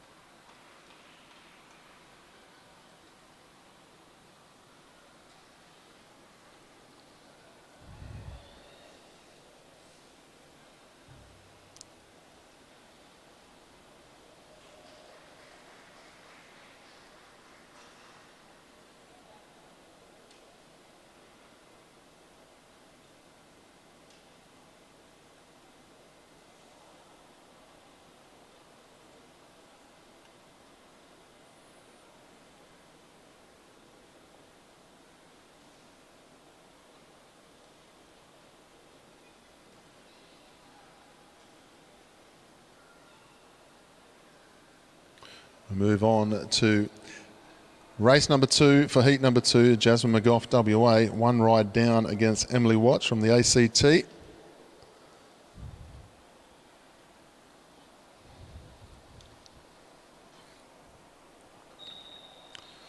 So if you're only just joining us on our live feed, welcome to everyone around Australia and other parts of the world. Jasmine McGough leads away. She was the 2nd fastest qualifier here this morning and went through unscathed to this point Emily Watch, however, she was the fastest qualifier in the 200-metre flyer, the ACT rider. She lost her first round and had to come back through the repercharge. So we're seeing our fastest two qualifiers meet in the quarterfinals here. And Emily Watch, she's one ride up against Jasmine McGough. And Jasmine McGough had a great day yesterday with a silver medal in the individual pursuit and a gold medal national champion in the scratch race. So awkward situation to be in, but still having a great championships. That's the beauty of sprint racing. Down the back straight with a lap and a half to go. Not a lot of pace on from the front from the West Aussie. As they come into the home straight this time. They'll hear the bell. McGough now has a look over the shoulder to see where Emily Watch is. Not giving anything away. They'll go to the 200, nothing on now. Now they get underway. Jasmine McGough going to try and ride off Emily Watch from that position. It's going to be hard work to do so, but she's fighting on the inside. Can McGough come back? She's strong enough. Is Emily Watch too fast? Yes, she is. Emily Watch up round the outside. The fastest qualifier gets her way through to the semi-finals.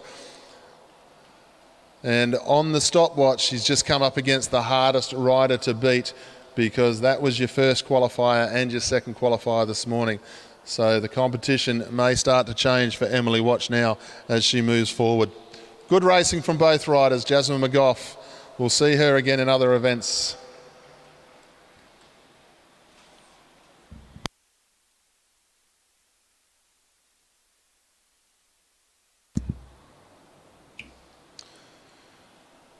Move on to the second race of our third heat. We have Milan Bradshaw from New South Wales. One ride up against Alana Lake of Victoria. Number 43, 86 to number 43 in the first heat.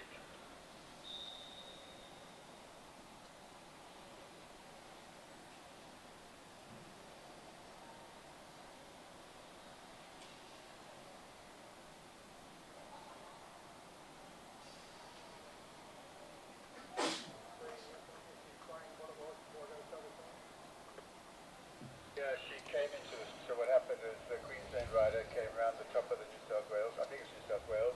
As she came through corner 3, she entered the sprinters lane. She didn't have the bike length when she came in. She was going to win the heat, so that's fine. I'm happy with that. But she came into the lane while the ride, she didn't have the bike length. Bradshaw leads the way. She's one ride up. Just needs to win this one, get herself into the quarterfinals. However, as we've seen, the Victorian riders, they are turned out very well by the coaching staff. A lot of tactics to come from the Victorians. Always impressed to see just the knowledge that some of these young riders get onto the track with. And then you look at 1 or 2 of the coaches who have mentored these riders, and you can understand why. A lot of experience coming out of Victoria. Nice move here from Alana Lake. As a commentator, you never want to say anything about a tactic that's happening until it happens. Down the back straight now, Alana Lake.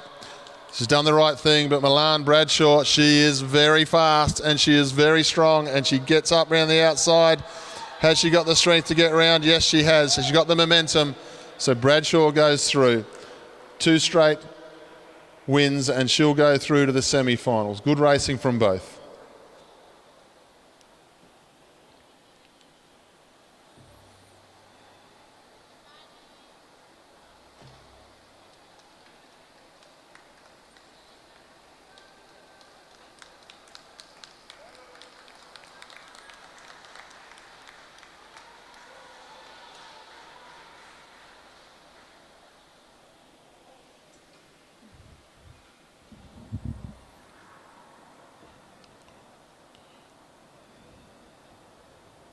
We move on to heat number 4, race number 2 now, for the JW15 quarterfinals. This one between Maddie Douglas of Victoria and Sybil O'Rourke from Tasmania.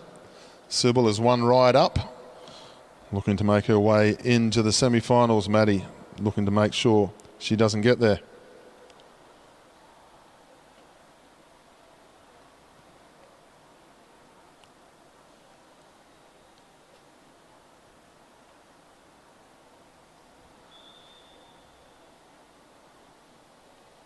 So O'Rourke leads away.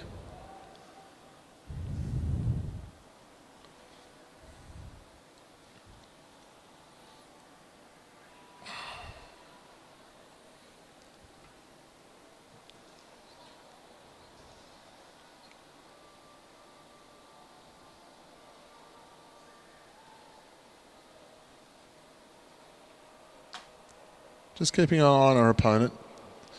Middle of the track on the stayers line. Just making sure she knows where she is. They go through with 2 laps to go.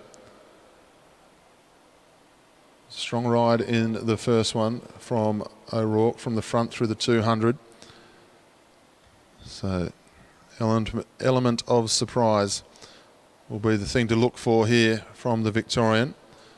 But O'Rourke, she looked pretty sharp in the first one. They'll come up now with 1 lap to go. Tasmania versus Victoria as they come through this time. And O'Rourke this time making it a long one, going from the front. Maddie Douglas needs to get in the slipstream. Doesn't want to panic just yet. Now she moves down the back straight. Got to get past the hip. Got to get the handlebars in front of the bottom bracket and fight through the bend. She gets there. Can she come past up the home straight with the run down the banking? O'Rourke hanging on. Douglas, O'Rourke will get there by half a wheel. So Sybil O'Rourke from Tasmania takes out race number 2. Stop the video at that point. If you want to look at the screen, on the top there you'll see where the rider came in on top of her. I just happened to have paused the video at that point so you can see for rider 43. So Sybil O'Rourke takes out ride number 2. She moves her way through to the semi-final.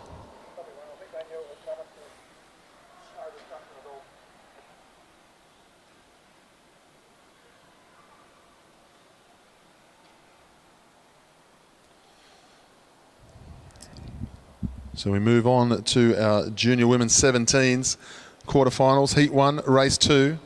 And we welcome back to the track the Queenslander Ella Liang and New South Wales Lily Tataranoff. Lily Tataranoff, 1 ride up in this best of 3.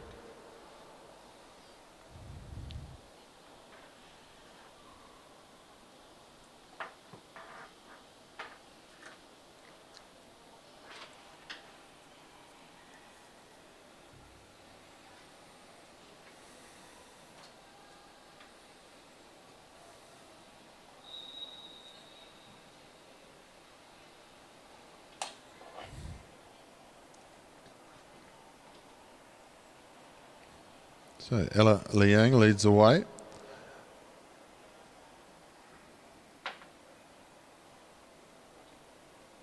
Fought her way back through the repercharge to get into the quarterfinals. So a good piece of riding from her to make sure she got her way to this point. And she's coming up against Lily Tataranoff, who rode 11.86 in qualifying this morning. Like 0.4 of a second faster than anybody else. So Lily is certainly the sprinter in this group to beat, the one to look forward to. There'll be 1 or 2 coaches quite happy seeing the JW17 riding 11.86. Liang leads through. Tataranoff laying off, forcing Liang to make a decision, and she does so. Liang makes the decision to go early here. 1 lap to go. Tataranoff looking very casual down the back straight. Liang moves down the back straight. They get to the bend. Look at the speed of Tataranoff as she goes up round the outside. Liang just pulls the foot there, unfortunately. But Tataranoff goes through very comfortably, 12.46, as easy as you like. She will go through to the semi-final.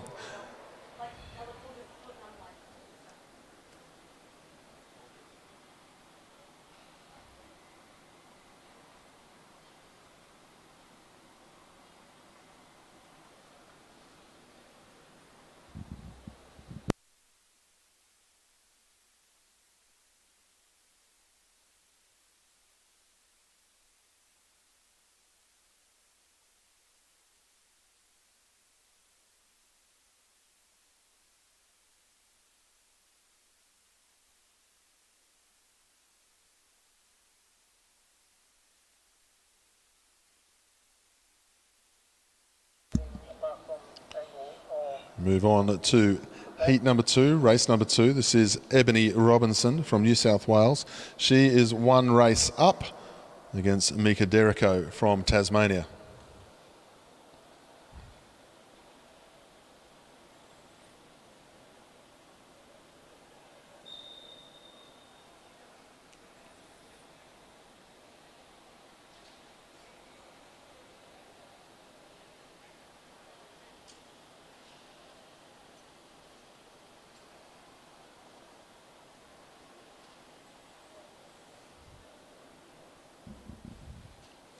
So Derrico leads down the back straight.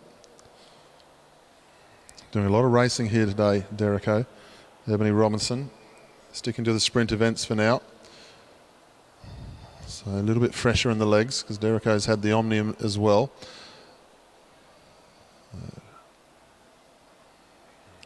Very sharp in the first ride as well, Ebony. 12.51 in the match race. Nice move down the back straight, just letting Derrico know that she is taking this seriously. She's not going to go easy because Derrico took her on in the first one and went early. And Robinson says, no, I'm going to dictate terms this time. Robinson going in the 200 metres at her pace. Has a look over the shoulder now. Confidence here from the New South Wales rider as she's challenged by Derrico. Robinson just starts to build the pace. Good piece of sprinting here. Looking over the shoulder a little bit too much, but she'll go to the line and take that one out. 2 straight for Ebony Robinson. She will go through to the semi-finals.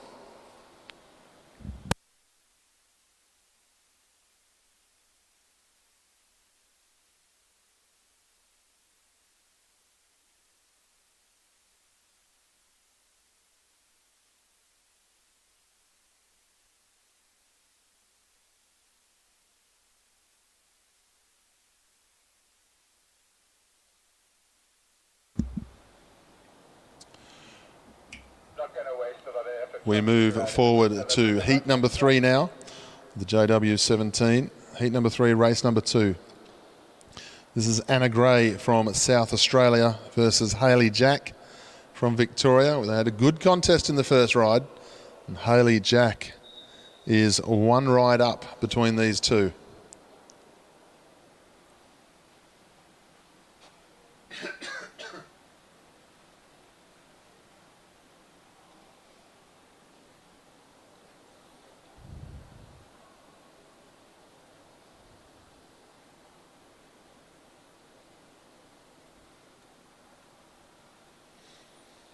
Anna Gray keeping a good eye on Hayley Jack, but Hayley Jack dictating terms a little bit, going high, finding out whether Anna wanted to come with her, and she follows her up the track. And Hayley Jack won't be too bothered about being in second wheel here. She wanted to be in second wheel last time, and she came out of the slipstream nicely. So, shows a lot of confidence for a young rider in a restricted gear situation to be quite confident to be able to use the acceleration off the wheel. They move down the back straight. Anna Gray just keeping the pace up. Hayley Jack doing perfectly well, staying at the top of the track with the opportunity to dive out when she wants to. Good riding here from Anna Gray. Oh, that's one for the commissaires. Gray lets her through. Hayley Jack and Anna Gray. Now it's going to be a drag race between the two of them as they go through the 200 metres locked together. Hayley Jack and Anna Gray. Anna Gray, has she got the strength? They go through the bend now. Hayley Jack fighting back on the inside. Hayley Jack, that's a good ride. Hayley Jack takes it out, 2 straight. She will go through to the semi-final.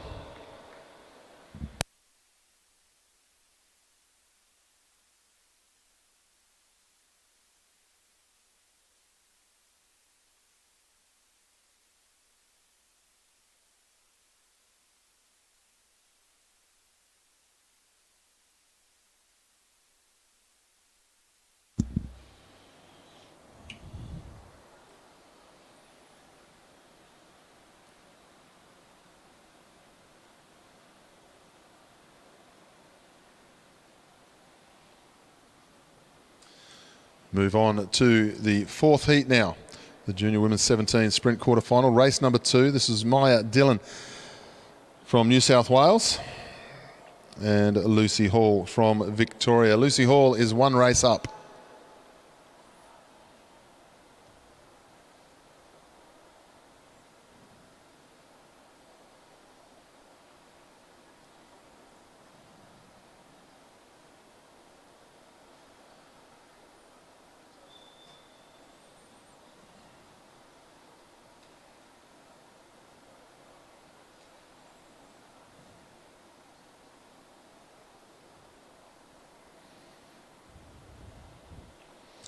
Lucy Hall leads the way.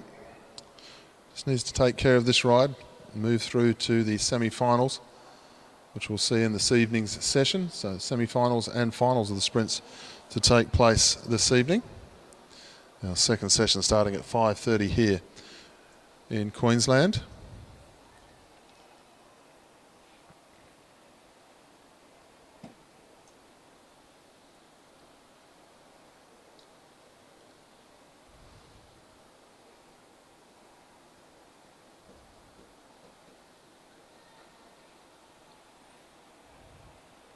Lucy Hall just keeping a good eye on where Maya Dillon is.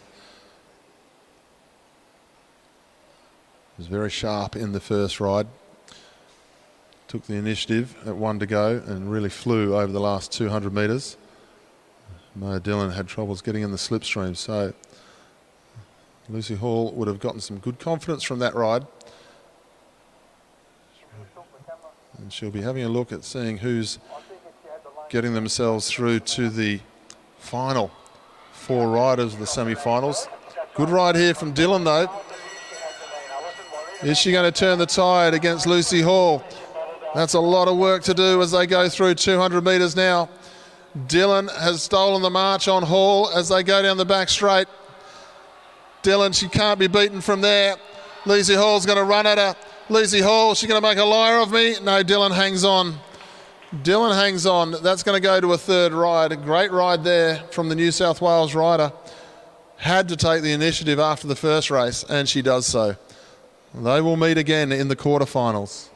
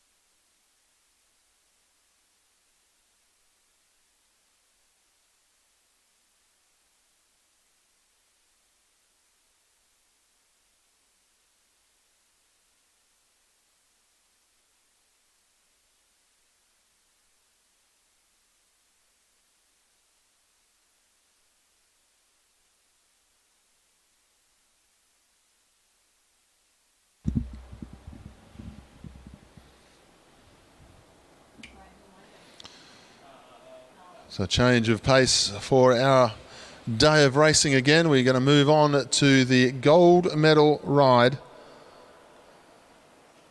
of the team's pursuit. Junior women's team's pursuit about to come out onto the track.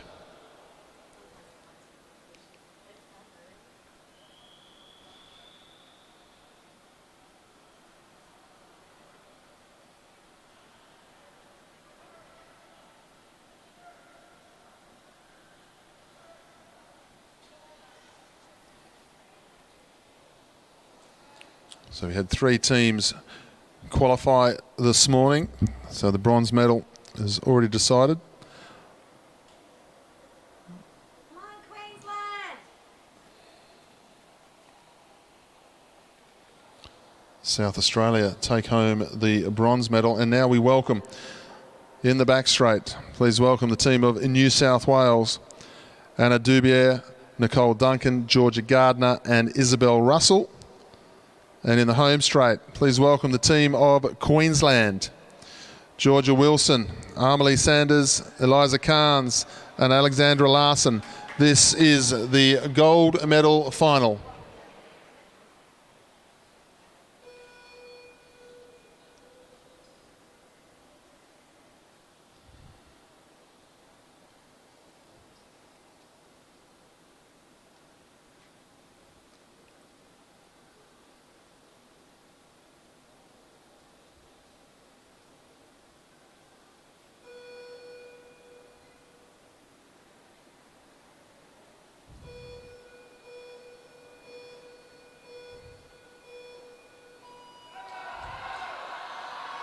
Away now. Nice clean start from both teams as they get away.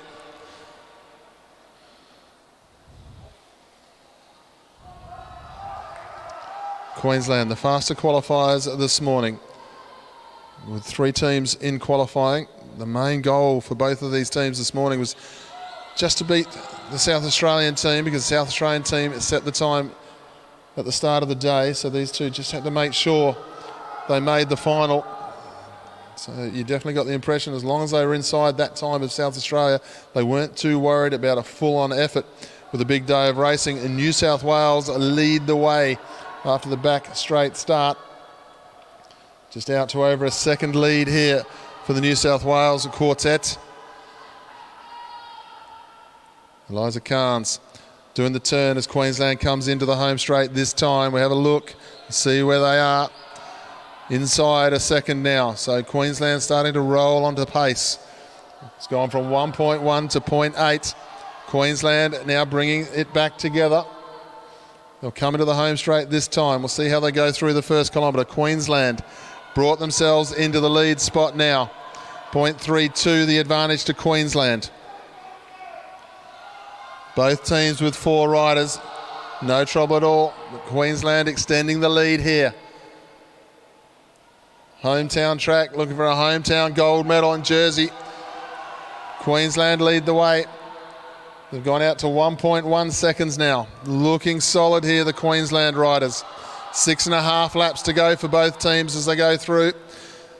New South Wales are still there. We'll have a look and see how the times are between them as they hit the back straight, because New South Wales have lifted that time and now it's back to 0.16. That was a big turn of pace being done here in the New South Wales team as they go through. New South Wales go back to the lead. There's a huge effort being done there by Duncan from New South Wales. Nicole Duncan has brought them back into the race. Queensland are down to 3 riders and they trail by just over a second. What a turn from Nicole Duncan. She brought her team back into the bike race beautifully there. Now they're going to have to fight on, because Carnes of Queensland is now dragging the Queensland team through and they're trying to come back to 0.71. This is a seesawing battle. New South Wales are now down to just 3 riders. 3.5 laps to go. There's nothing between them now. It's going to come down to how you can hang on to the strongest rider. New South Wales have lost a 3rd rider. They're starting to split up both teams. Queensland trail by 0.41, but New South Wales 3rd rider failed to get onto the back of the train. New South Wales in all sorts of trouble, just possibly here. They come into the home straight now. Queensland, they'll go to the lead with 2 laps to go. Queensland, 0.14 between these 2 teams. What a seesawing battle. New South Wales, they're hanging on here, New South Wales. It's going to come down to the last lap sprint. They'll get the bell this time. New South Wales and Queensland, nothing between them as they go through. Hardly anything between them. Oh, a touch of wheels there for Queensland. It's all going wrong. New South Wales get a reprieve. They go into the lead now. New South Wales are going to go into the back straight. That was unlucky for Queensland, but New South Wales have held it together and they are the national champions for 2022. Put your hands together for New South Wales, ladies and gentlemen. They looked like they were gone for a moment there. Their 3rd rider was suffering. A great turn of pace from Nicole Duncan to bring them back into the mix. But they are the national champions. Big round of applause for the Queensland team. They fought a valiant effort there.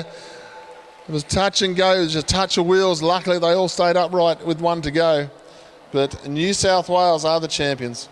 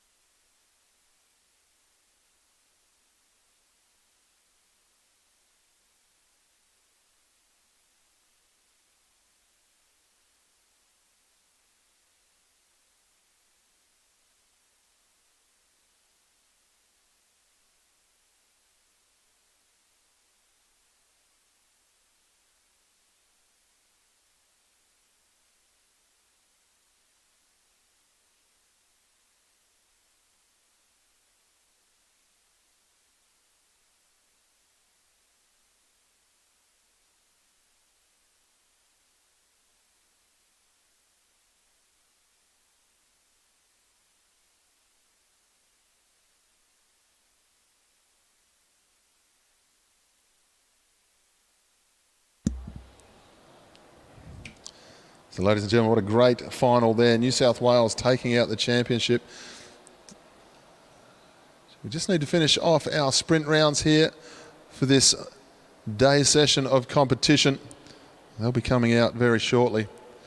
Our evening session, well, that starts at, the riders will come off the track about 5:20 for a 5:30 start, so plenty of racing to have this evening.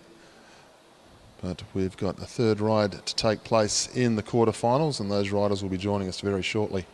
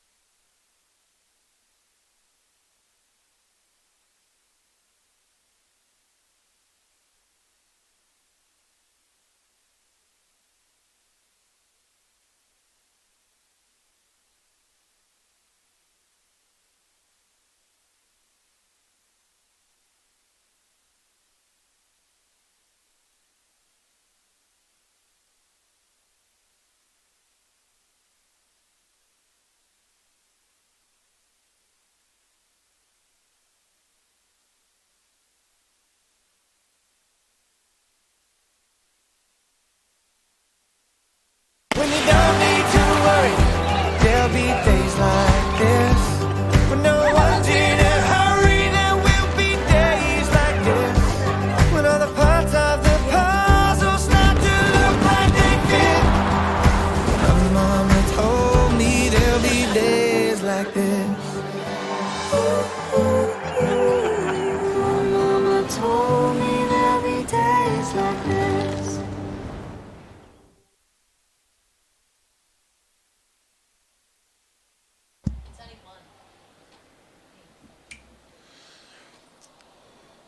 So ladies and gentlemen, very shortly we'll be moving on for the final ride of our junior women's sprint quarterfinals between Maya Dillon and Lucy Hall. They've got one win apiece.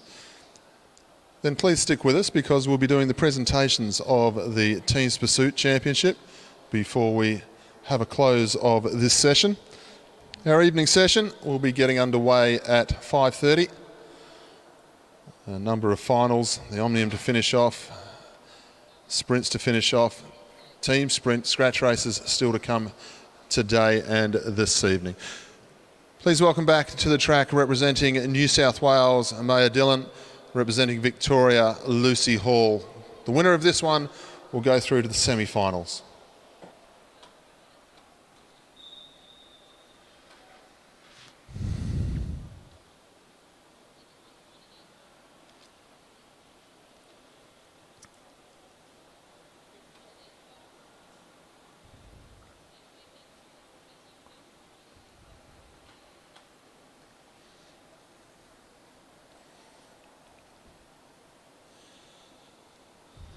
Down the back straight, Lucy Hall leads the way. The first ride, Lucy Hall looked very, very sharp.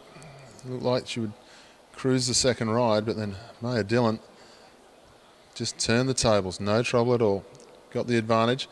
Really came down to tactics the second ride, and she cruised through for the second ride. So anyone's guess for this one. They lead through now. Maya Dillon, Lucy Hall start to head towards the home straight.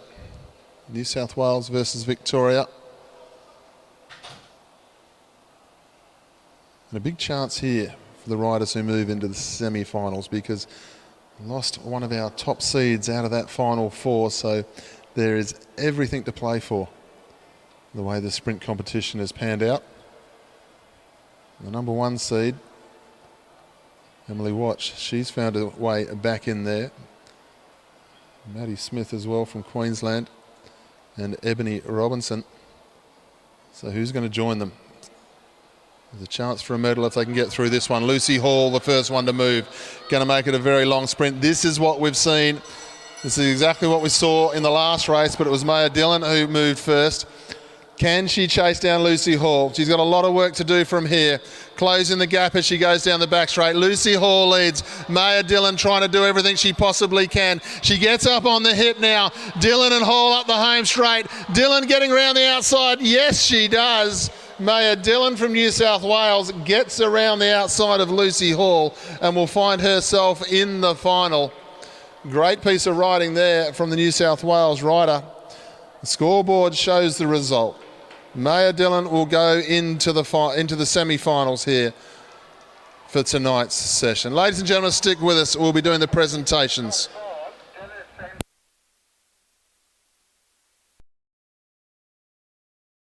When you don't need to worry, there'll be days like this. When no one's in a hurry, there will be days like this.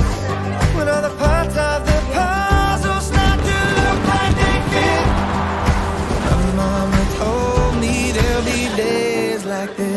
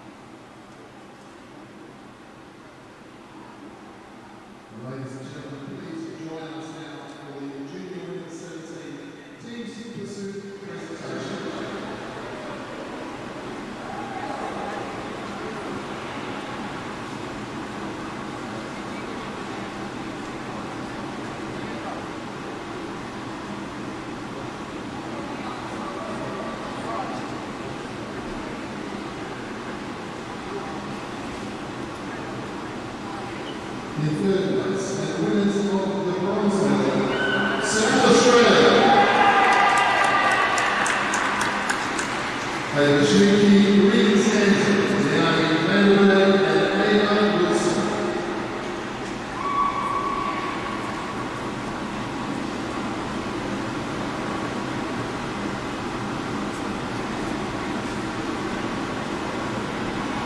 In second place, and winners of the silver medal, Queensland. Represented by Georgia Wilson, Emily Sanders, Eloisa Barnes, and Alexandra Larson.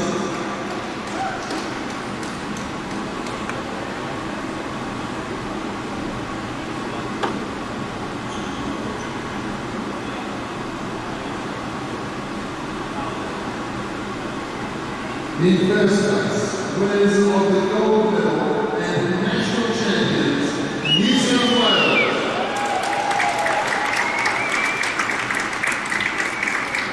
Represented by Anna Dubier, Nicole Duncan, Georgia Carter, and Isabel Russell.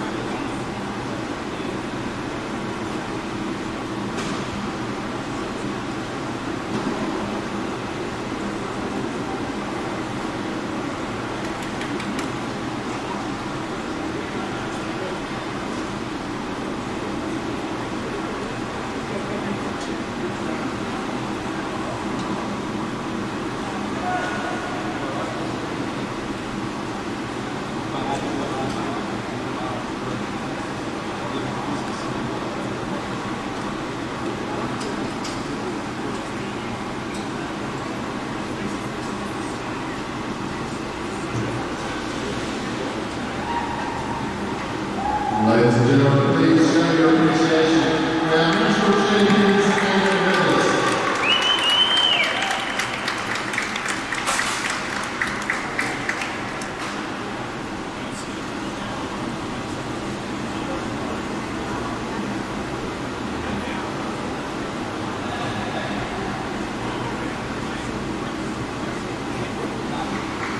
Ladies and gentlemen, that concludes this presentation. Also concludes today's session. We'll be back at 5:30 for tonight's session.